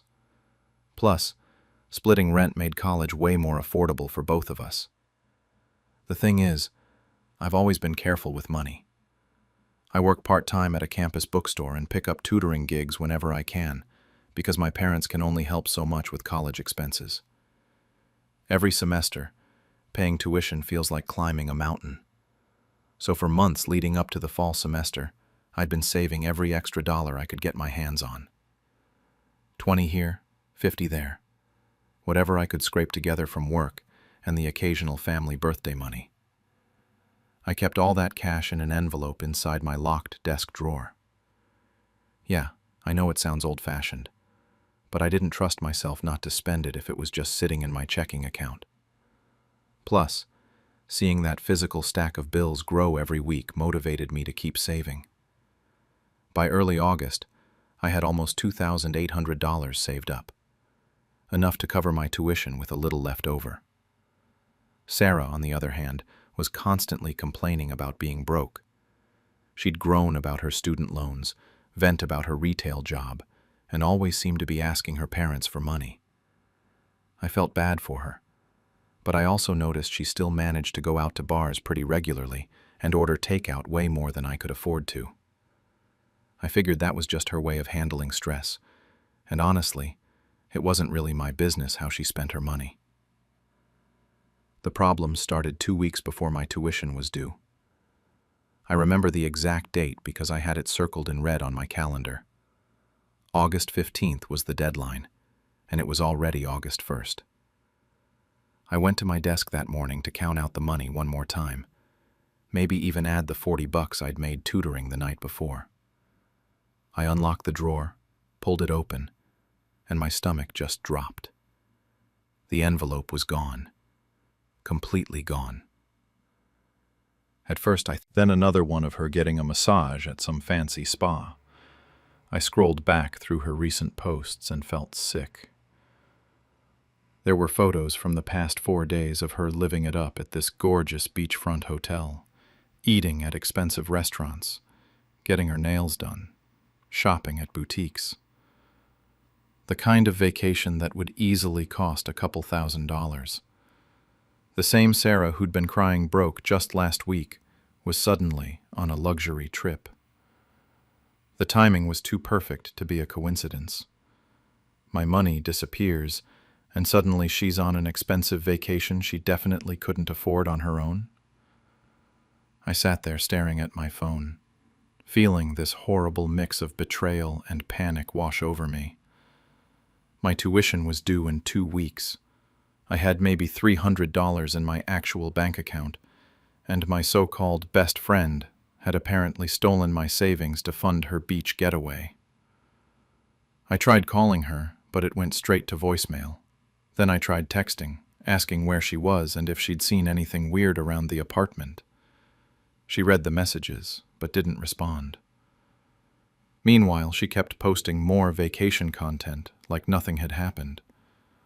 Photos of sunset dinners and designer shopping bags, while I sat in our apartment, realizing I might have to drop out of school because I couldn't pay tuition. The worst part wasn't even the money, though that was devastating enough.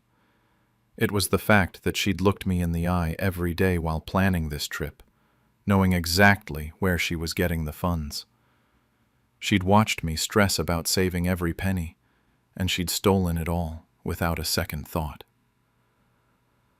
Sarah came back from her vacation on a Thursday evening, rolling her suitcase through the door like she'd just returned from some well-deserved break. She was still tan, her hair looked professionally done, and she had that relaxed, post-vacation glow that only comes from spending serious money on yourself. I was sitting at our kitchen table with my laptop open, frantically researching emergency student loans and wondering if I could somehow defer my tuition payment. She walked right past me initially, heading to her room with her bags. Then she came back out to grab some water from the fridge and finally acknowledged me. She asked how my week was, completely casual, like nothing had happened. Be until October. I reminded her that my tuition was due in 10 days. She just shrugged and suggested I call the bursar's office to work out a payment plan. Like it was that simple. Like I hadn't already tried that and been told they only offered payment plans for amounts over $5,000. She had no idea how college finances actually worked because her parents handled everything for her. What really got me was her complete lack of remorse.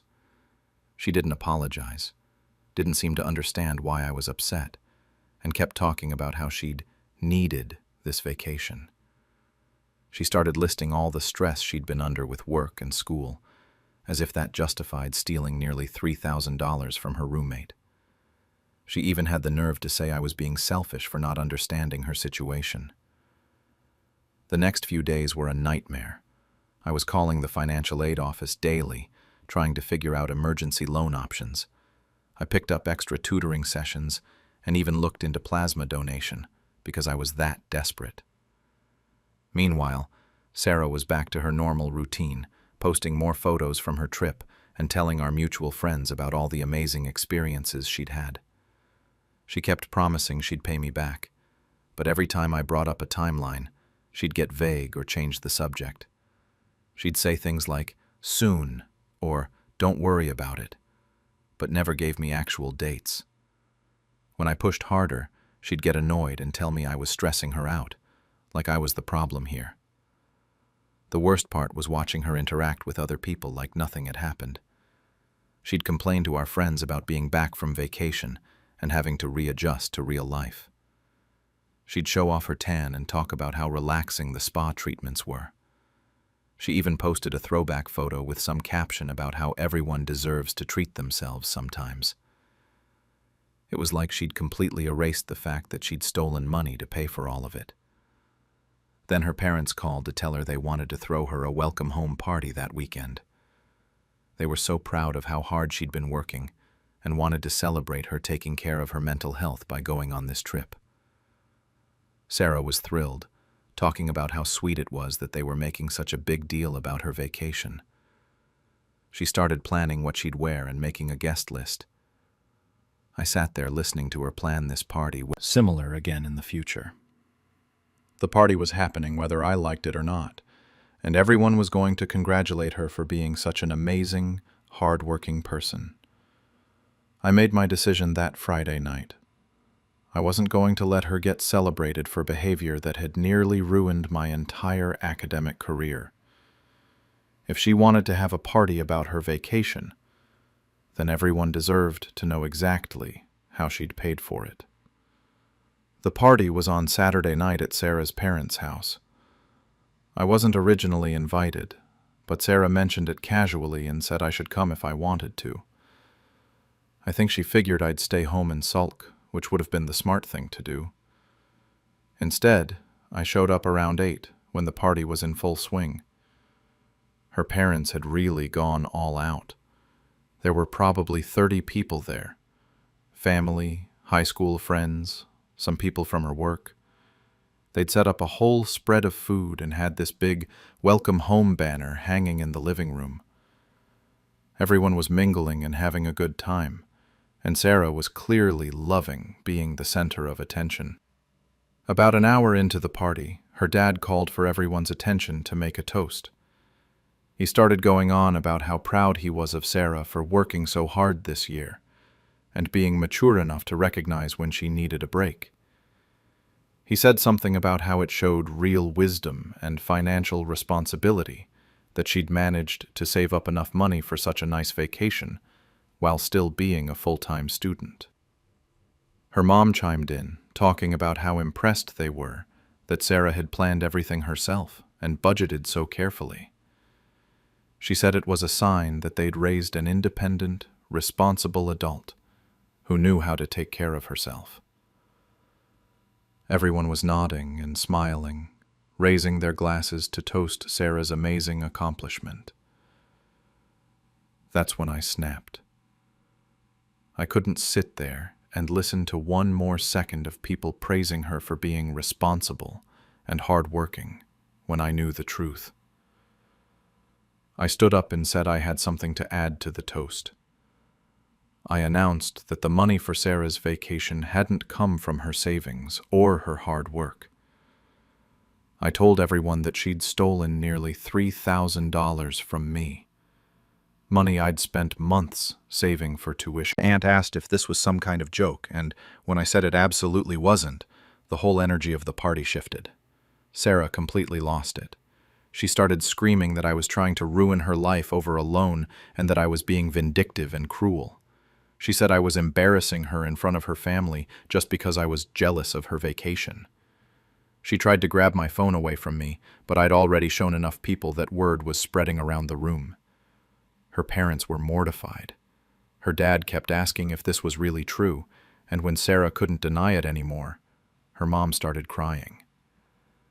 Some of the guests started quietly leaving, and others were just standing around looking uncomfortable. The whole celebration atmosphere was completely destroyed. I finally felt like I could breathe again. I told Sarah she could keep telling people I'd ruined her life, but that she'd ruined mine first by stealing my tuition money. Then I left. I didn't stick around to see how the rest of it played out, because I'd accomplished what I came there to do. Sarah's parents called me the next morning. They apologized over and over again and said they had no idea what Sarah had done. They offered to pay back every penny immediately, which honestly was a huge relief, because my tuition deadline was only 4 days away. They said they were going to have a serious conversation with Sarah about consequences and responsibility.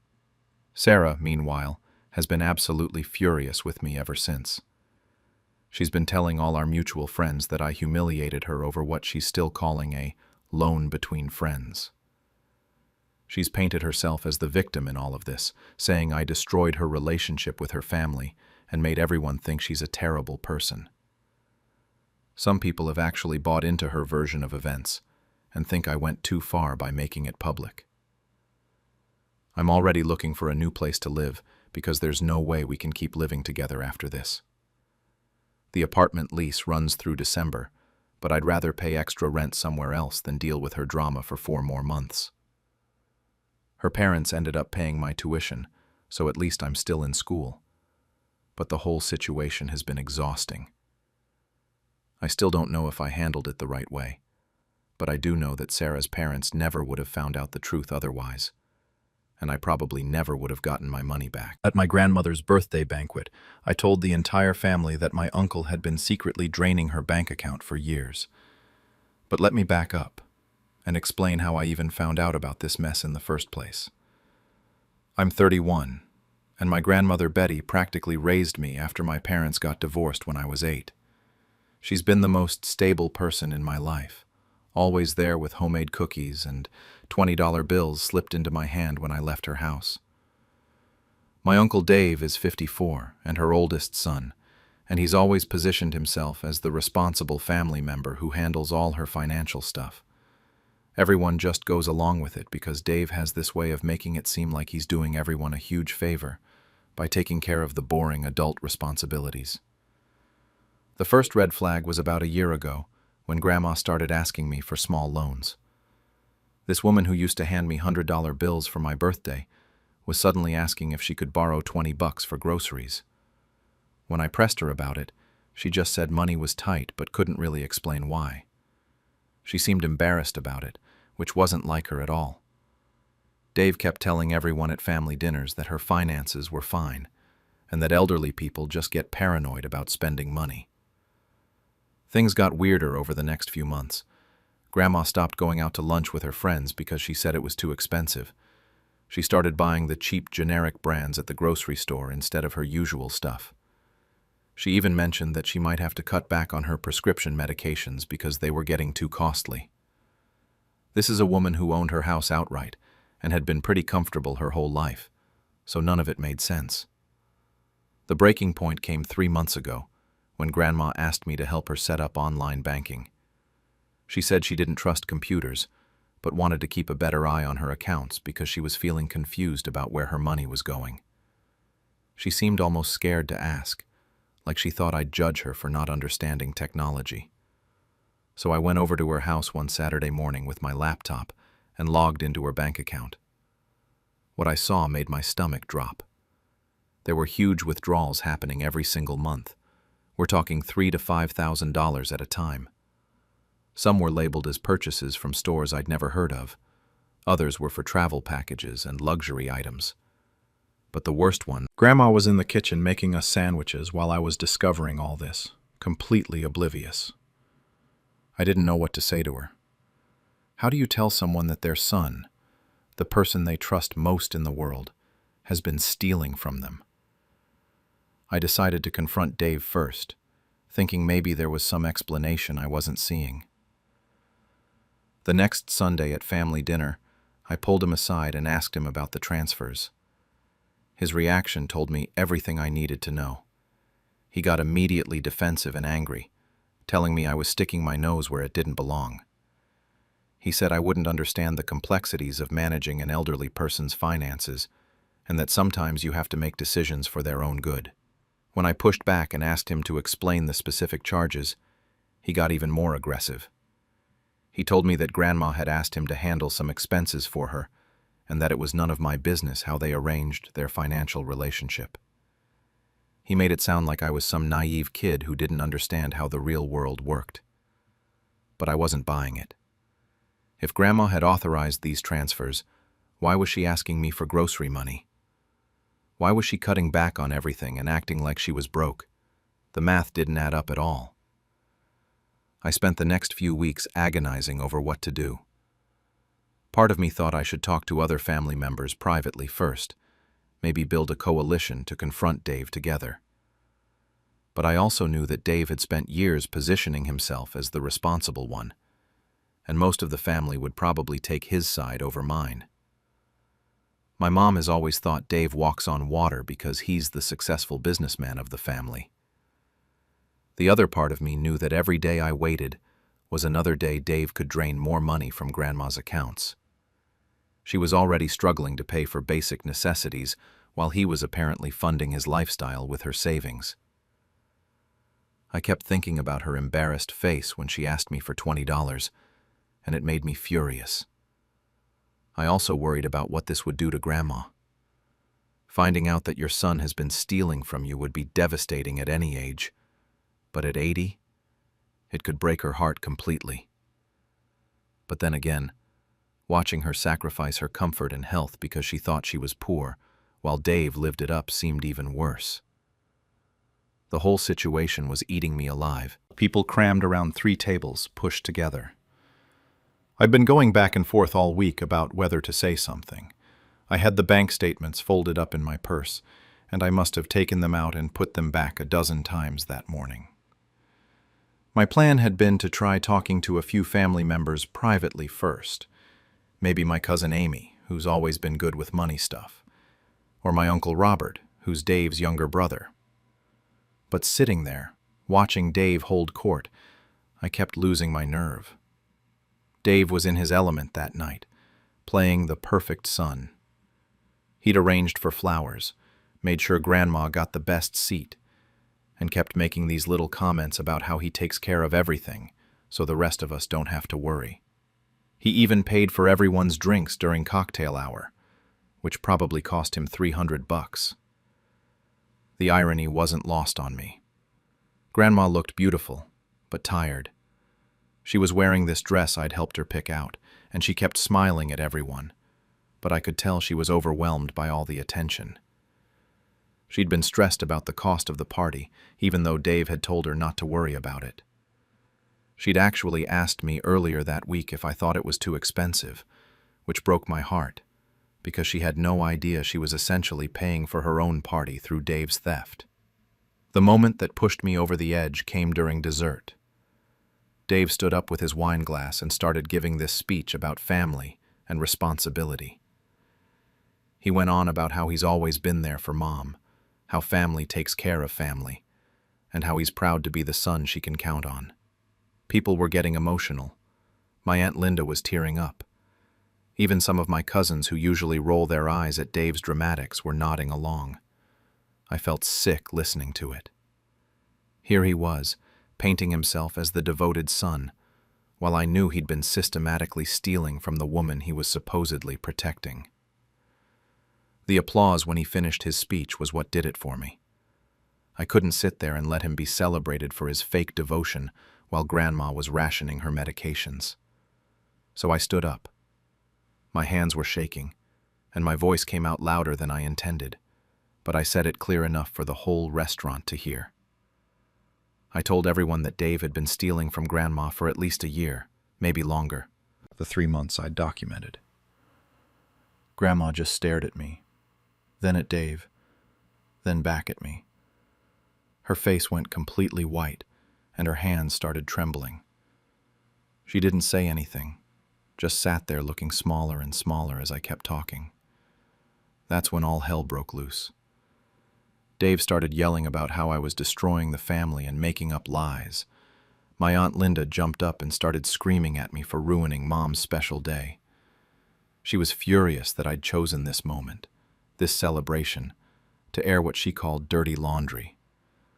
My cousin Mike, who's always worshipped Dave, started defending him, saying there had to be some explanation and that I was probably misunderstanding something. But my cousin Amy grabbed the statements out of my hand and started looking through them with this horrified expression. She's an accountant, so she knew what she was looking at. My Uncle Robert went quiet and got this look on his face like pieces were finally clicking into place. A few of the younger cousins started asking questions, wanting to see the evidence for themselves. The restaurant was a nightmare. Half the family was shouting at me, calling me vindictive and crazy. The other half was demanding answers from Dave, who kept alternating between denying everything and claiming he had permission for all of it. The manager came over twice asking us to keep it down because we were disturbing other diners. I could see people at nearby tables staring at us. Through all the chaos, Grandma just sat there crying quietly. Not sobbing or making a scene, just tears running down her face while her family imploded around her. That image is burned into my brain. This tiny 80-year-old woman who just found out her son had betrayed her, surrounded by people yelling about money and trust and family loyalty. Dave tried to turn it around on me, saying I was jealous of his relationship with Grandma and that I'd always been resentful of his success. He claimed I was making everything up to cause drama and split the family apart. Some people seemed to buy it, especially the relatives who've never liked me much anyway. Others were clearly torn, not wanting to believe Dave could do something so awful, but unable to ignore the evidence I'd presented. The whole thing fell apart after that. People started leaving in groups. The house was the longest 20 minutes of my life. She just stared out the window the whole time, not saying a word. When we got to her driveway, she didn't get out right away. She just sat there in my passenger seat for what felt like forever, staring at her hands folded in her lap. Finally, she said something that's been haunting me ever since. She said she'd trusted Dave completely, more than anyone else in the world, and now she didn't know what was real anymore. I stayed with her that night because I was worried about leaving her alone. She barely touched the leftover birthday cake I'd grabbed from the restaurant and just sat in her recliner watching old game shows until she fell asleep. I kept checking on her every hour, terrified she was going to have a heart attack or something from the stress. The next morning, Grandma called me before I was even fully awake and asked if I could drive her to the bank. She was more decisive than I'd seen her in months. We went first thing Monday morning, and she froze all her accounts. She also set it up so that any transaction over $500 would require her physical presence and ID. The bank manager was really helpful once Grandma explained the situation. Apparently this kind of thing happens more often than you'd think. Then Grandma asked me to help her find a lawyer, which honestly surprised me. I thought she might want to handle everything quietly within the family, but she was determined to get professional help. We found this elder law attorney who specializes in financial abuse cases. The consultation was yesterday, and it turns out what Dave did isn't just morally wrong. It's actually criminal. The lawyer thinks we can recover at least some of the money, but it's going to involve pressing charges and probably a long legal battle. The family fallout has been exactly as brutal as I expected. Dave hasn't spoken to me since the restaurant, which is fine by me, but he's been busy telling everyone who'll listen that I'm mentally unstable and making things up. He's claiming I'm jealous of his relationship with Grandma and that I've always resented his success. My mom called me 3 days after the party, absolutely furious. She thinks I should have handled this privately instead of humiliating Dave in front of the whole family. She keeps saying I destroyed Grandma's milestone birthday over what might be a misunderstanding. But didn't want to cause family problems by saying anything. She feels guilty now for not investigating further. My cousin Josh admitted he'd always thought Dave was sketchy, but never had any proof. He said Dave's been flashing money around for the past couple years in ways that didn't quite add up with his actual job. Even my Uncle Robert, Dave's younger brother, called me last week. He said he'd been wondering where Dave got the money for his recent home renovations and that expensive motorcycle. Robert feels terrible for not putting the pieces together sooner. He's offered to help Grandma with anything she needs during the legal process. The most surprising support came from my cousin Emma, who's only 22 and usually stays out of family drama. She told me that Dave had asked her not to mention to anyone that he'd been borrowing money from her too. She'd loaned him almost $3,000 over the past year, which he claimed he needed for emergency expenses. Now she realizes he was probably using her money to cover his tracks when he took too much from Grandma's accounts. Grandma herself has been stronger than I expected. She's angry, which is actually good to see because she's usually too polite to express negative emotions. She told me she's relieved to finally understand why her finances felt so confusing lately. The lawyer explained that this kind of gradual financial abuse is designed to make victims question their own judgment, which is exactly what happened to her. But she's also heartbroken in ways I can't fully comprehend. Dave was her baby, her firstborn, the one she always said she could count on. Finding out he's been stealing from her while playing the devoted son has shaken her faith in everything. She keeps saying she doesn't know who to trust anymore, which kills me, because I'm terrified she's going to start doubting everyone who tries to help her. The legal process is moving slowly. The lawyer filed a police report, and Dave has been contacted by detectives. He's hired his own attorney and is claiming everything was authorized by Grandma, even though we have no documentation of any such agreements. It's going to be a messy fight, and there's no guarantee we'll recover all the money he took. I keep second-guessing myself about how I handled everything. Maybe I should have confronted Dave privately one more time. While Dave lived it up on her dime. The family is probably never going to be the same after this. Some relationships are permanently damaged, and there's going to be awkwardness at every future gathering. But Grandma's accounts are secure now, and she's getting the help she needs to rebuild her financial stability. Dave's theft has been exposed, and he's facing real consequences for what he did. I still don't know if I made the right choice about when and how to reveal the truth, but I can't regret protecting Grandma from further betrayal. Even if it means some people will always see me as the person who destroyed our family's peace. At least Dave can't hurt her anymore. On the morning of my wedding, I told my bridesmaids that my maid of honor had been sleeping with my fiancé behind my back. I'm 29 and was supposed to marry Jake, 31, at this gorgeous vineyard we'd booked 2 years ago.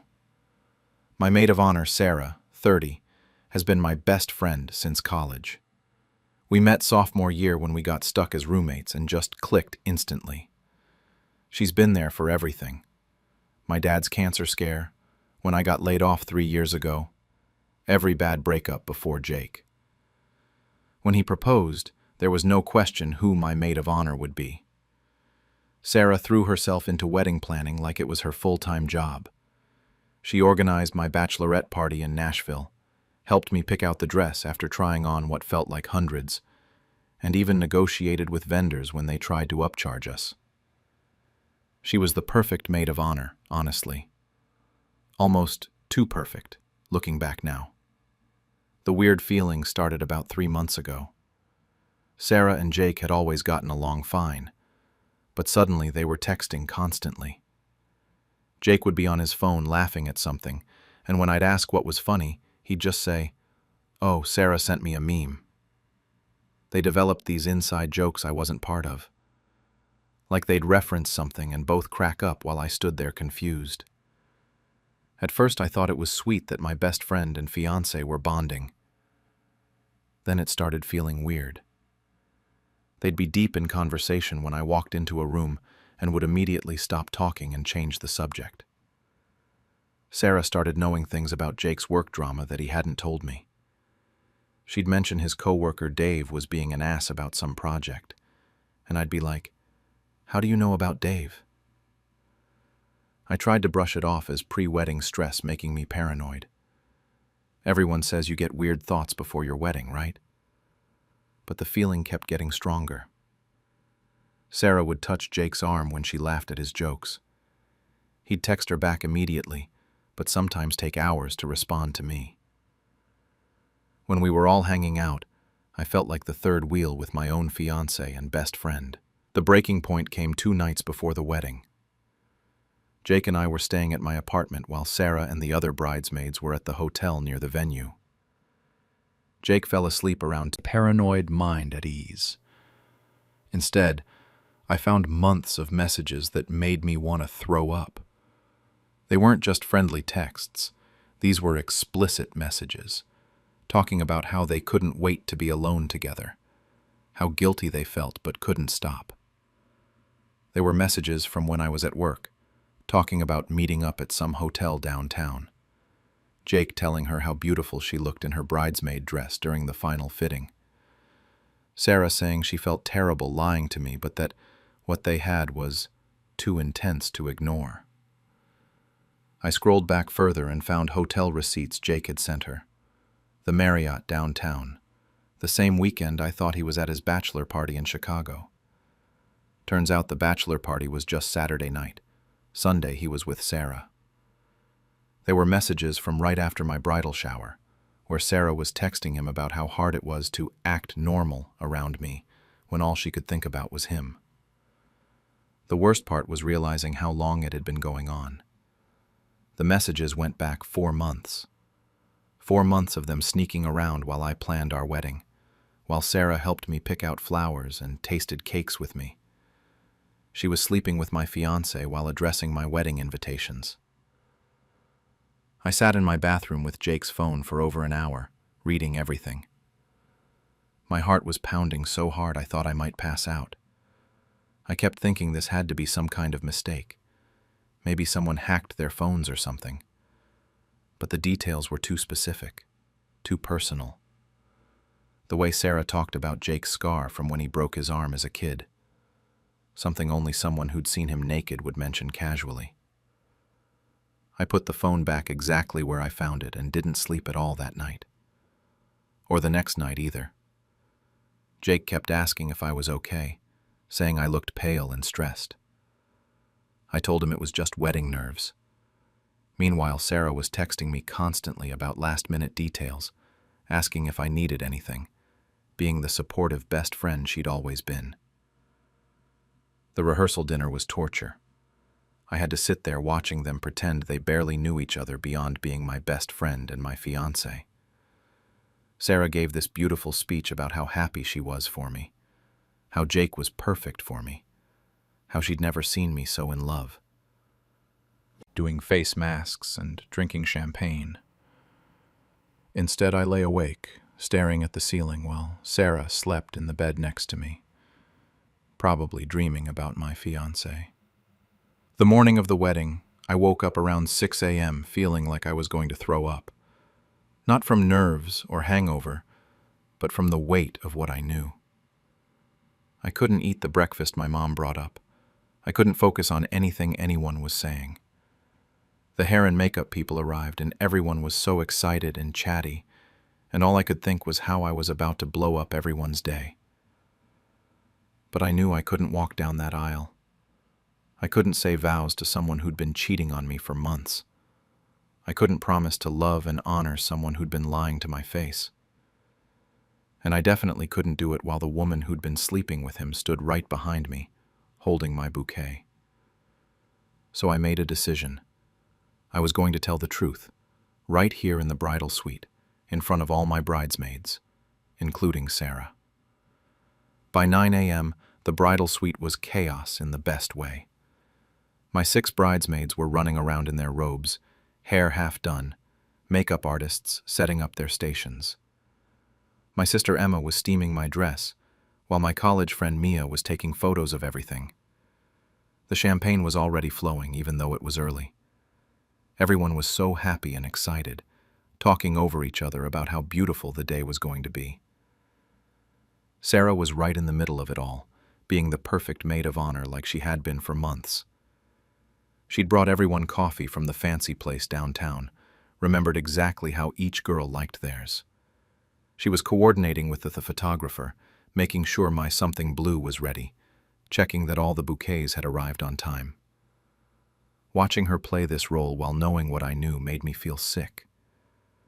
I sat in the makeup chair trying to act normal while my makeup artist worked on my face. Sarah kept coming over to check on me, asking if I needed anything, telling me how gorgeous I looked. Every time she touched my shoulder or squeezed my hand, I wanted to scream. The other girls kept saying how lucky I was to have such an amazing best friend, how Sarah had thought of everything. Around 10:30, when my makeup was done and they were about to start on my hair, Months. I said it calmly, like I was announcing what we were having for lunch. The room went dead silent. Emma dropped the steamer. Mia's mouth fell open mid-sip of champagne. My cousin Jessica just stared at me like I was speaking another language. But it was Sarah's reaction that I'll never forget. Her face went completely white, and she started shaking her head before I even finished talking. Then everyone started talking at once. Emma demanded to know what I was talking about. Mia asked if I was sure. Jessica said maybe I was just having cold feet. But Sarah just stood there, frozen. And that's when everyone knew it was true. I pulled out my phone and showed them the screenshots I'd taken of Jake's messages. I'd been smart enough to document everything before confronting anyone. I passed the phone around and watched their faces change as they read.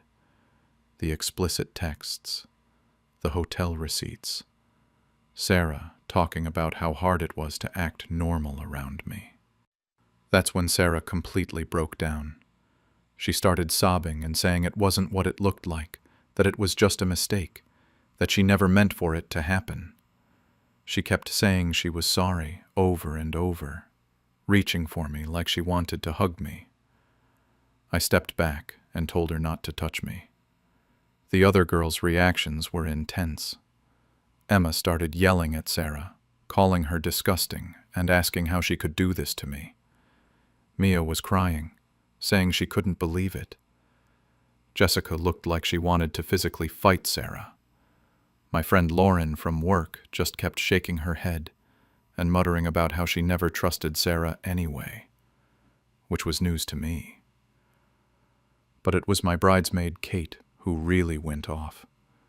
She got right in Sarah's face and told her she was a horrible person, that she'd been pretending to be my friend while stabbing me in the back. She said Sarah had been playing the perfect maid of honor role while destroying my life behind the scenes. Kate has always been quiet and sweet, so seeing her that angry was shocking. Sarah tried to defend herself, which made everything worse. She said things had been complicated between me and Jake lately, that he'd been distant and confused. She claimed he came to her for advice about our relationship, and packing her things and crying. The other girls rallied around me. Emma hugged me and said she was proud of me for not going through with a sham wedding. Mia said she always thought something seemed off about how involved Sarah was getting with wedding planning. Jessica offered to go beat up Jake, which honestly made me laugh for the first time in days. Kate asked what I needed them to do. Did I want them to go tell the guests? Should they start calling people? I realized I hadn't thought that far ahead. I'd been so focused on just getting through this moment that I hadn't planned what came next. Sarah finally finished packing and stood by the door for what felt like forever, just staring at me. She said she was sorry one more time and that she hoped someday I'd forgive her. I told her that wasn't going to happen and that she needed to leave immediately. After she left, the room felt different, lighter somehow, but also sad. My wedding dress was hanging there, this beautiful thing I dreamed about wearing. The flowers were perfect, the weather was gorgeous, and 150 people were going to start arriving at the venue in a few hours, expecting a celebration. Emma asked what I wanted to do about Jake. I realized he probably had no idea that I knew, that he was probably getting ready with his groomsmen right now, thinking he was about to marry me while continuing his affair with my former best friend. The thought made me feel sick all over again. I decided I wasn't going to face him. I couldn't handle seeing his face or hearing whatever excuses he'd come up with. Emma said she'd handle everything. She'd go tell him the wedding was off, and that I knew about Sarah. She'd also start calling immediate family to let them know before they made the drive to the venue. The other girls started making calls too. Mia contacted the venue to cancel everything. Jessica called the photographer. Kate reached out to a few of our college friends who were supposed to be there. It was like watching a wedding get dismantled in real time, which is exactly what was happening. I sat on the bed in my underwear and robe, surrounded by all the wedding stuff. My dress, the shoes I'd never wear, the jewelry my grandmother had given. Arranged for a few of Jake's groomsmen to be there to explain the situation to anyone who hadn't gotten the message.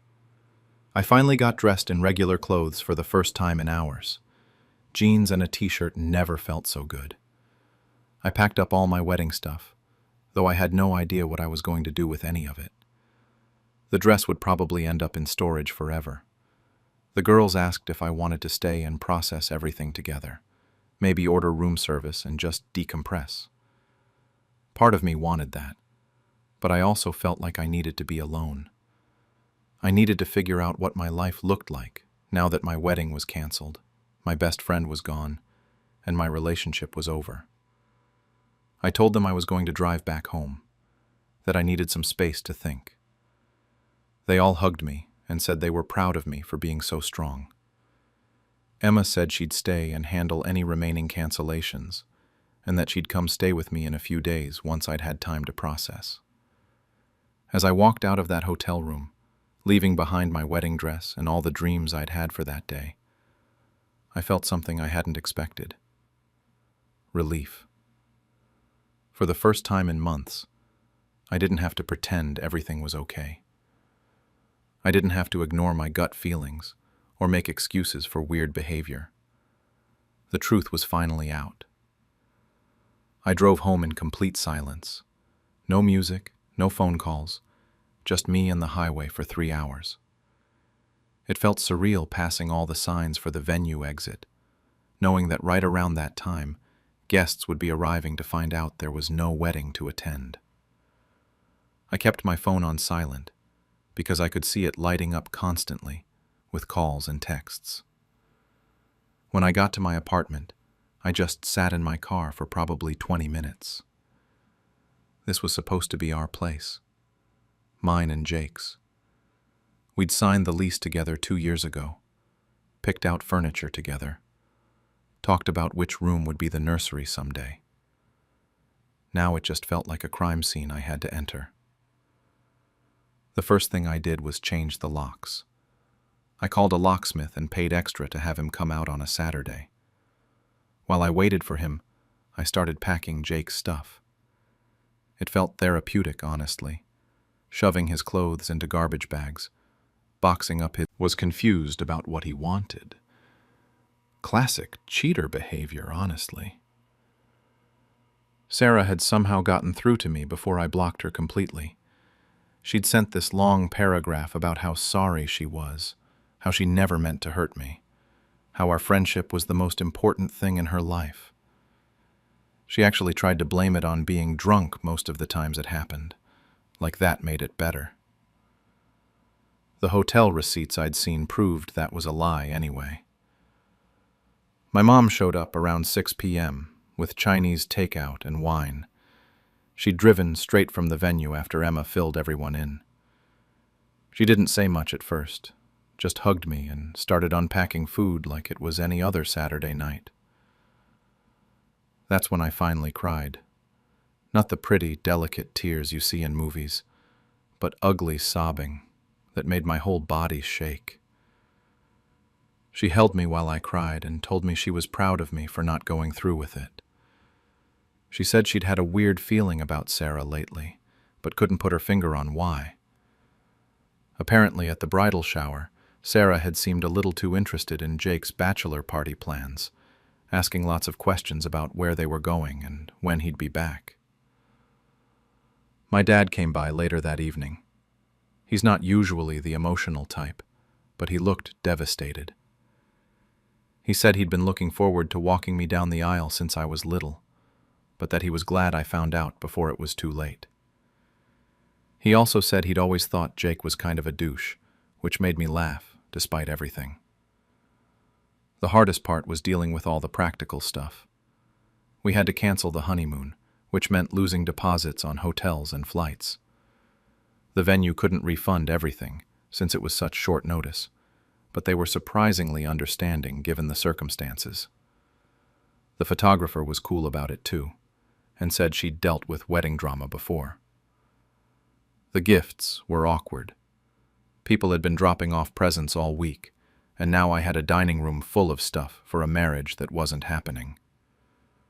My mom and Emma helped me return what I could and donated the rest. I kept a few things that I actually needed, like the nice sheets and some kitchen stuff. Jake showed up at my apartment Sunday morning, even though I'd told Emma to make it clear I didn't want attention to him. He actually said that Sarah understood him in ways I didn't, which was rich considering she was supposed to be my best friend. I told him he had 10 minutes to get his remaining stuff and leave his key, or I'd call the police. He tried to argue, but I was done listening. He grabbed a few things he'd missed when I packed his stuff and left the key on the counter. As he was walking out, he said he hoped I'd change my mind once I calmed down. I slammed the door and haven't seen him since. The next few days were weird. I had to call in sick to work because I couldn't handle explaining the situation to everyone yet. My boss was understanding when Emma finally told her what happened. Apparently, office gossip had already started because people noticed I wasn't posting honeymoon photos on social media. Sarah tried everything to get through to me. She sent flowers with a note saying she hoped we could work through this someday.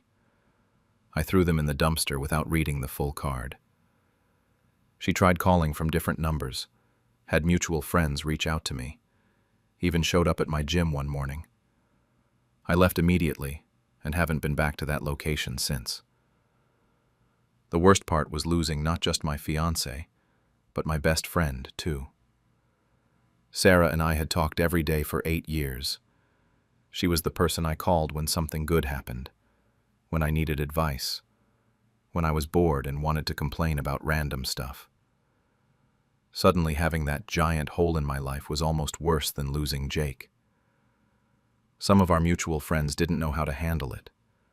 A few people tried to stay neutral, saying mistakes happen and maybe I should consider forgiveness. Those people got cut off real quick. Emma and my other bridesmaids were amazing, though. They made it clear they were Team Me and wouldn't be maintaining friendships with Sarah going forward. About 2 weeks after what should have been my wedding, I found out through the grapevine that Jake and Sarah were still seeing each other. Apparently they'd been spotted at restaurants together, not even trying to hide it anymore.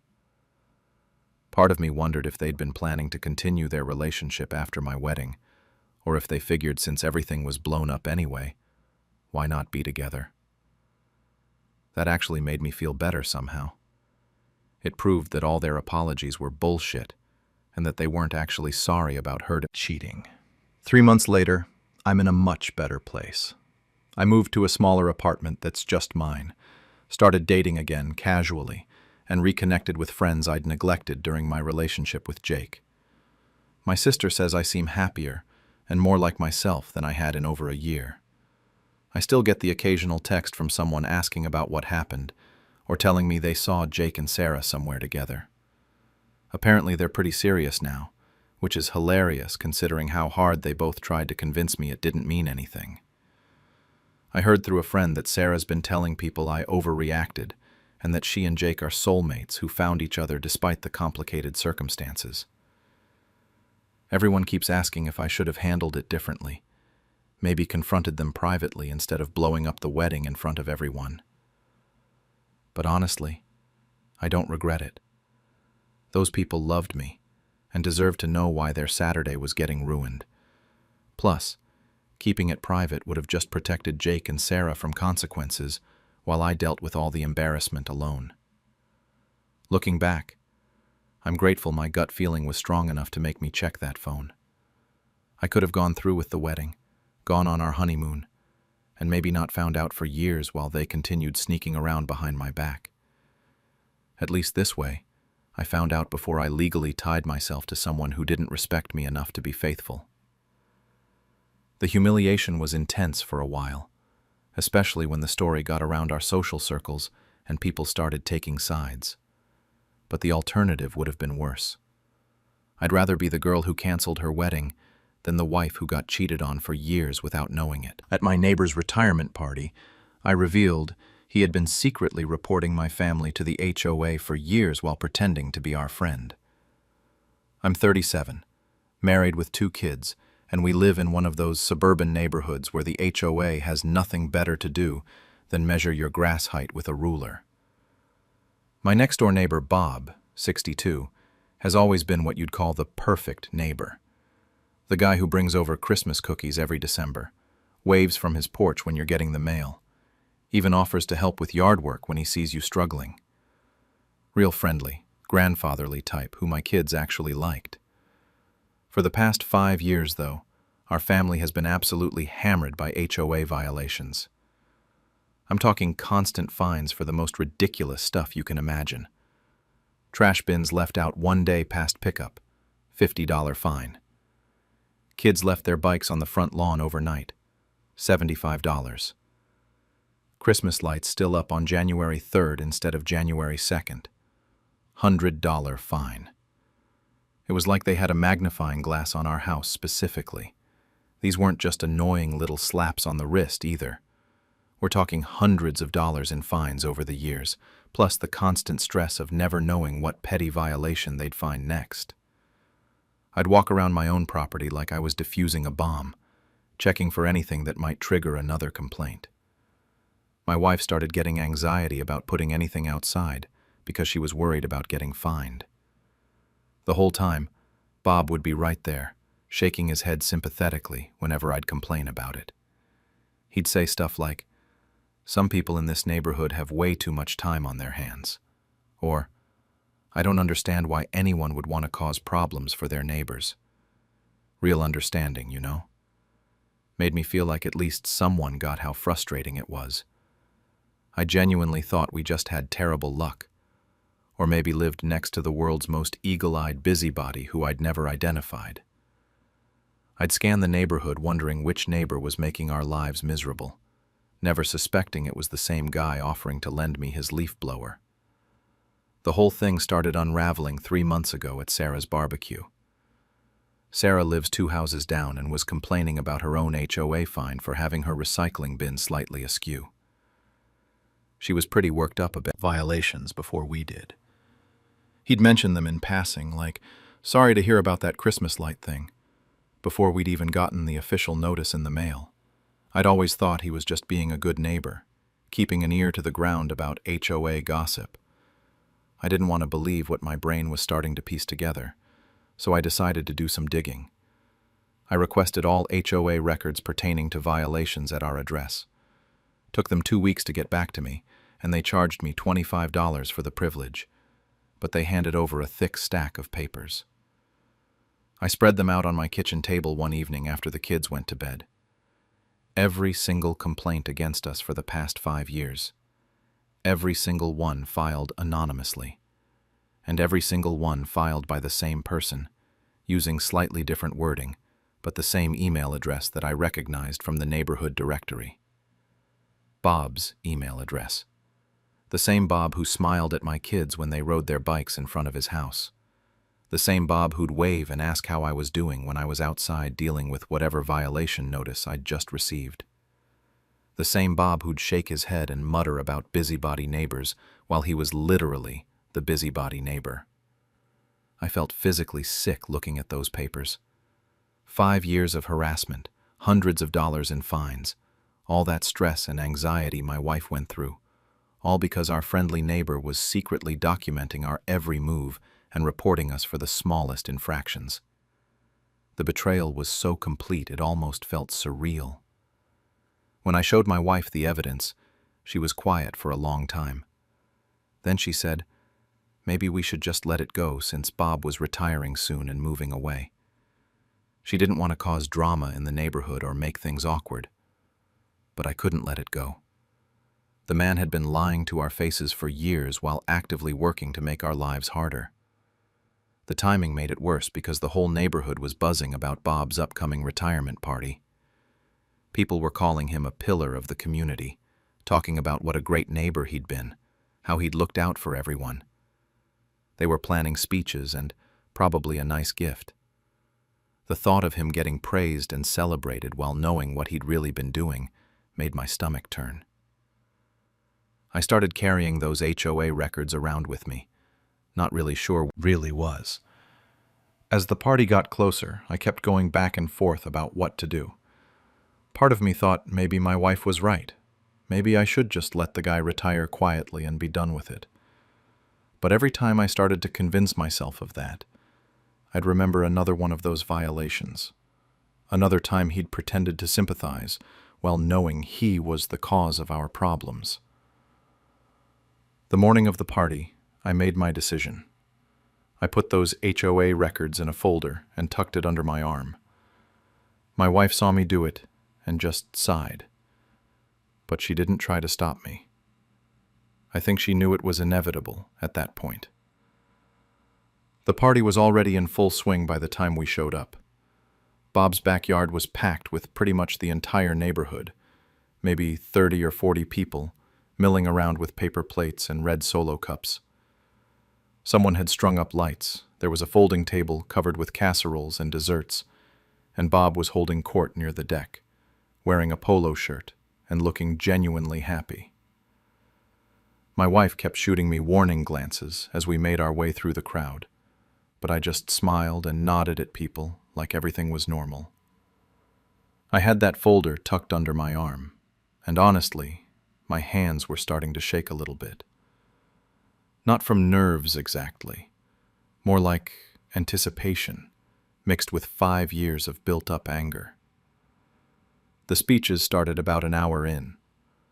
Bob's wife went first, talking about how proud she was of his career and how much the neighborhood meant to them. Then Sarah got up and talked about what a thoughtful neighbor Bob had always been. A few other people chimed in with stories about Bob helping with this or that, how he'd kept an eye on people's houses when they were out of town, how he'd always been willing to lend a hand. I stood there listening to all this praise while holding a folder full of evidence that Bob had been systematically harassing half the people in that backyard. The irony was almost funny. Except it wasn't funny at all. These people were genuinely grateful to him, talking about what a pillar of the community he was, and they had no idea who they were really celebrating. The worst part was watching Bob eat it up. He kept doing that humble thing, where he'd wave off the compliment. Couldn't help thinking about all those nights she'd stressed about HOA violations, all the money we'd paid in fines, all the times she'd triple-checked everything outside before going to bed because she was worried about getting cited. When there was a lull in the speeches, I stepped forward. My wife's grip tightened on my arm, but I gently pulled away. Bob was looking right at me with this expectant smile, probably thinking I was going to add to the pile of compliments. A few other people turned to look at me too, all friendly and attentive. I opened the folder and looked down at the papers, then back up at Bob. For just a second, I almost chickened out. He looked so normal standing there, just a regular guy at his own retirement party, surrounded by neighbors who genuinely seemed to like him. But then I remembered that email address on every single complaint, and the anger came flooding back. I started by saying that I wanted to share something about Bob that maybe not everyone knew. You could tell people were expecting some heartwarming story, the way they were all smiling and leaning in a little. Bob himself looked curious, maybe even pleased that I was going to contribute to his tribute. Then I said that Bob was actually the person who had been filing anonymous complaints with the HOA against various neighbors for years. The smiles started to fade pretty quickly. I pulled out the first sheet of paper and read the date of a complaint Bob had filed against us, then the details of what he'd reported. Trash bins out past the pickup time. Filed anonymously, but the email address was right there. The backyard got really quiet really fast. You could literally hear the neighbor's dog barking 2 houses over because everyone had stopped talking. Bob's face went through this progression, from confused to shocked to angry, like he was trying to figure out how to respond to something he clearly hadn't prepared for. I kept reading. Complaint after complaint, all with Bob's email address, all targeting different houses throughout the neighborhood.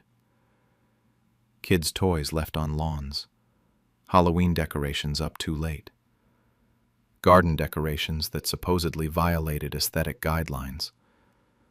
I read maybe 6 or 7 specific examples, making sure to mention the email address each could request, complete with email addresses and dates. His denials got weaker as I kept talking. The mood in that backyard shifted so fast it was almost surreal. 5 minutes earlier, these people had been praising Bob as the perfect neighbor.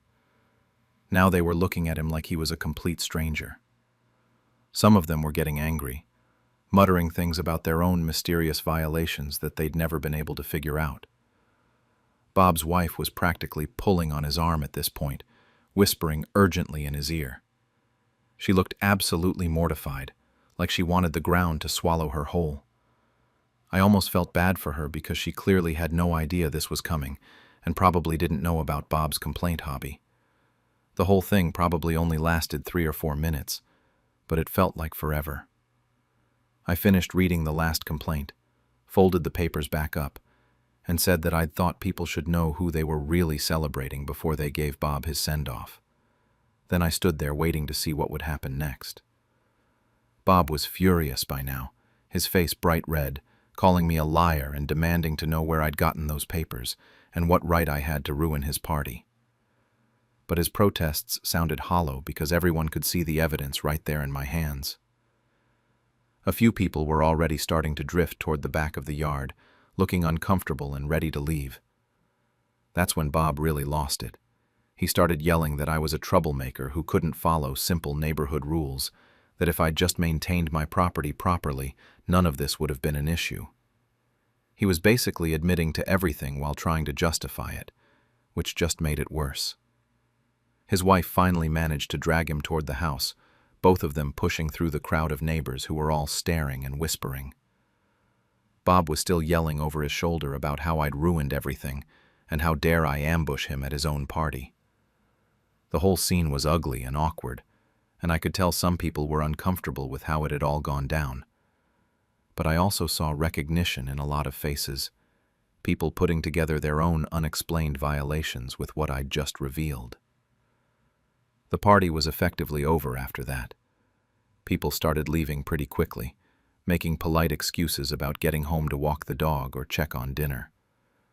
Within 15 minutes of Bob storming into his house, the backyard was practically empty. Been bugging her for years finally made sense. The guy from across the street, Mike, overheard and said the same thing. Apparently he'd been hit with multiple complaints about his landscaping choices and could never figure out who was watching his yard so closely. My wife barely spoke to me on the walk home. She wasn't yelling or anything, just disappointed in a way that was almost worse than if she'd been angry. When we got inside, she finally said she couldn't believe I'd chosen to handle it that way, that I'd embarrassed myself more than Bob. She kept saying there had to have been a better way to deal with it. I tried explaining that there wasn't a better way, that Bob had been lying to our faces for years while actively making our lives harder. But she just shook her head and said I'd stooped to his level by ambushing him at his own party in front of everyone. She made me feel like I was the bad guy for exposing what he'd been doing, which honestly made me question whether I'd done the right thing. The next morning, Our neighbor 3 houses down knocked on our door. She introduced herself as Linda, which was embarrassing because we'd lived on the same street for 5 years and I'd never actually learned her name. She thanked me for speaking up and said she'd gotten at least 8 HOA violations over the past few years that she'd never been able to trace. All stuff like her garden gnomes being too visible from the street or her car parked slightly crooked in her own driveway. Linda said she'd suspected Bob because the complaints always seemed to come right after she'd noticed him walking his dog past her house, but she'd never wanted to accuse anyone without proof. She was actually grateful that I'd confirmed what she'd been thinking, even if the way I did it was pretty dramatic. Over the next few days, more neighbors reached out with similar stories. It turned out Bob had been filing complaints about half the street, not just us. The patterns were all the same. Petty violations that were technically against HOA rules, but the kind of thing most people would just ignore, or maybe mention casually if they were feeling charitable. Bob had been treating the HOA rulebook like a weapon. The HOA board president called me on Tuesday. She said they'd received several requests from neighbors asking them to review Bob's complaint history, and they were starting an internal investigation into whether anonymous complaints. I guess they'd decided to accelerate their retirement plans. I watched from my living room window as they loaded boxes and furniture, feeling a weird mix of satisfaction and guilt. Part of me was glad to see him go, but part of me wondered if I'd gone too far. My wife was still giving me the cold shoulder. She'd make comments about how I'd handled things immaturely, how there were better ways to resolve conflicts with neighbors. She kept saying I should have just confronted Bob privately, instead of humiliating him in front of everyone. The whole thing had created tension in our own house, which wasn't what I'd intended at all. A couple of neighbors stopped by that weekend to talk about what had happened. Mike from across the street said he respected me for speaking up, but he also said it had been hard to watch, because Bob's wife seemed genuinely shocked by the whole thing. He wondered if she'd known what Bob was doing, or if she was just as much a victim of his behavior as the rest of us.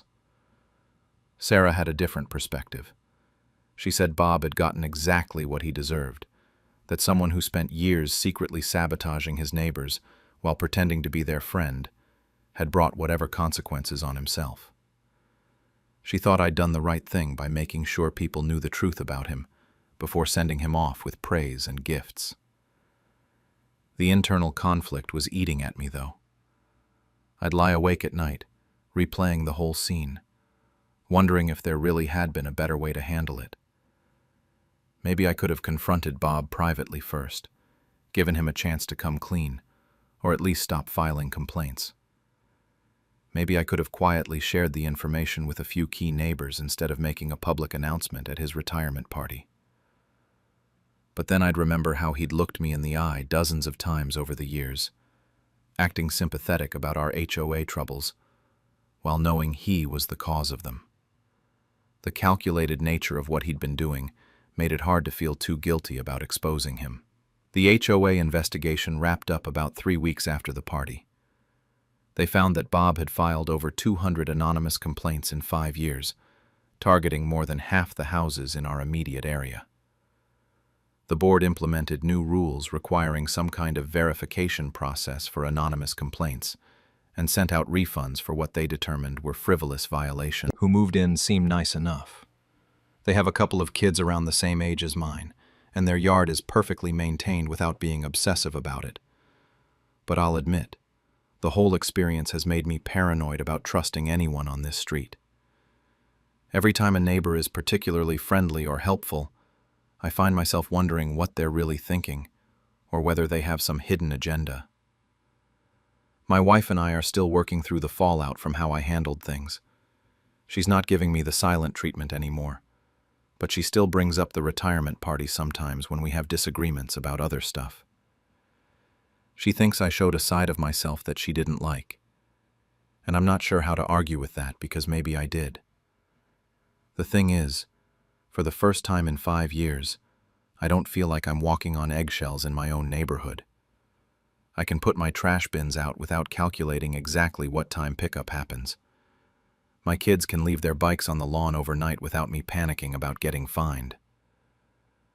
That feeling of relief is worth something, even if the way I got it wasn't pretty. I still don't know if I did the right thing.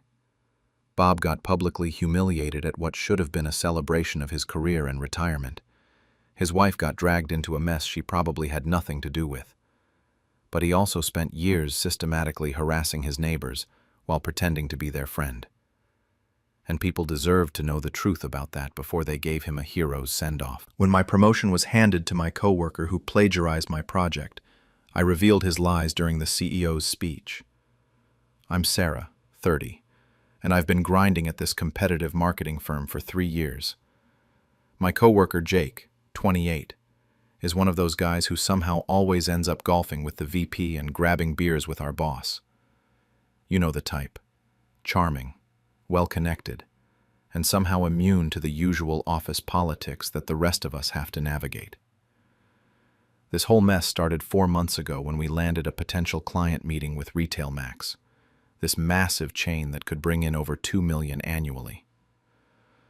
I was assigned as the lead on developing the campaign pitch, and Jake was supposed to assist me.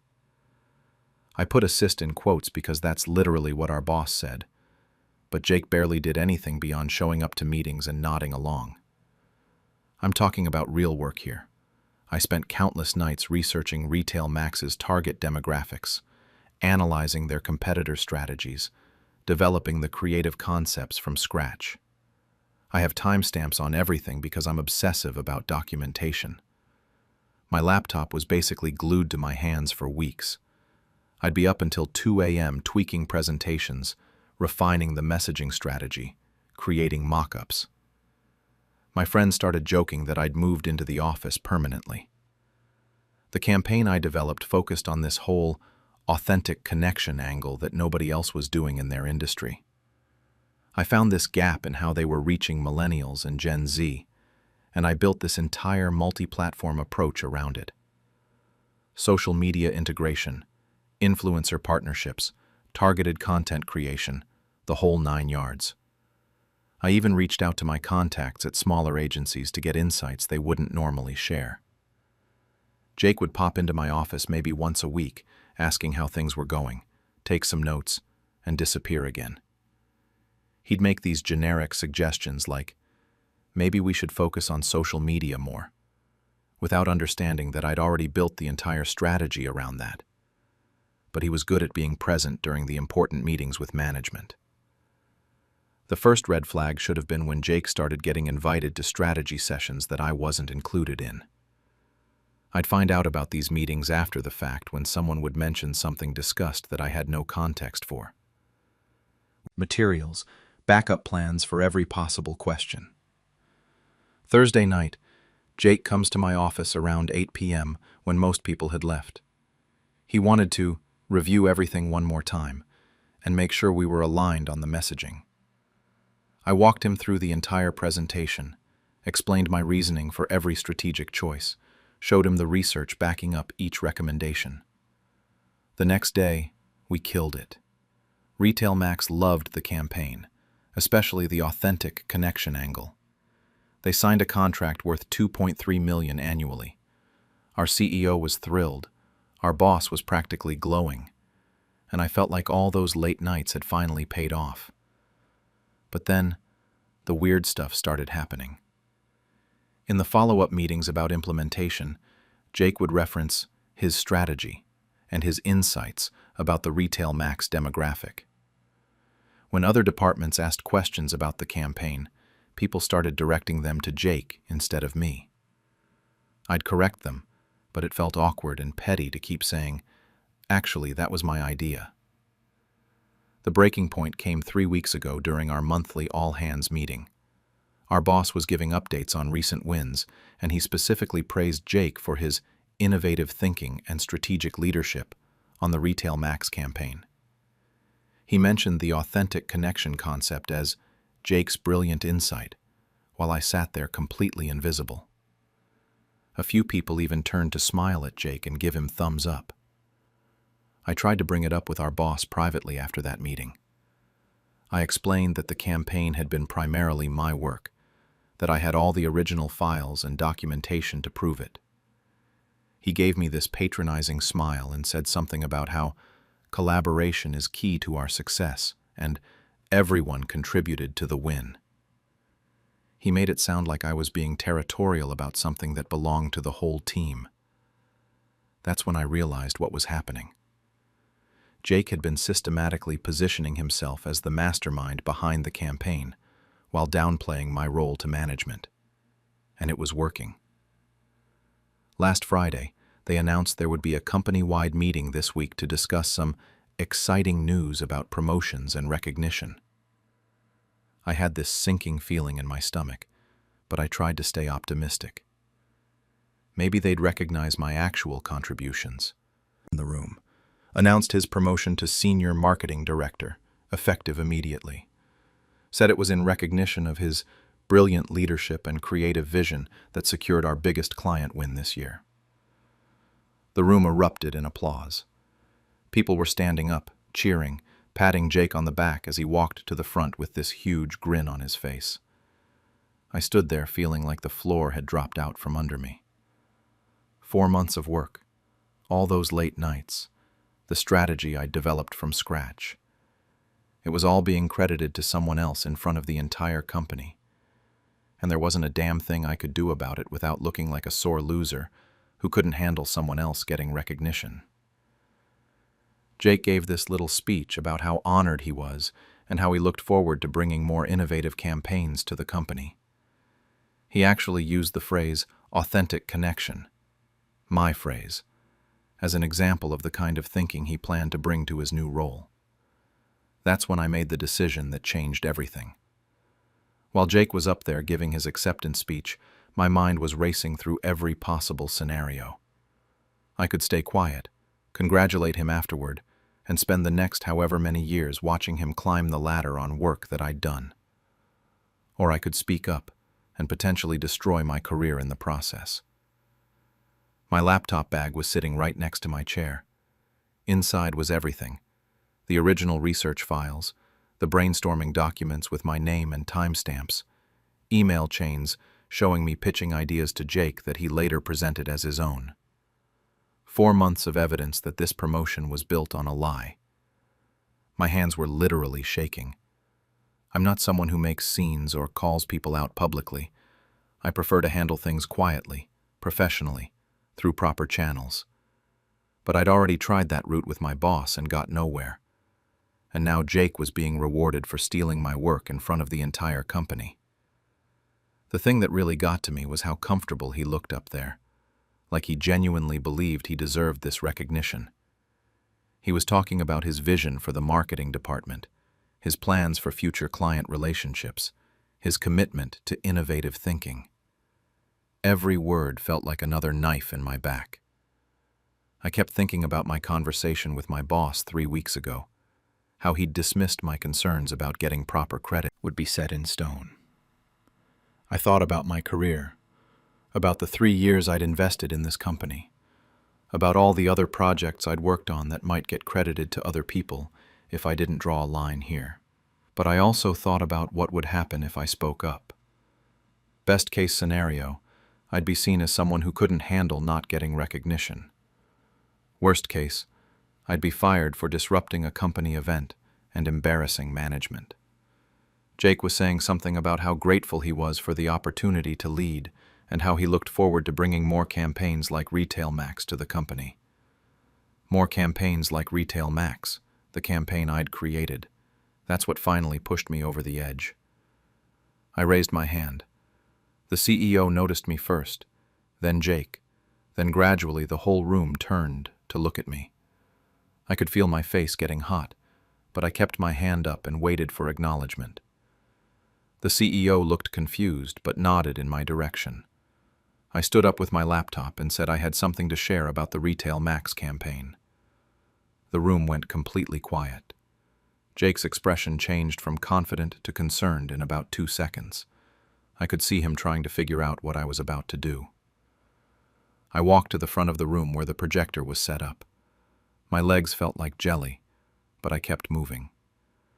Jake stepped aside to give me space, probably thinking I was going to say something complimentary about working with him.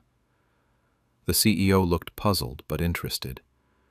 I connected my laptop to the projector and pulled up the first file, my original research document for Retail Max, created 4 months ago, 3 weeks before Jake was even assigned to assist on the project. The timestamp was clear on the screen for everyone to see. The room was dead silent. I could hear people shifting in their chairs, but nobody was talking. I pulled up the next document, my competitive analysis spreadsheet, showing weeks of research into Retail Max's competitors and market positioning. Then the brainstorming document where I'd first outlined the authentic connection strategy. Then the email I'd sent to our boss pitching the multi-platform approach. All of it dated and time-stamped, all of it clearly showing my name as the creator. Jake's face had gone completely pale. He was standing next to me but couldn't look at the screen or at me. Slide showing the authentic connection strategy, the demographic analysis, the implementation timeline. Everything that Jake had just taken credit for in his speech. The whispers started then. People were leaning over to each other, pointing at the screen, looking back and forth between me and Jake. I could hear fragments of conversations. Those are her files, and look at those timestamps, and holy shit. Our boss was in the front row looking like he wanted to disappear. He kept glancing between me, Jake, and the CEO, probably trying to figure out how to contain this situation. But it was too late for damage control. I pulled up one more document, the follow-up report I'd written after we won the Retail Max contract. The report where I'd analyzed what worked in our approach and made recommendations for future campaigns. The report that Jake had apparently been using as the basis for his innovative thinking in recent meetings. The evidence was overwhelming and undeniable. 4 months of work, hundreds of hours of effort, all documented and time-stamped and clearly showing that I'd developed this campaign from start to finish. Jake had been along for the ride, but he hadn't created anything. When I finished presenting, the room was still completely silent. Jake was staring at the floor, his face red now instead of pale. The CEO was looking at him with this expression I'd never seen before, like he was trying to reconcile the person he'd just promoted with the evidence on the screen. I disconnected my laptop and walked back to my seat without saying anything else. The evidence spoke for itself. There was nothing left to explain or justify. Either people would see what had happened, or they wouldn't. But I'd done everything I could to set the record straight. The CEO cleared his throat and said the meeting was adjourned. People started filing out immediately, but nobody was making eye contact with Jake anymore. A few colleagues caught my eye as they left. Some looked impressed, others looked uncomfortable, like they weren't sure what they'd just witnessed. Jake left without saying a word to anyone. He grabbed his things and was out the door before most people had even stood up from their chairs. I stayed in my seat for a few extra minutes, partly because my legs still felt shaky, and partly because I needed to process. Didn't see him grab his stuff or leave, he just vanished. Smart move on his part, honestly. What was he going to say? Argue with time-stamped documents? The CEO approached me before I could leave. He didn't look angry exactly, more like he was trying to process what had just happened. He asked if I could stay after to discuss the situation, which wasn't really a question. Our boss was hovering nearby, looking absolutely miserable. I'm pretty sure he knew this was going to reflect badly on him for not handling it when I'd brought it up privately. The conversation was awkward as hell. The CEO wanted to understand the timeline, how long this had been going on, why I hadn't come forward sooner. I explained that I had tried to address it through proper channels but got brushed off. I showed him the email I'd sent to our boss 3 weeks ago, outlining my concerns, and his response about collaboration and team efforts. Our boss tried to do damage control, saying he'd misunderstood my concerns, that he thought I was just looking for more recognition, rather than reporting plagiarism. But the CEO wasn't buying it. You could see him putting together how this had escalated to the point where an employee felt compelled to expose a colleague publicly. They told me to go home for the rest of the day while they sorted things out, which was corporate speak for, we need to figure out how to handle this mess without getting sued by anyone. I spent the weekend wondering if I'd still have a job on Monday. Part of me felt vindicated. I'd finally gotten the truth out there. But another part kept thinking about how I could have handled it differently. Maybe found a way to address it that didn't involve humiliating Jake in front of everyone. Monday morning, I got called into HR before I even made it to my desk. The HR director, Lisa, was there with some woman I didn't recognize, who turned out to be from the legal department. They informed me that they were launching a formal investigation into the allegations I'd raised. Over the next week, I had to provide everything. All my original files, email communications, drafts, research notes, even my browser history showing when I'd accessed certain websites for the Retail Max research. They interviewed other people who'd worked on the campaign. Arrived. Word travels fast in offices, and by Wednesday everyone knew he'd been suspended pending the investigation results. The reactions from my colleagues were all over the map. Some people were supportive in private, but wouldn't say anything publicly. A few came up to me quietly and shared their own stories about Jake taking credit for things. Apparently this wasn't an isolated incident. One woman from the design team told me he'd presented her concept layouts as his own work in client meetings multiple times. But others clearly thought I'd gone too far. I overheard someone in the break room saying I should have handled it more professionally, instead of ambushing Jake like that. Another person mentioned that even if I was right about the work being mine, the public call-out was unnecessary drama that made everyone uncomfortable. My relationship with management became incredibly strained. Our boss barely made eye contact with me and started communicating mostly through email, even when I was sitting 10 feet away from him. The CEO was cordial but distant.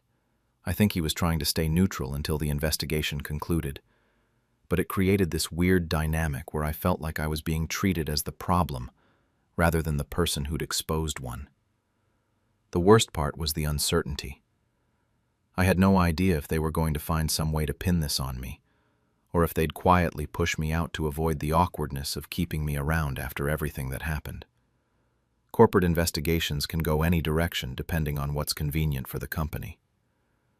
2 weeks after the meeting incident, Lisa called me back into HR. The investigation had concluded that my allegations were substantiated. Jake had been terminated for misrepresentation of work contributions and violation of professional ethics standards. They were reversing his promotion and considering me for the senior marketing director position instead. But here's the thing. It didn't feel like the victory I thought it would. The whole office dynamic had shifted. Some people were congratulating me, but others were keeping their distance like I was someone who might call them out publicly too. The trust and camaraderie that makes a workplace actually function had been damaged. Jake's termination created its own set of problems. He'd been assigned to several ongoing projects that now needed to be redistributed. Clients who'd been working with him had to be reassigned. Standing up for yourself at work is complicated. On one hand, I'm glad I didn't let Jake's theft slide. If I hadn't spoken up, he'd probably still be there, taking credit for other people's work and getting promoted for it.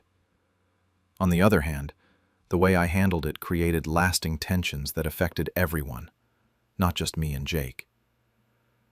I've been in the senior marketing director role for 2 months now, and I'm good at the job.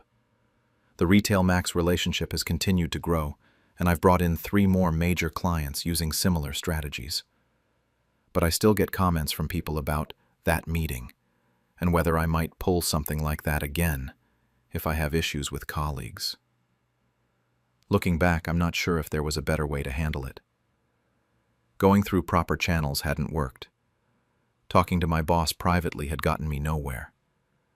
Jake was actively benefiting from stealing my work and showed no signs of stopping. Maybe the public confrontation was the only thing that would have gotten anyone's attention. But I also can't ignore that my actions had consequences beyond just correcting the record. Jake lost his job, and probably his reputation in the industry. My relationship with management took months to rebuild. The office culture became more paranoid and less collaborative. Sometimes I wonder if the cost was worth it, even though I know I was right about the plagiarism. The question I keep coming back to is whether there's ever a clean way to handle workplace theft like this, or if exposing it always requires accepting that you're going to damage relationships and create uncomfortable situations for everyone involved. During my father's funeral, I told everyone the real reason my brother refused to speak to him for years. I'm 35, the eldest son, and I've been carrying this family secret like a weight in my chest for way too long. My younger brother Jake is 32, and he hasn't spoken to our father in 5 years. Not a word. Not even when Dad was dying in the hospital last week. My mom Carol, who's 63, always played the peacekeeper role in our house. She'd make excuses for Dad's behavior and beg us to just keep the peace whenever things got ugly. After Jake cut contact, she kept hoping they'd reconcile before it was too late. Well, it was too late now. Dad died of a massive heart attack 3 days ago. Sudden, no warning. 1 minute he was arguing with a cashier at Home Depot about a return policy. The next minute he was on the floor. That's honestly pretty fitting for how he lived his life. Always had to have the last word, even with strangers. The thing about my father is that he was two completely different people. To everyone outside our family, he was this charming, helpful guy who'd give you the shirt off his back. He coached Little League for years, helped neighbors with home repairs, volunteered at the food bank during holidays. People genuinely loved him. But at home, behind closed doors, he was manipulative, cruel, and had this need to control everything and everyone around him. When Jake stopped talking to him 5 years ago, Dad immediately went into victim mode.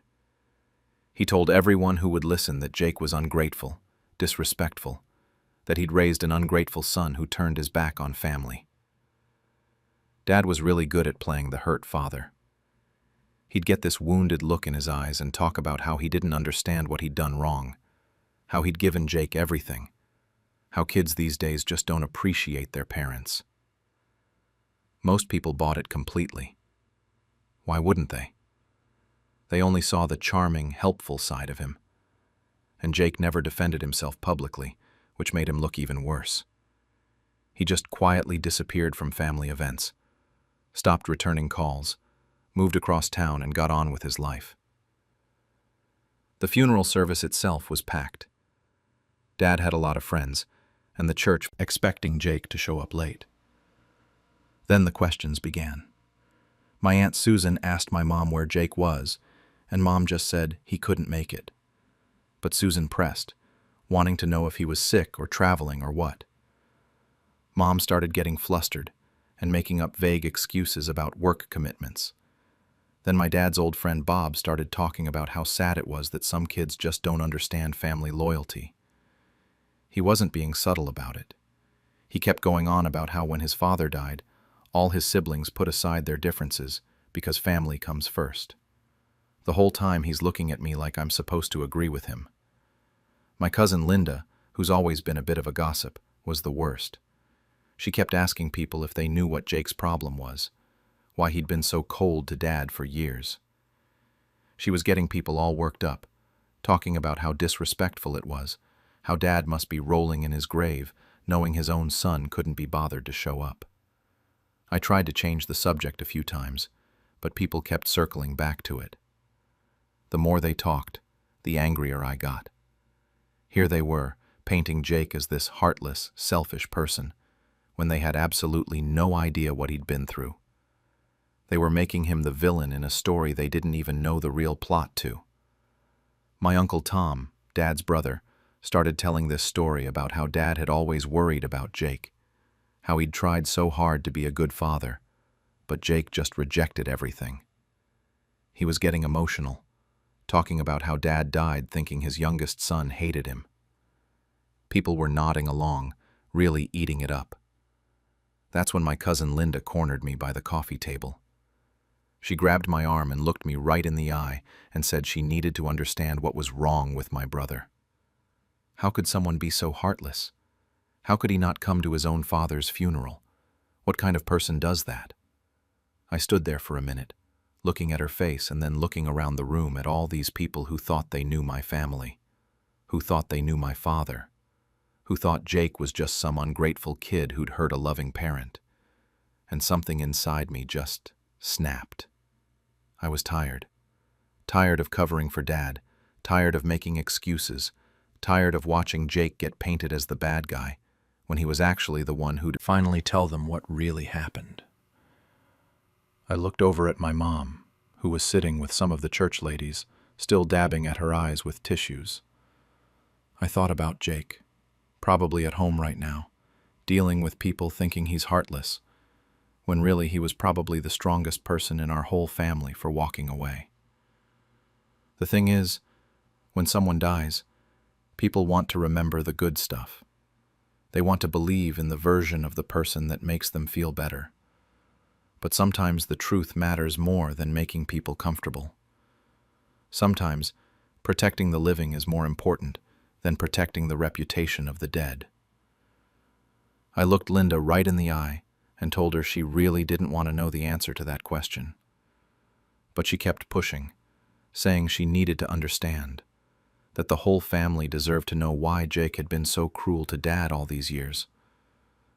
Other people started gathering around us, nodding along, wanting answers. That's when I made the decision that changed everything. I told Linda that if she really wanted to know, I'd tell everyone at once, but she might not like what she heard. She said yes, absolutely, the family had a right to know the truth about Jake's behavior. So I walked up to the front of the room where they had a little podium set up for people who wanted to share memories. My mom looked up at me with this hopeful expression, probably thinking I was going to give some nice speech about Dad that would make everyone feel better and put this whole Jake situation to rest. I had a eulogy in my jacket pocket. I'd spent 2 days writing it, full of safe, generic stuff about Dad being a family man and pillar of the community. All the things people expected to hear. But standing there, looking at 40 people who thought they knew my father, I couldn't bring myself to read those lies. The room got quiet when I started talking.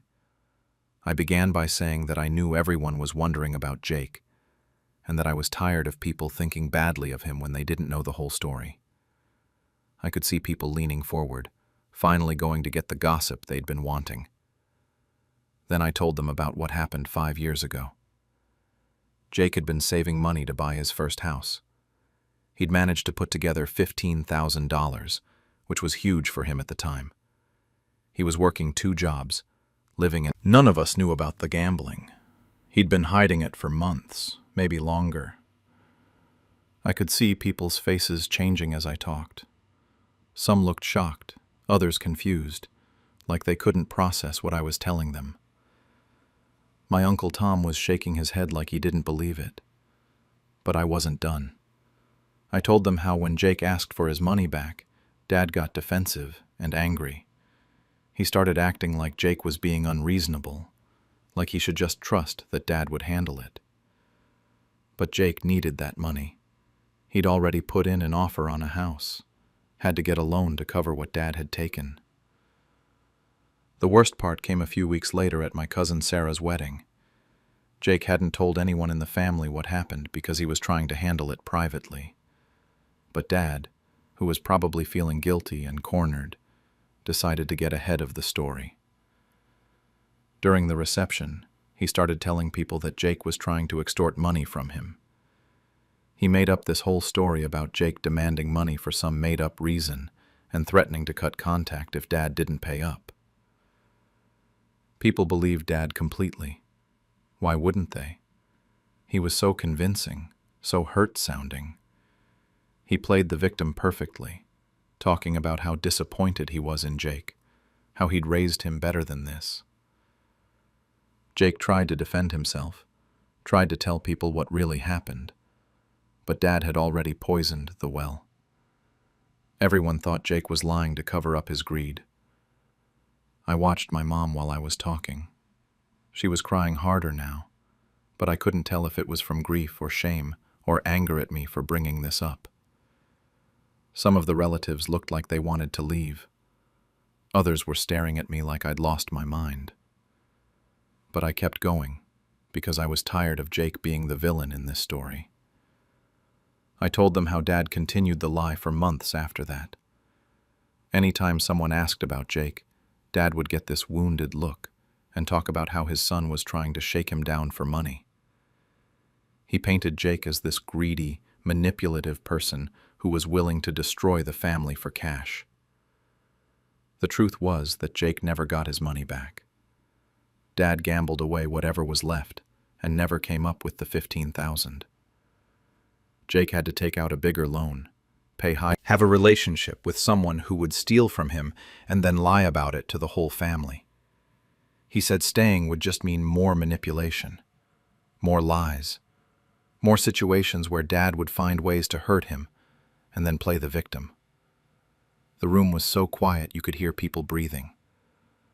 I looked around at all these faces, people who'd known my father for years, who'd thought they understood our family dynamics. Some of them were starting to nod, like pieces were falling into place for them. Others looked angry, but I wasn't sure if they were angry at Dad or at me for telling them this. My Aunt Susan was staring at me with her mouth open. My Uncle Tom looked like he was trying to decide whether to believe me or not. Linda, who'd started this whole thing by demanding answers, was just standing there looking stunned. I finished by saying that Jake didn't skip the funeral because he was heartless or disrespectful. He skipped it because he'd learned that our father was someone who would hurt his own children to protect himself, and he wasn't willing to pretend that was okay just because the man was dead now. I said that maybe instead of judging Jake for his absence, people should think about why someone would feel the need to protect themselves from their own parent. Then I walked away from the podium and went to sit back down. The room stayed quiet for what felt like forever. People were looking at each other, looking at me, looking at my mom. Nobody seemed to know what to do with this information.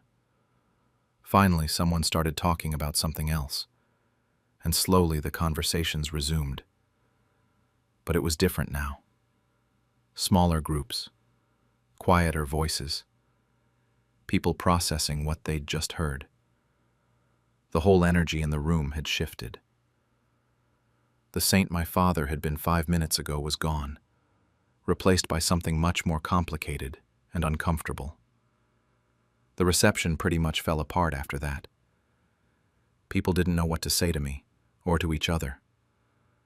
Some relatives made a point of coming over to hug me before they left, whispering things like, "I always wondered," or "That explains a lot." But others couldn't get out of there fast enough. They'd grab their coats and purses and mumble something about having to get home, avoiding eye contact with me completely. My Uncle Tom came up to me while I would be about honoring him, that I'd made his funeral about Jake instead of about celebrating Dad's life. She was crying when she said it, really angry crying, and she told me she was ashamed of me. But then there were the other reactions. My cousin Sarah, whose wedding was where Dad had originally spread those lies about Jake, came up to me and apologized. She said she'd always felt bad about how Jake was treated that day, but didn't know what to believe. She said it made sense now, that she remembered Jake looking devastated during the reception, and Dad seeming almost too eager to tell his side of the story. Some of Dad's friends looked genuinely shocked. His poker buddy Frank asked me if I was sure about the gambling, because Dad had never mentioned having a problem. I told him I was sure, that Mom had found betting slips and credit card statements after Dad died, stuff she'd never seen before. Frank just shook his head and said he wished he'd known. Maybe he could have helped. The hardest part was dealing with Mom. She barely looked at me while people were leaving. She sat in her chair accepting condolences and hugs, but whenever someone brought up what I'd said, she'd just nod and change the subject. A few people asked her if she knew about the gambling, and she admitted that she'd found evidence of it after Dad died, but hadn't known the extent of it while he was alive. When it was just family left in the hall, Mom finally talked to me. She asked me why I couldn't have just let it go, why I had to bring up old pain on the day we were supposed to be saying goodbye to Dad. She said she understood I wanted to defend Jake, but that there had to have been a better way. She wasn't angry exactly, more like disappointed and exhausted. I tried to explain that people were trashing Jake's name, making him out to be this heartless person, when he was actually the victim in the situation. I told her I was tired of watching him get blamed for something Dad had done to him. But she just kept saying that the truth didn't bring Dad back, didn't fix their relationship, didn't make anything better for anyone. The drive home was awful. Mom rode with my Aunt Susan, and I could tell she just wanted space from me. I kept replaying the whole thing in my head, wondering if I'd met the reception. People apologizing for believing Dad's version of events. People saying they finally understood why he'd felt the need to cut contact. Apparently, my cousin Sarah had called him crying, saying she was sorry for how he'd been treated at her wedding. The best part of the conversation was when Jake told me he'd been thinking about coming home for a visit. He said it would be the first time in 5 years, but that maybe now it wouldn't be so complicated. Maybe people would stop looking at him like he was the family disappointment. We've been talking every day since the funeral. Real conversations, not just the awkward check-ins we used to do once every few months. He's planning to come visit next month, and he asked if I thought Mom would be okay with it. I honestly don't know the answer to that yet. Mom hasn't spoken to me since that day at the church hall, and it's been almost 3 weeks now. She's not answering my calls or texts. My Aunt Susan told me that Mom feels like I betrayed the family, like I chose Jake over Dad and over her. She apparently keeps saying that I made Dad's funeral about settling old scores instead of about honoring his memory. Some of the extended family is split down the middle. About half of them have reached out to say they understand why I did what I did, that they're glad to finally know the truth. The other half thinks I was completely out of line. My Uncle Tom won't talk to me. My Aunt Margaret sent me a long text about how I've torn the family apart, and that Dad would be heartbroken if he could see what I'd done. The weird thing is that I don't really regret it. I mean, I feel bad about hurting Mom, and I wish the timing could have been different. But I'm not sorry for defending Jake, or for telling people the truth about what kind of person Dad really was. I spent 5 years watching my brother get painted as the villain while Dad played the victim, and I was just done with it. I keep thinking about all those people at the funeral who were so quick to judge Jake for not showing up. They were ready to write him off as heartless, without knowing anything about his side of the story. Dad had been dead for 3 days, and they were still believing his lies, still letting him control the narrative even from the grave. Maybe there's never a good time to expose someone's lies. Went through something terrible that our father put him through. Someone needed to tell his side of the story, even if it meant admitting that our father wasn't the man everyone thought he was. Right before my sister's engagement toast, I revealed that her fiancé had been secretly dating one of her bridesmaids. I, 27, have been dealing with this absolute nightmare situation involving my sister Emma, 30, and what was supposed to be the happiest day of her life. Looking back now, I should have seen the signs earlier, but honestly, I was just trying to be a supportive brother. Emma had been with Mark, 32, for about 2 years. Everyone in our family thought he was great. My parents constantly gushed about how polite and charming he was, how he remembered everyone's birthdays, how he was clearly the one for Emma. I'll admit, I liked him too. He seemed genuine, made Emma laugh, and treated her well. When he proposed 6 months ago, Emma called me crying tears of joy at like midnight, and I was genuinely happy for her. The engagement party had been Emma's dream since she got engaged. She spent months planning every detail at this fancy country club that cost more than my car. She kept sending me pictures of centerpieces and asking my opinion on the menu, even though I told her I'd eat whatever she put in front of me. She was so excited about everything. The decorations, the guest list, the whole production. This was her moment, and she wanted it to be perfect. The guest list was huge. All our extended family was coming. Aunts, uncles, cousins I hadn't seen in years. Emma's college friends, her co-workers, Mark's family, even some of our parents' friends. She had asked me to give a toast, which honestly made me nervous because I'm not great at public speaking, but I loved my sister and wanted to make her happy. I spent weeks working on this speech about how she used to line up all her dolls and stuffed animals for pretend weddings when we were kids, and how she'd make me play the groom for whichever toy she'd decided was getting married that day. Sarah had been Emma's best friend since college. They were inseparable, constantly texting, having girls' nights, shopping together for wedding stuff. Sarah was the maid of honor, obviously, and Emma was so excited to have her best friend by her side for everything. I'd met Sarah plenty of times over the years at family gatherings and Emma's birthday parties. She seemed nice enough, always laughing at Emma. Them practically jumped to opposite sides of the back seat. The look of pure terror on Mark's face is something I'll never forget. Sarah went completely white and started stammering something about how this wasn't what it looked like. I just sat there for a second, trying to process what I was seeing. This was my sister's fiancé with her best friend, and they were clearly not just talking about wedding plans.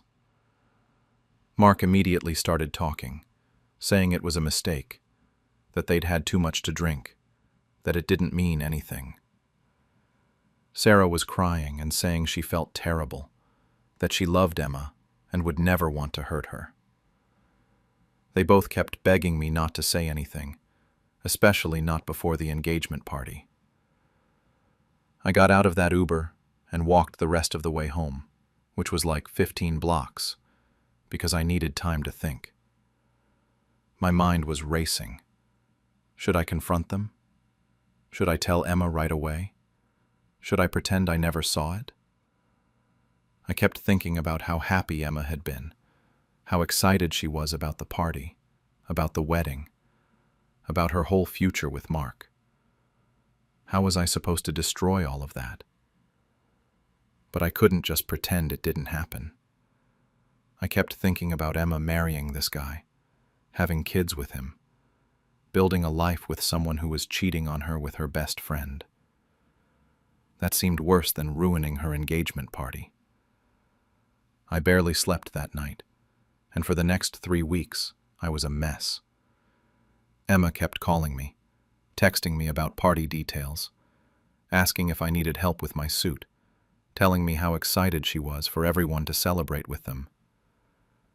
Every conversation felt like torture, because I knew something she didn't, and I knew it was going to destroy her. Mark acted completely normal around everyone, still playing the perfect fiancé role. Sarah was still coming to all the wedding planning stuff, still acting like Emma's devoted best friend. It made me sick. I started paying more attention to their interactions at family dinners and wedding planning meetings. Now that I knew what to look for, I noticed little things. How Mark and Sarah would avoid eye contact. How they never stood near each other. How Sarah would get weird and quiet whenever Mark was around. Wasn't hard to find. They hadn't been very careful about their digital trail. There were messages, photos, timestamps that showed they'd been together when they'd told Emma they were doing other things. It had been going on for months, not just the one night I caught them. The night of the engagement party arrived, and I felt like I was going to throw up. Emma looked beautiful in this blue dress she'd bought specifically for the occasion. Mark was in his expensive suit, playing the role of the devoted fiancé perfectly. Sarah was there too, acting like the supportive maid of honor, helping Emma with her hair and makeup, laughing at all the right moments. The whole thing felt like a performance, and I was the only one who knew the truth. The country club was decorated exactly how Emma had wanted. Flowers everywhere, fairy lights, elegant table settings. All our family and friends were there, dressed up and ready to celebrate. Everyone kept coming up to me asking about my toast, joking about whether I was going to embarrass Emma with childhood stories. I had my prepared speech in my pocket, but I knew I wasn't going to use it. As the evening went on, I watched Mark and Sarah carefully. They were doing a good job of avoiding each other, but I could see the tension. When someone suggested taking group photos with the wedding party, they both looked uncomfortable. When Emma grabbed Sarah's hand and started talking about how excited she was to have her best friend as her maid of honor, Sarah couldn't even look her in the eye. Finally, it was time for the toasts. Emma's friends went first, then Mark's brother. Then our dad gave this emotional speech about how proud he was of Emma and how welcoming Mark into the family. Everyone was laughing and crying and having this beautiful moment. Then they called my name, and Emma beamed at me from across the room, so excited to hear what her little brother had to say about her big day. I stood up, took the microphone, and looked out at all these people who loved Emma and wanted to celebrate her happiness. Mark was smiling at me encouragingly. Sarah was standing next to Emma, playing her role perfectly. And I knew that in about 30 seconds, I was going to destroy everything. I suddenly seemed to realize something was wrong because the color drained from her face. For those 3 weeks leading up to this moment, I had gone back and forth a million times. Should I tell Emma privately before the party? Should I confront Mark and give him a chance to come clean? Should I just stay out of it and let them figure it out themselves? I kept thinking, maybe it really was just a one-time mistake. Maybe they were telling the truth about it being over. But every time I saw Emma talking about wedding plans or gushing about how perfect Mark was, I felt sick. I had tried to convince myself that it wasn't my business, that maybe Emma would be happier not knowing. But then I'd think about her walking down the aisle to marry someone who had already cheated on her with her best friend, and I knew I couldn't let that happen. What kind of brother would I be if I let her build her entire future on a lie? The room was getting quieter as people realized I hadn't started talking yet. Someone in the back made a joke about me being nervous, and everyone laughed. Emma was still beaming at me, completely oblivious to what was coming. My parents were at their table looking proud and expectant. Mark's family was there, Sarah's parents, all of Emma's co-workers who had heard so much about her amazing fiancé and wonderful best friend. I started talking, but not the words anyone was expecting.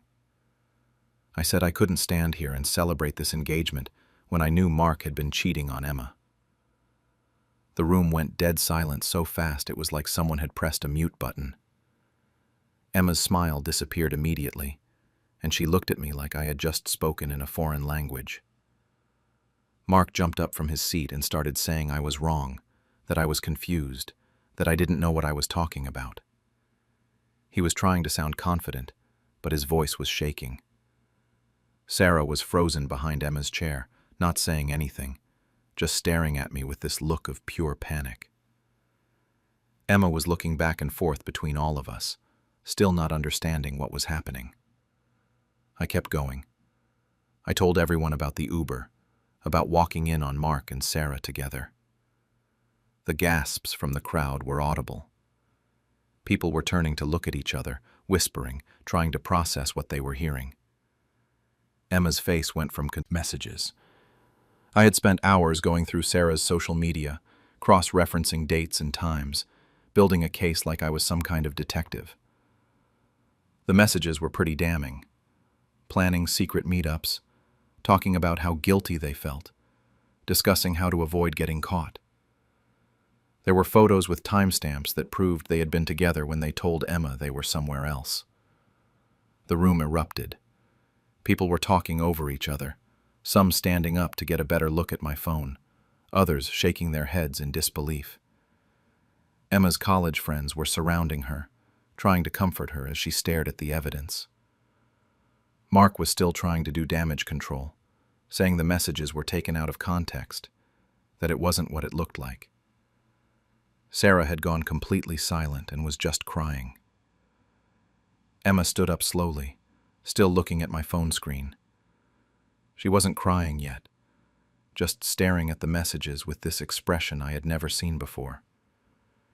It was like she was processing everything piece by piece, connecting dots in her head. Then she looked at Sarah, her best friend since college, the person she had chosen to stand next to her at her wedding. Sarah tried to grab Emma's hands, saying she could explain everything, that it wasn't what it seemed. Emma pulled away and asked her if it was true. Just a simple question. Was it true? Sarah couldn't answer. She just kept crying and saying she was sorry, which was basically a confession. Mark was getting desperate now. He started talking about how it was just physical, that it didn't mean anything, that he loved Emma and wanted to marry her. He was saying Sarah had come on to him, that he had been drunk and made a mistake, that it was over and would never happen again. He was throwing Sarah under the bus to save himself, which made the whole thing even more disgusting. People were starting to take sides. Some of Emma's friends were yelling at Mark and Sarah. My dad looked like he wanted to punch something. My mom was crying. Mark's family looked mortified and confused. A few people were actually yelling at me, saying I should have handled this privately, that I had no right to humiliate Emma in front of everyone. Emma finally spoke, but her voice was so quiet that people had to strain to hear her. Entire world was crumbling in front of 80 people. She was still wearing her engagement ring, still in her beautiful blue dress, still surrounded by all the decorations she had spent months planning. But everything had changed. Mark made one last desperate attempt to salvage the situation. He got down on one knee, right there in front of everyone, and started talking about how much he loved Emma, how he wanted to spend the rest of his life with her, how they could work through this together. He was begging her not to throw away their future over what he kept calling a mistake. Emma looked down at him for a long moment, then took off her engagement ring and dropped it on the floor next to him. She didn't say anything else. She just walked out of the room, leaving behind 80 shocked guests, a pile of expensive decorations, and the ruins of what was supposed to be the happiest night of her life. The room exploded into chaos after she left. People were arguing about whether I had done the right thing, whether Mark and Sarah were telling the truth about it being over, whether Emma would forgive them.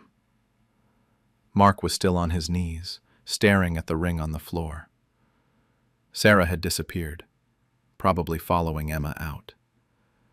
And I was standing there with the microphone, realizing I had just blown up my sister's life in front of everyone she cared about. The immediate aftermath was complete chaos. After Emma walked out, the country club basically turned into a war zone. Mark was still on his knees, staring at the engagement ring on the floor, like he couldn't believe what had just happened. Sarah had completely disappeared. I think she ran out right after Emma, but honestly, everything was moving so fast I couldn't keep track of everyone. My dad was the first person to confront me. He pulled me aside while people were still shouting and arguing, and told me I had just humiliated Emma in front of everyone she cared about. He said I should have come to him first, or talked to Emma privately. Anything except what I had just done. My mom was crying and asking how we were going to explain this to all the relatives who had traveled from out of state. She kept saying that Emma would never forgive me for ruining her special day. But not everyone was mad at me. Emma's friend thing had been blown out of proportion, that I had misunderstood what I saw. But nobody was really buying it, especially after seeing those text messages. The country club staff didn't know what to do. They had prepared this beautiful dinner for everyone, but half the guests were leaving, and the guest of honor was gone. My parents ended up having to pay for the whole thing anyway, since it was too late to cancel.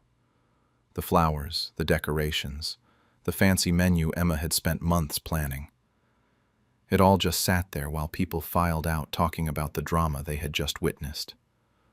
I drove around for hours that night looking for Emma. I checked her apartment, our parents' house, her favorite coffee shop, anywhere I thought she might go. I called and texted, but she wasn't responding to anyone. Finally, around 2 a.m., I found out from my mom that Emma had shown up at home and locked herself in her childhood bedroom. She wouldn't talk to anyone and had turned off her phone. The next few days were brutal. Emma stayed in her room and refused to see anyone, including me. My parents were furious with me for handling the situation the way I did. They kept saying I could have told Emma privately instead of destroying her in front of everyone. My dad barely spoke to me for a week. Extended family members were calling, asking what had happened and why the engagement was off, and nobody knew what to tell them. Mark kept trying to contact Emma through everyone he could think of. He called my parents, her friends, even showed up at her work trying to talk to her. He was spinning this story that he and Sarah had made a drunken mistake one night, that they both felt terrible about it, and that it was completely over.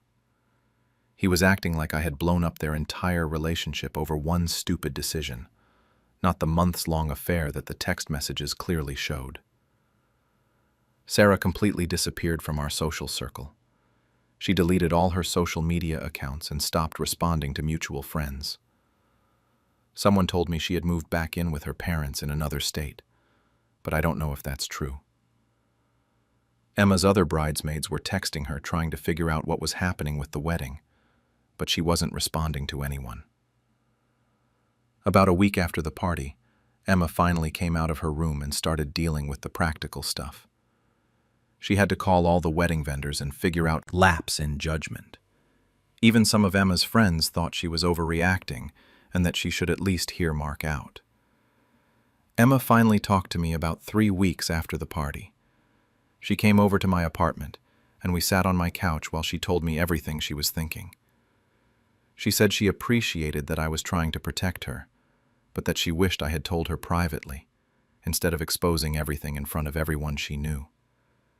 She felt humiliated, not just by Mark and Sarah's betrayal, but by having it revealed so publicly. But she also said she was glad she found out before the wedding. She had started going through their relationship in her head, remembering times when Mark had been distant, or when Sarah had acted weird, and everything made sense now. She realized the affair had probably been going on much longer than just the few months the text messages showed. She said she felt stupid for not seeing the signs, but also grateful that she didn't marry someone who could lie to her face for months. The hardest part for Emma was losing Sarah. She said she could almost understand Mark cheating. People cheat on their partners all the time, as terrible as it is. But having her best friend, the person she trusted most in the world besides family, betray her like that felt worse than the cheating itself. Sarah had been helping her plan the wedding, listening to her talk about how excited she was, acting like the supportive friend while secretly sleeping with Emma's fiancé. Mark kept trying to win Emma back for months. He sent flowers to her work, wrote long letters explaining how sorry he was, even showed up at family events hoping to talk to her. He was telling anyone who would listen that he had made a terrible mistake, but that he loved Emma and wanted to fix things. He started going to therapy and kept texting Emma about how he was working on himself and becoming a better person. Emma moved back in with our parents while she figured out what to do next. She had been living with Mark, so she had to find a new apartment and basically rebuild her life. Some of her friends rallied around her and helped her move her stuff out while Mark was at work. Others seemed to think she was being too harsh and should give him another chance since he seemed genuinely sorry. The family dynamics have been weird ever since. Some relatives still blame me for handling it the wrong way. They think it sucked. She's grateful it happened before she married him and potentially had kids with him. She said she can't imagine how much worse it would have been to discover the affair after they were already married.